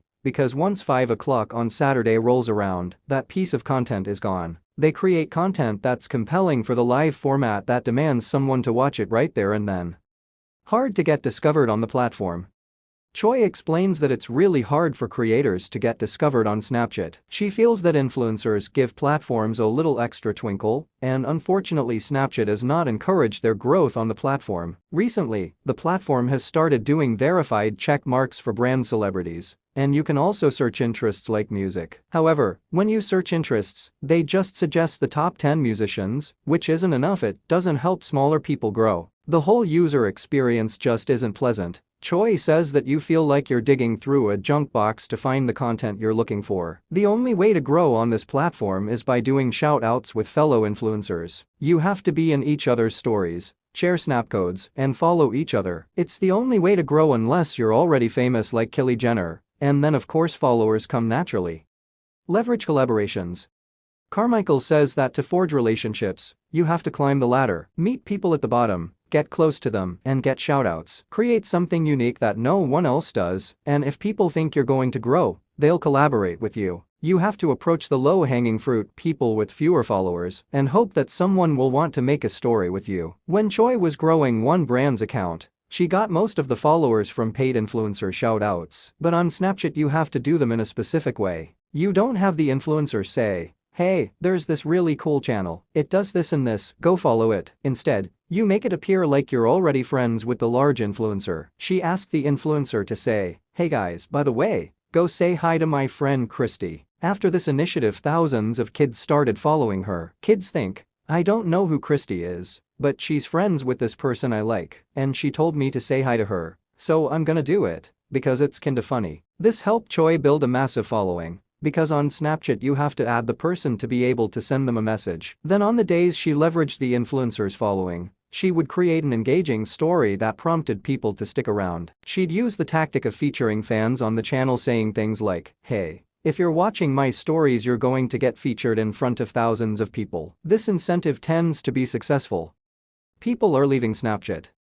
From a marketing perspective, Choi sees good conversions on Snapchat. If she has the same influencer do the exact same promotion on Snapchat versus Instagram stories, she actually sees better conversions on Snapchat. The challenge now, however, is that more and more influencers are leaving the platform. A lot of people are switching to Instagram stories because they're not growing on Snapchat. They don't actually know how many followers they have, and the number of views they receive tends to go down on certain days, which is discouraging. Choi feels that as there's a certain vanity in being an influencer, not knowing how many followers you actually have, or seeing your number of views drop can be a problem. A lot of Snapchat original creators are trying to break into other platforms. Many of them have also gone to musical.ly now, because if you get featured there, you build a following. Most people using social media are trying to grow, and it's really hard to do that on Snapchat. As far as brands are concerned, Choi notices that recently fewer of them are posting on a regular basis. They seem uninterested, either because their platforms are not growing or because they see Snapchat fading away. Carmichael adds that it's a lot of work and money for brands to hire people who are good at Snapchat. And if someone is good, they'll often go and start their own platform they have no reason to create solely for one brand. So brands usually end up using their office's social media managers to post content,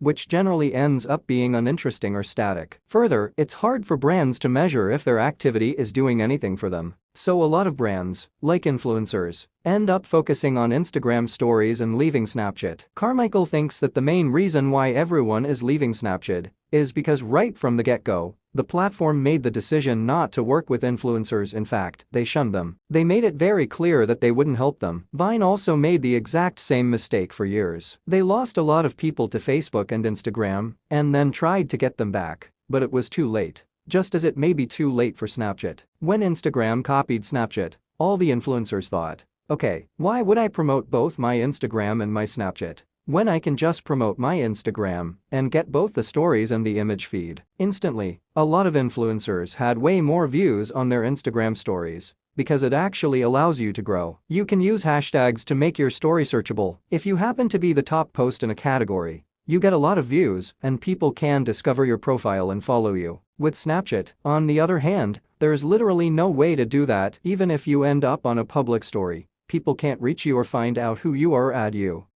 Vertical videos are the future.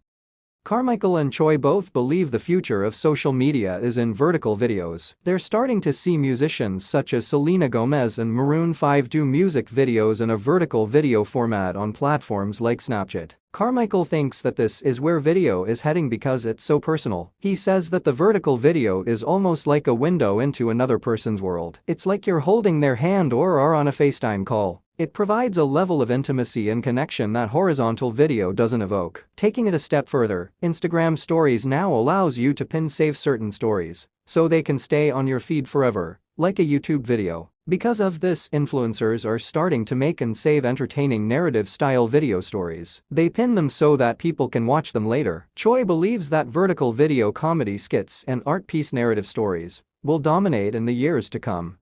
Quick tips and recap.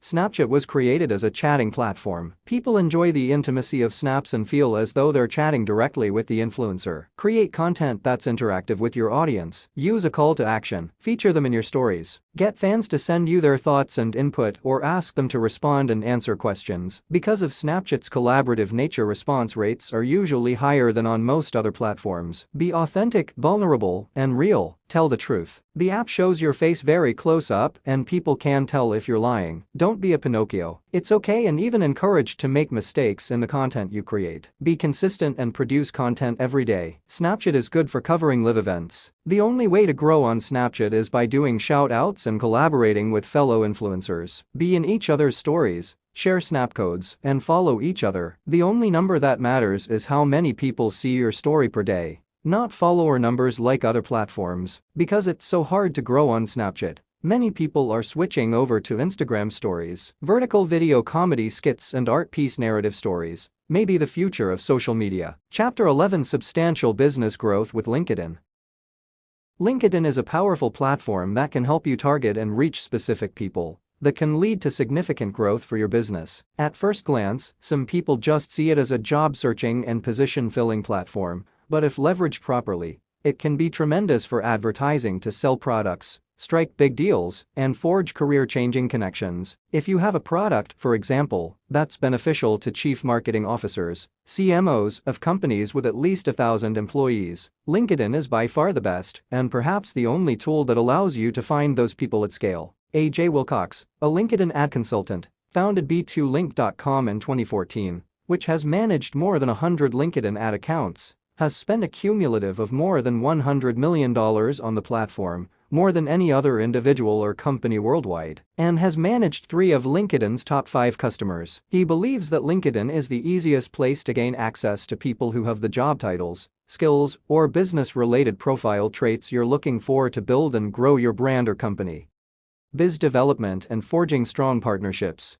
Wilcox says that LinkedIn is great for searching for jobs because you can connect with anyone you want. Your level of access to people is only limited by your ability to reach out. You can use the search features to find the head of marketing for the company you'd love to work with. If you have a great service for them, nothing stops you from writing a custom connection request, saying, "Hey, I've followed you for years and I really love your work. I would love to connect with you." And once you're connected to someone on LinkedIn, you have access to his or her email address or any other profile information they display. You can send emails back and forth for free in an unlimited manner. If you know someone with whom you'd like to connect your ideal customer or partner, you can foster a line of communication. The key is to be smart in how you reach out. You don't want to send a request saying, "Hey, I want to get you on the phone and try and sell you something." It's about finding ways to provide value. Start with an initial compliment or something that builds a relationship first without trying to sell anything. Wilcox points out that everyone hates to be sold to,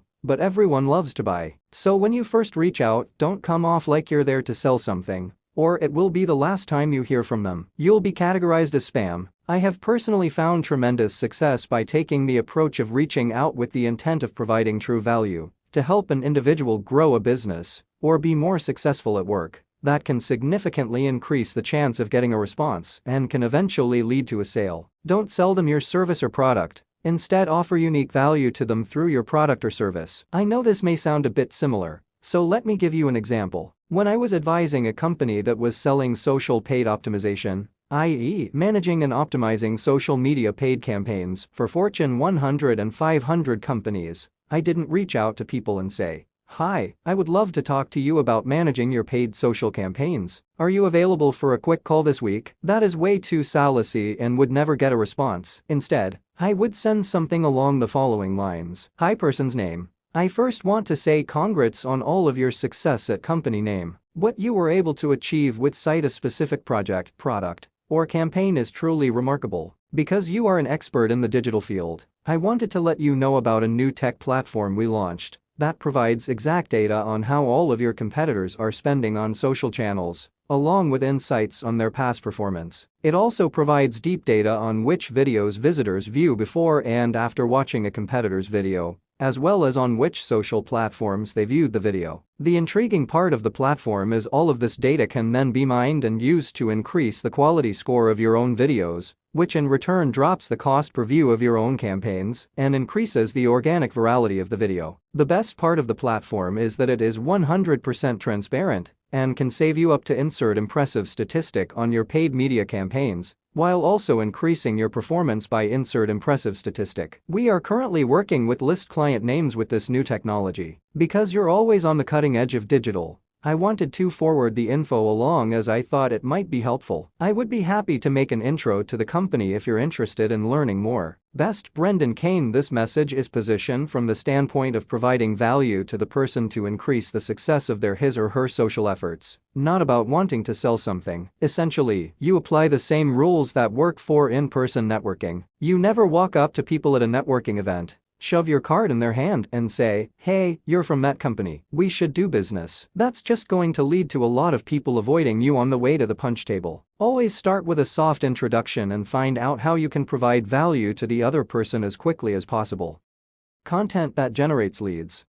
Wilcox has had a lot of luck in generating business for his agency by sharing content to stay at the forefront of people's minds. Currently, he has 3,000 connections. That number may not seem high, but it's 3,000 business connections that all know his value as a LinkedIn specialist who can help the more people they know. If his audience sees him once a month in their feed, or if every time they log and they see something different from him, they'll be more likely to reach out. This is because having people think about you through sharing content allows you to be higher on the call list than other vendors. I can tell you firsthand that this works as I have personally referred several potential clients to AJ. Wilcox finds the most value in doing simple updates, such as sharing content, thoughts, and experiences once a week, rather than using the LinkedIn article feature. This is because no matter what, you're always responsible for driving your own traffic to your content. LinkedIn doesn't do much to help you in that endeavor, but if you have the time and want to write an update about something, of course it can still be helpful. The main point is that leads come from providing free information to people,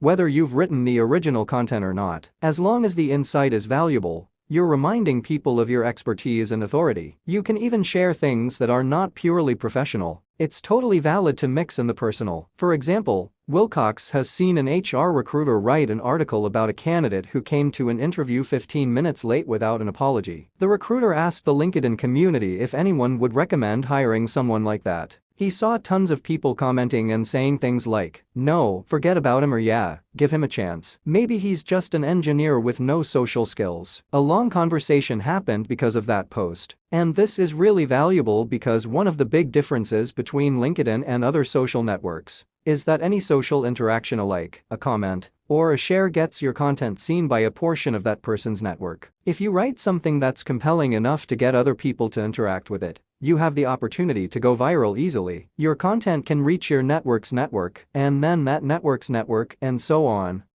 Huge connection numbers don't necessarily have a huge impact. Wilcox is really selective about his connections on LinkedIn. He'll only connect with someone that he's met in person, or with whom he sees an ability to work. He won't connect to someone just because they're in the same industry. Because of this, he's kept his connection numbers relatively low. Often he meets people who have 15, 20, or even 30,000 connections. 30,000 is the max number of connections that LinkedIn allows, except for people in the extremely exclusive influencer program 1. But large numbers aren't usually beneficial on LinkedIn due to the fact that when sharing content, it's more advantageous to have a personal connection to the majority of your network. When Wilcox shares something, he has friends and colleagues that actually root for him and cheer him on. They'll like and comment on almost everything he puts out because they're loyal and care about his success. If you have a large audience and no one likes or comments on your content, LinkedIn sees that as less powerful and doesn't show the content to as many people. Advertising to career-minded individuals.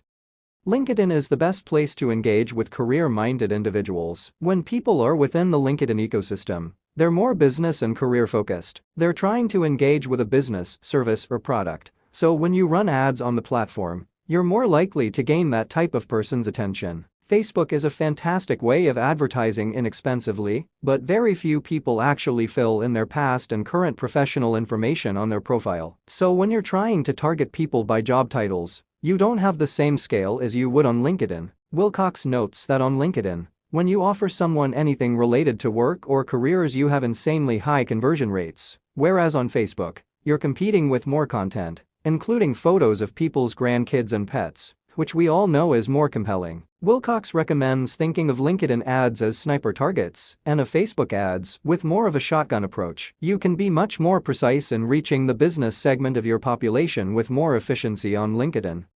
Expenses. The attention, level of access, and specificity of targeting you achieve on LinkedIn does come at a high cost. However, Wilcox explains that LinkedIn has one of the most expensive ad platforms out there. On average, he sees clicks on LinkedIn cost anywhere between $6 and $9. Because you're paying a higher amount upfront, you need to have a large deal on the back end to make up for the costs. Before we dive into the ad platform further, I want to say that you can close a lot of business without using the ad platform. Ads are not the only way. For example, I personally closed deals with Disney, Spox, and Fox, which generated more than $15 million in business simply by messaging the right people with the right message. It cost me nothing. And a good friend of mine closed more than $90 million in business by using the same technique. We actually traded secrets about which messages were performing the best. Want to know our secret? It's simple. We just try to put ourselves in the other person's shoes and think, what will make this person's life easier? Or what is going to make this guy look like a rock star to his boss? However, if you do want to use the ad platform, be sure to pay attention to the list below, since Wilcox gives you the best strategies for how to use the system to your advantage. Who should use the LinkedIn ad platform?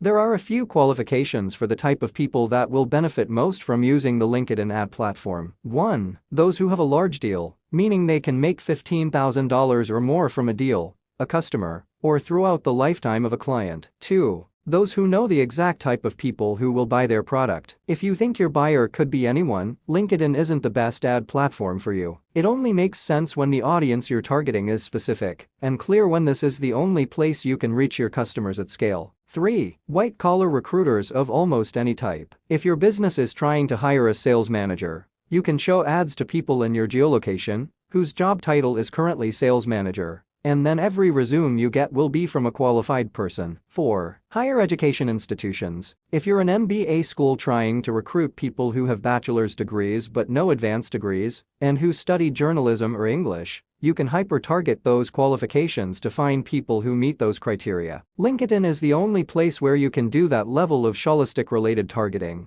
which makes it great for universities or schools trying to reach new applicants. This is because LinkedIn is one of the only social media platforms where people actually list all their education information. And higher education schools meet the large deal rule, because if a school gets even only one candidate from an ad, that person is going to spend a lot of money at their school. Content strategy for LinkedIn ads.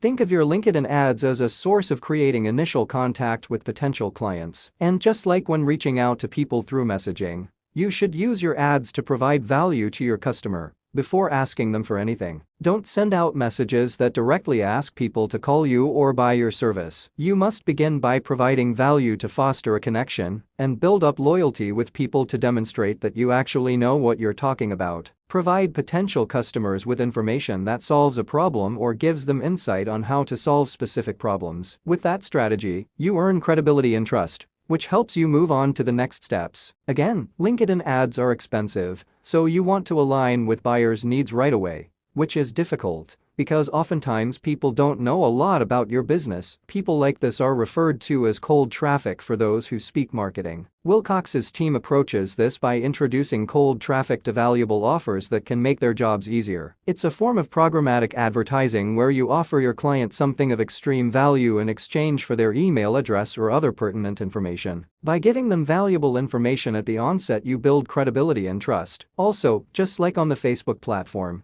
you want to create ads that people click on because it helps lower your cost in the auction. When you have a great piece of content that gets a really high click-through rate, you'll have a better quality or relevancy score. Wilcox says that with a high relevancy score on LinkedIn, your cost per click can drop 20 or 30 cents, so the quality of your content is extremely important. You need to give your audience something that's interesting enough to get clicked on. LinkedIn really values their community and won't push poor content. If people don't resonate with what you put out, they'll shut your ad off or cut down the amount of people that it's exposed to. If you have a great piece of content that people do engage with, on the other hand, LinkedIn will keep pushing it out.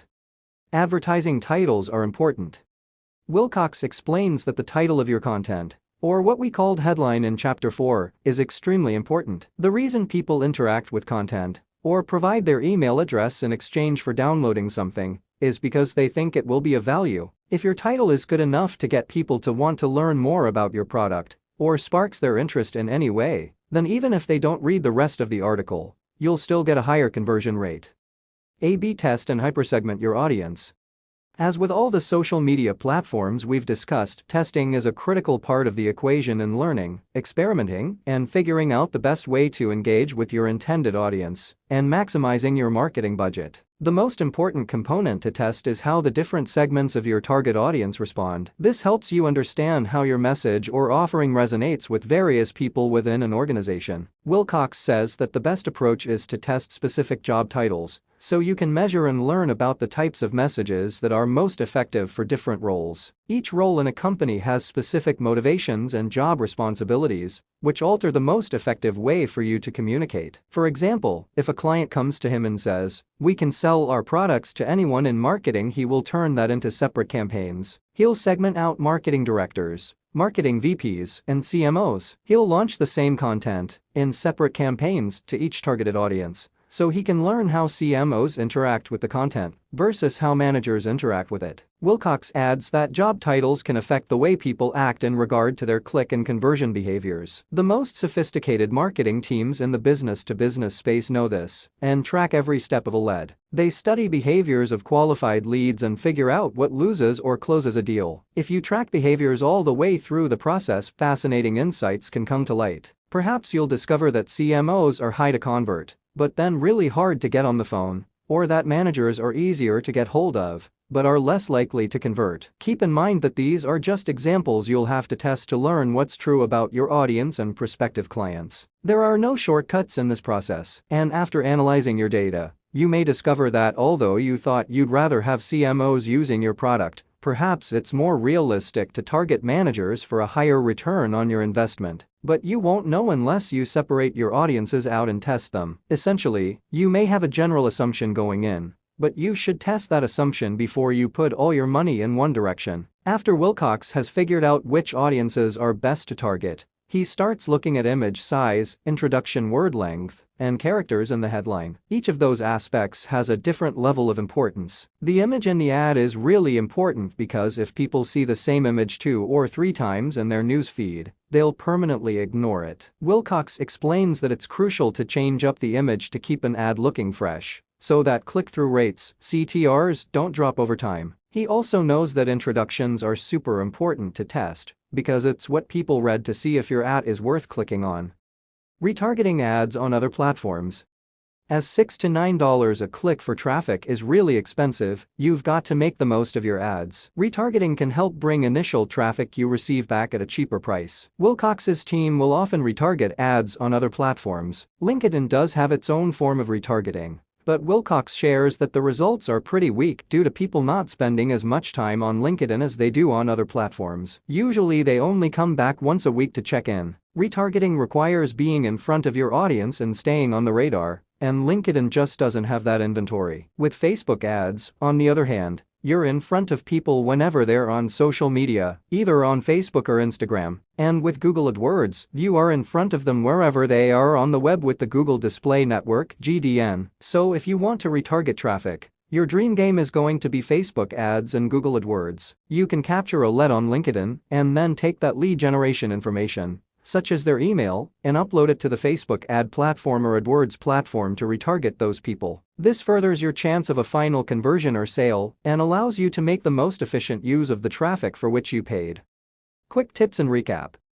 LinkedIn is a great platform for B2B targeting, searching for jobs, and for reaching business-minded people. Your level of access to people on LinkedIn, including those that can buy your product or give you jobs, is only limited by your ability to reach out. When connecting with others on LinkedIn, find a way to provide value. Start with a compliment or something that builds a relationship first. Don't sell them your service or product. Instead, offer unique value to them through your product or service. Share content on your feed that provides value and starts a conversation. Even simple updates, thoughts, and experiences help you stay at the forefront of people's minds. It's easier to go viral on LinkedIn than on many of the other business platforms because any social interaction, a like, comment, or share, allows your content to be seen by your network and your network's network. Because of the level of specificity, especially in the business business space, the LinkedIn ad platform is one of the most expensive in social media. On average, clicks cost anywhere between about $6 and $9. The type of people that really benefit from the LinkedIn ad platform include those with large revenue-generating B2B deals, products, or services,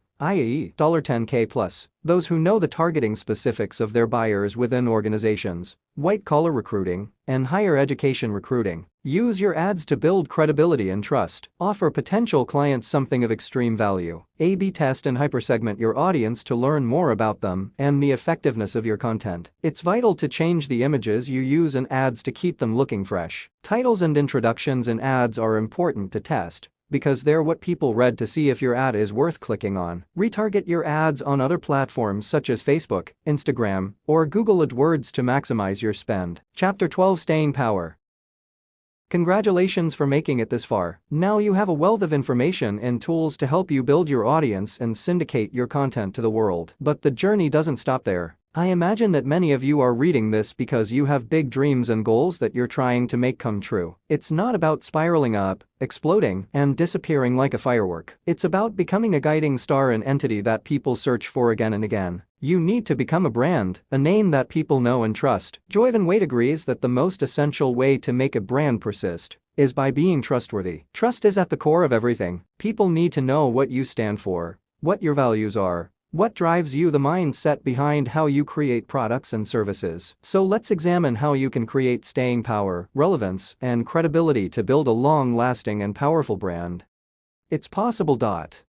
First, you need to know that becoming a relevant household name is possible. Dream big. Prince E explains that a pilot will often take a route that's north of the destination. If he flies straight, he'll land lower than where he wants to go. He explains that this is a good analogy for work and life. If we're too realistic, we wind up pessimistic. But if we shoot for the moon, we wind up among the stars, exactly where we want to go. Famous hockey player Wayne Gretzky always said, "I never skate to where the puck is. I skate to where the puck is going to be. 1. Go beyond what you think is possible. Envision something greater than that which you think you can achieve." Prince E says that he wants to shake up the world. You don't have to know how to do it, but you need to know that it's possible. Too many people get trapped because they don't believe in their abilities. He also adds that personal growth must happen before you can have professional success. When you understand who you are, you're in a position to give your gift to the world, and you can't give something you don't have, which is why self-improvement and self-understanding are so important. Focus on who you are. Everyone has a gift to give to the world. To find it, stay still, listen to your intuition, and know that you are complete as you are. Keep looking inside and ask yourself what makes you unique, why you're here, and what you have to offer. Prince E offers the following questions to discover more about yourself, which can be applied to building your brand. 1. Why am I on the planet? 2. What can I give others? 3. What makes me happy? 4. If I had 5 years to live, what would I do? 5. If I had 1 year to live and knew that whatever I chose to do was guaranteed to succeed, what would I do? Answering the above questions can really help you understand what you are here to do, help you believe it's possible, and help you have more follow-through in your work and in building your brand. Nate Morley, founder of Works Collective and one of the top brand strategists in the United States, has worked as a group creative director at some of the best agencies in the world, including 72 and Sony and Deutsch Los Angeles. He's also worked in global brand marketing at Nike and as the CMO at both Skullcandy and DC Shoes. At DC Shoes, Morley helped pioneer a new kind of branded content, the iconic Gymkhana series of films that have been viewed well over 500 million times. Gymkhana 3 alone has been watched 65 million times with no paid support. Morley says that when building a brand, there's a difference between who you are and what you do. Most people think of Nike as a shoe company, but they're not, he said. Nike is a performance company that makes shoes as a way to inspire and enable human performance. The expression of performance, shoes, has changed dramatically over the last 40 years,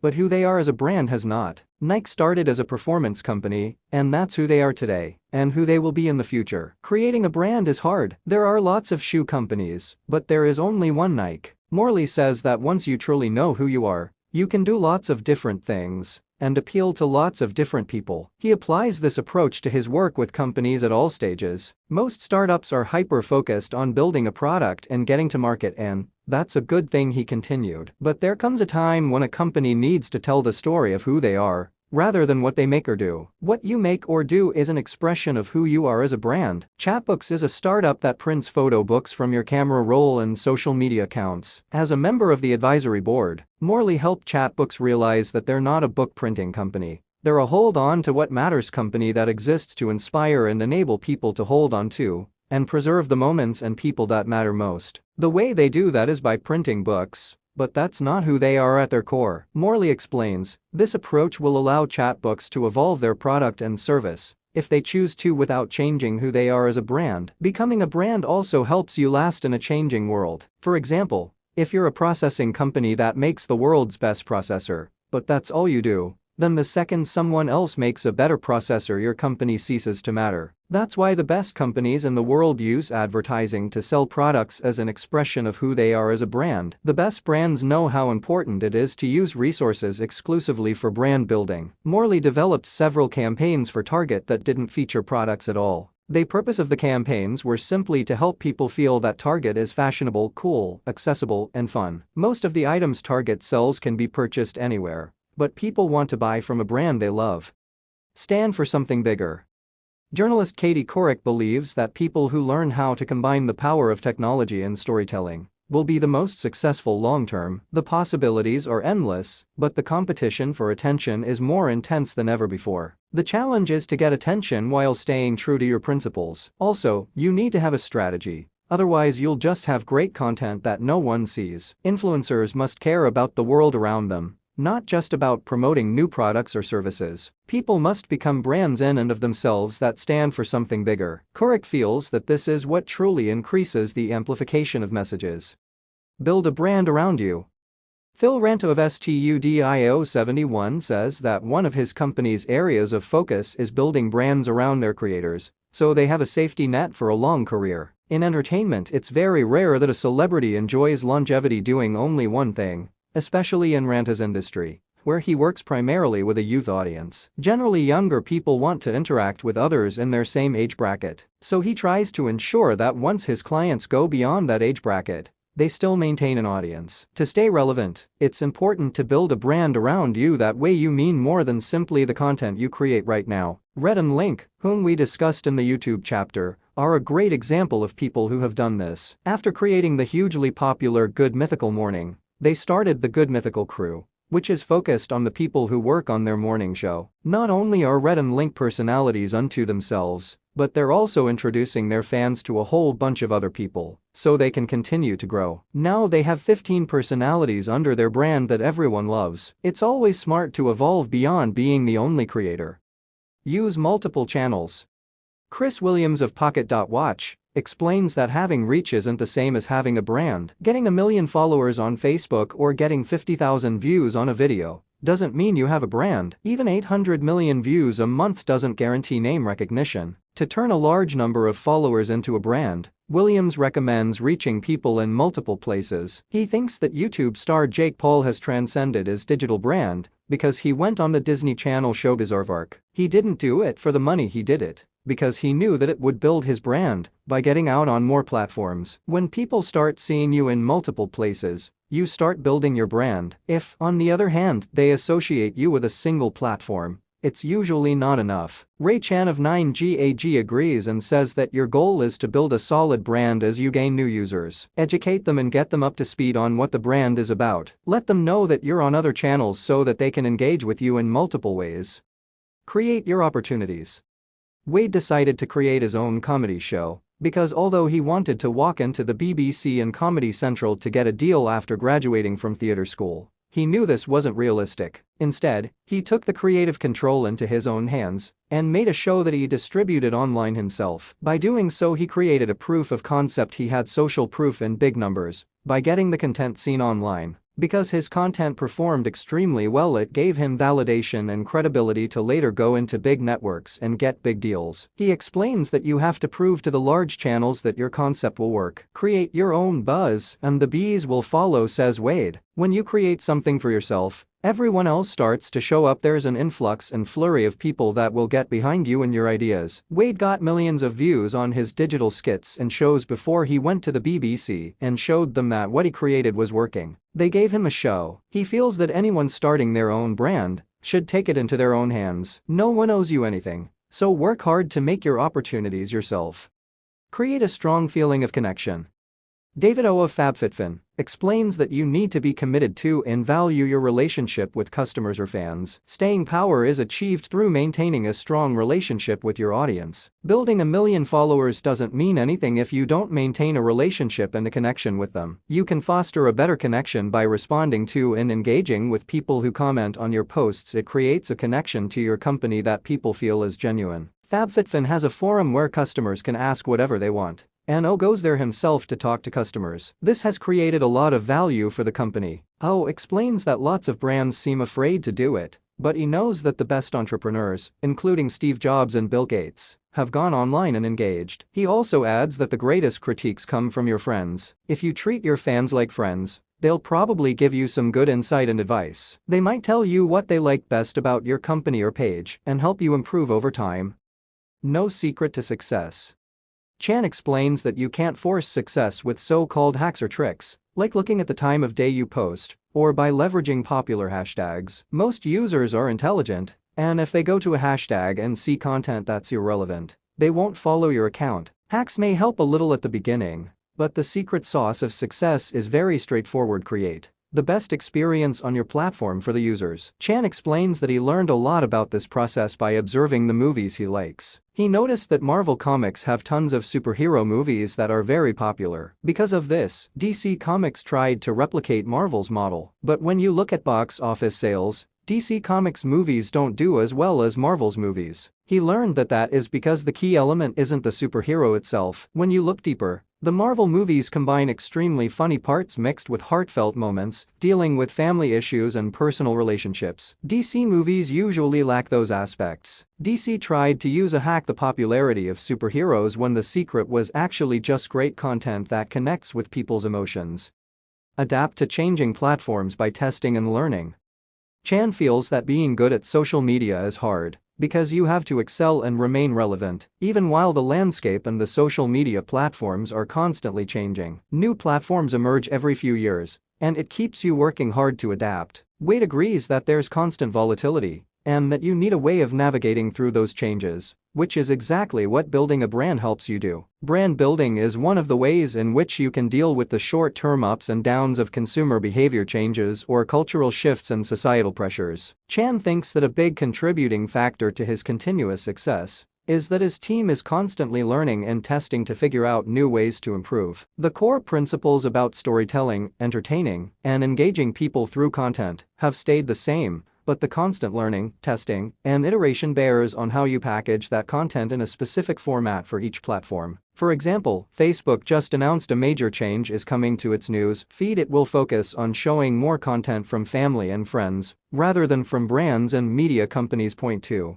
This makes my strategy of leveraging the advertising platform even more important to stay relevant on this channel. A lot of companies will struggle if they don't see the value in using paid media to be seen. Organic marketing for brands and media companies on Facebook will now be more difficult than before. One, but not the only, way to adapt to this change is by leveraging the advertising strategies provided in this book, and by having integrity and creativity in the content offered. If your content isn't highly shareable, then it absolutely won't be seen. This change is just one example of how social media requires you to work hard and constantly keep your strategies up to date.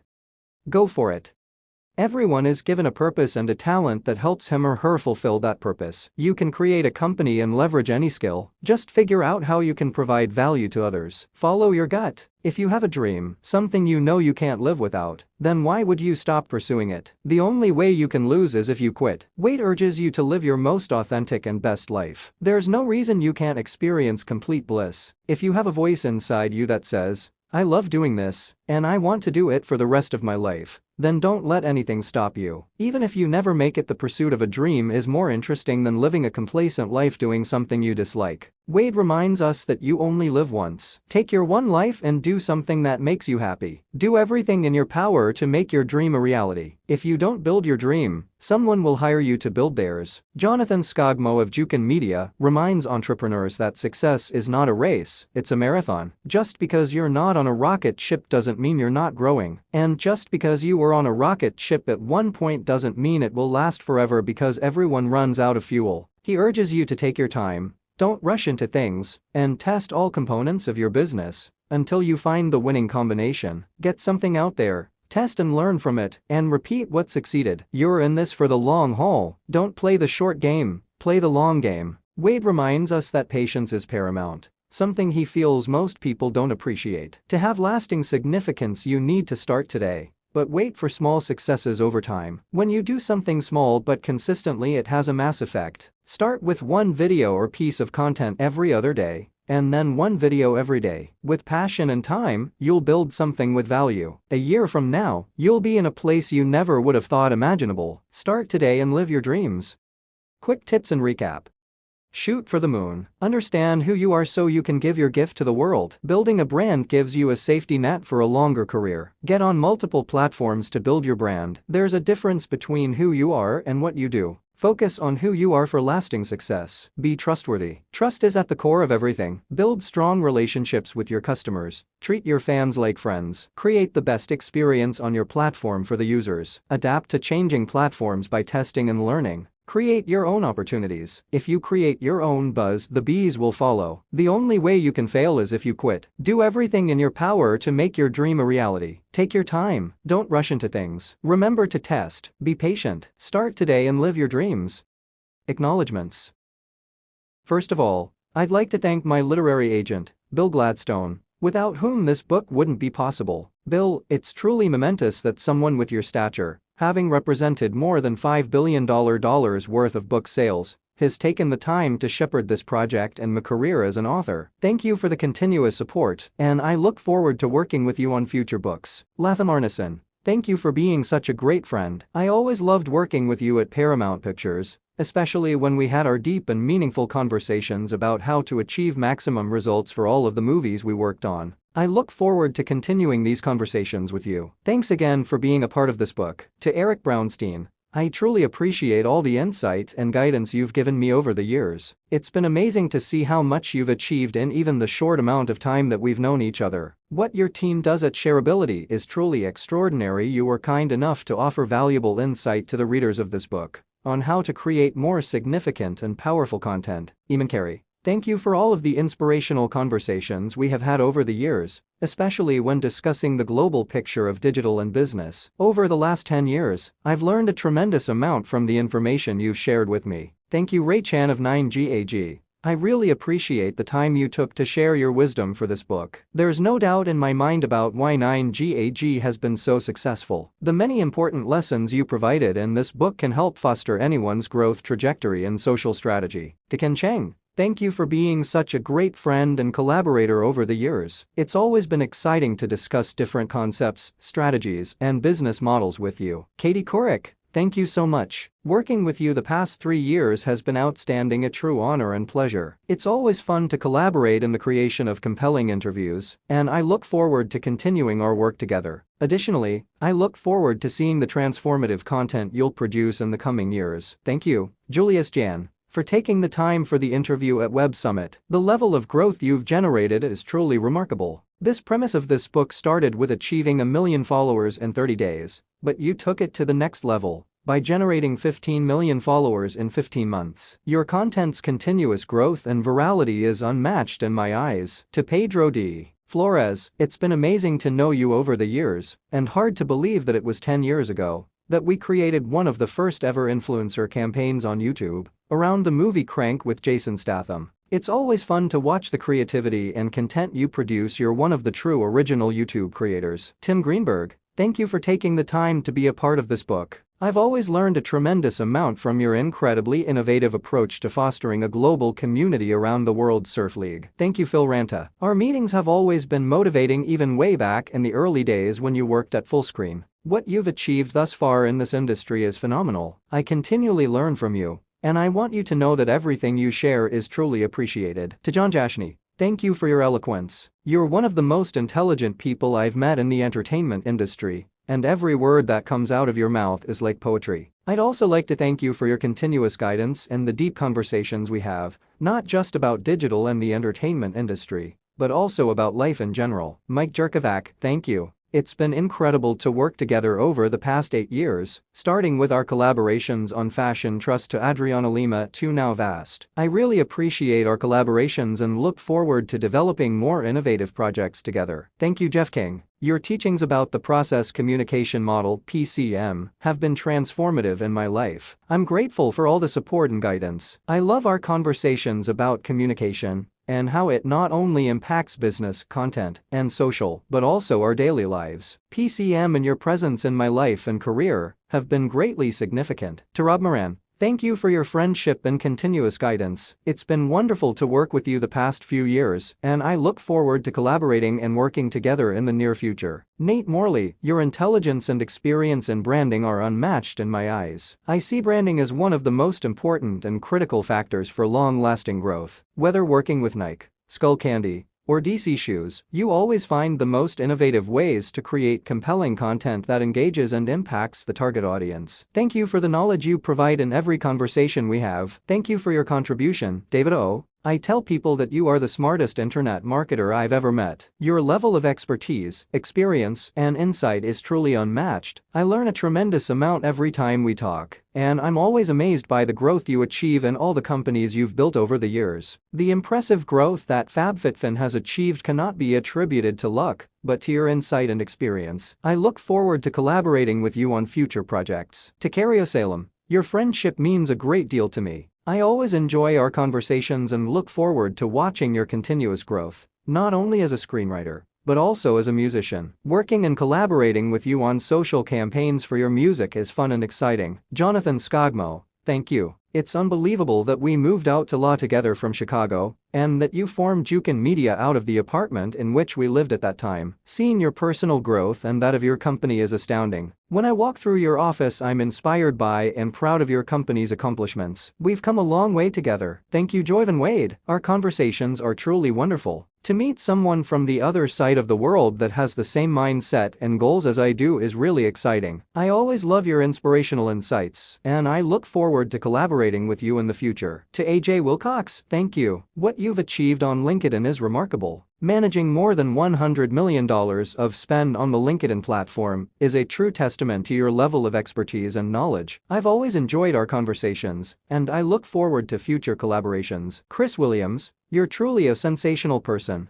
I remember the first time we met. When you were still the chief community officer of Maker Studios, I knew then that you were one of the smartest guys in digital. Your insights are invaluable to this book and to my own knowledge and growth. The growth and scale that you've achieved in such a short period of time with your new company, Pocket.Watch, is truly inspiring. I'd like to thank Princey. Thank you for taking the time to share your wisdom in our interview for this book, and for influencing me with your inspirational and motivational approach to producing digital content. What you've achieved in such a short period of time is truly remarkable. By creating some of the most viral videos on the planet, you've taught us all how to create great social content, and how to live positive and impactful lives. Knowledge and insight was gleaned from all of the interviewees who dedicated their time to this project, many of whom were previously mentioned. I'm truly grateful for all of your time and participation. A special thanks to everyone who participated, including Christiani, Anthony Aaron, Chris Barton, and Chris Carmichael. To the team at Ben Bella,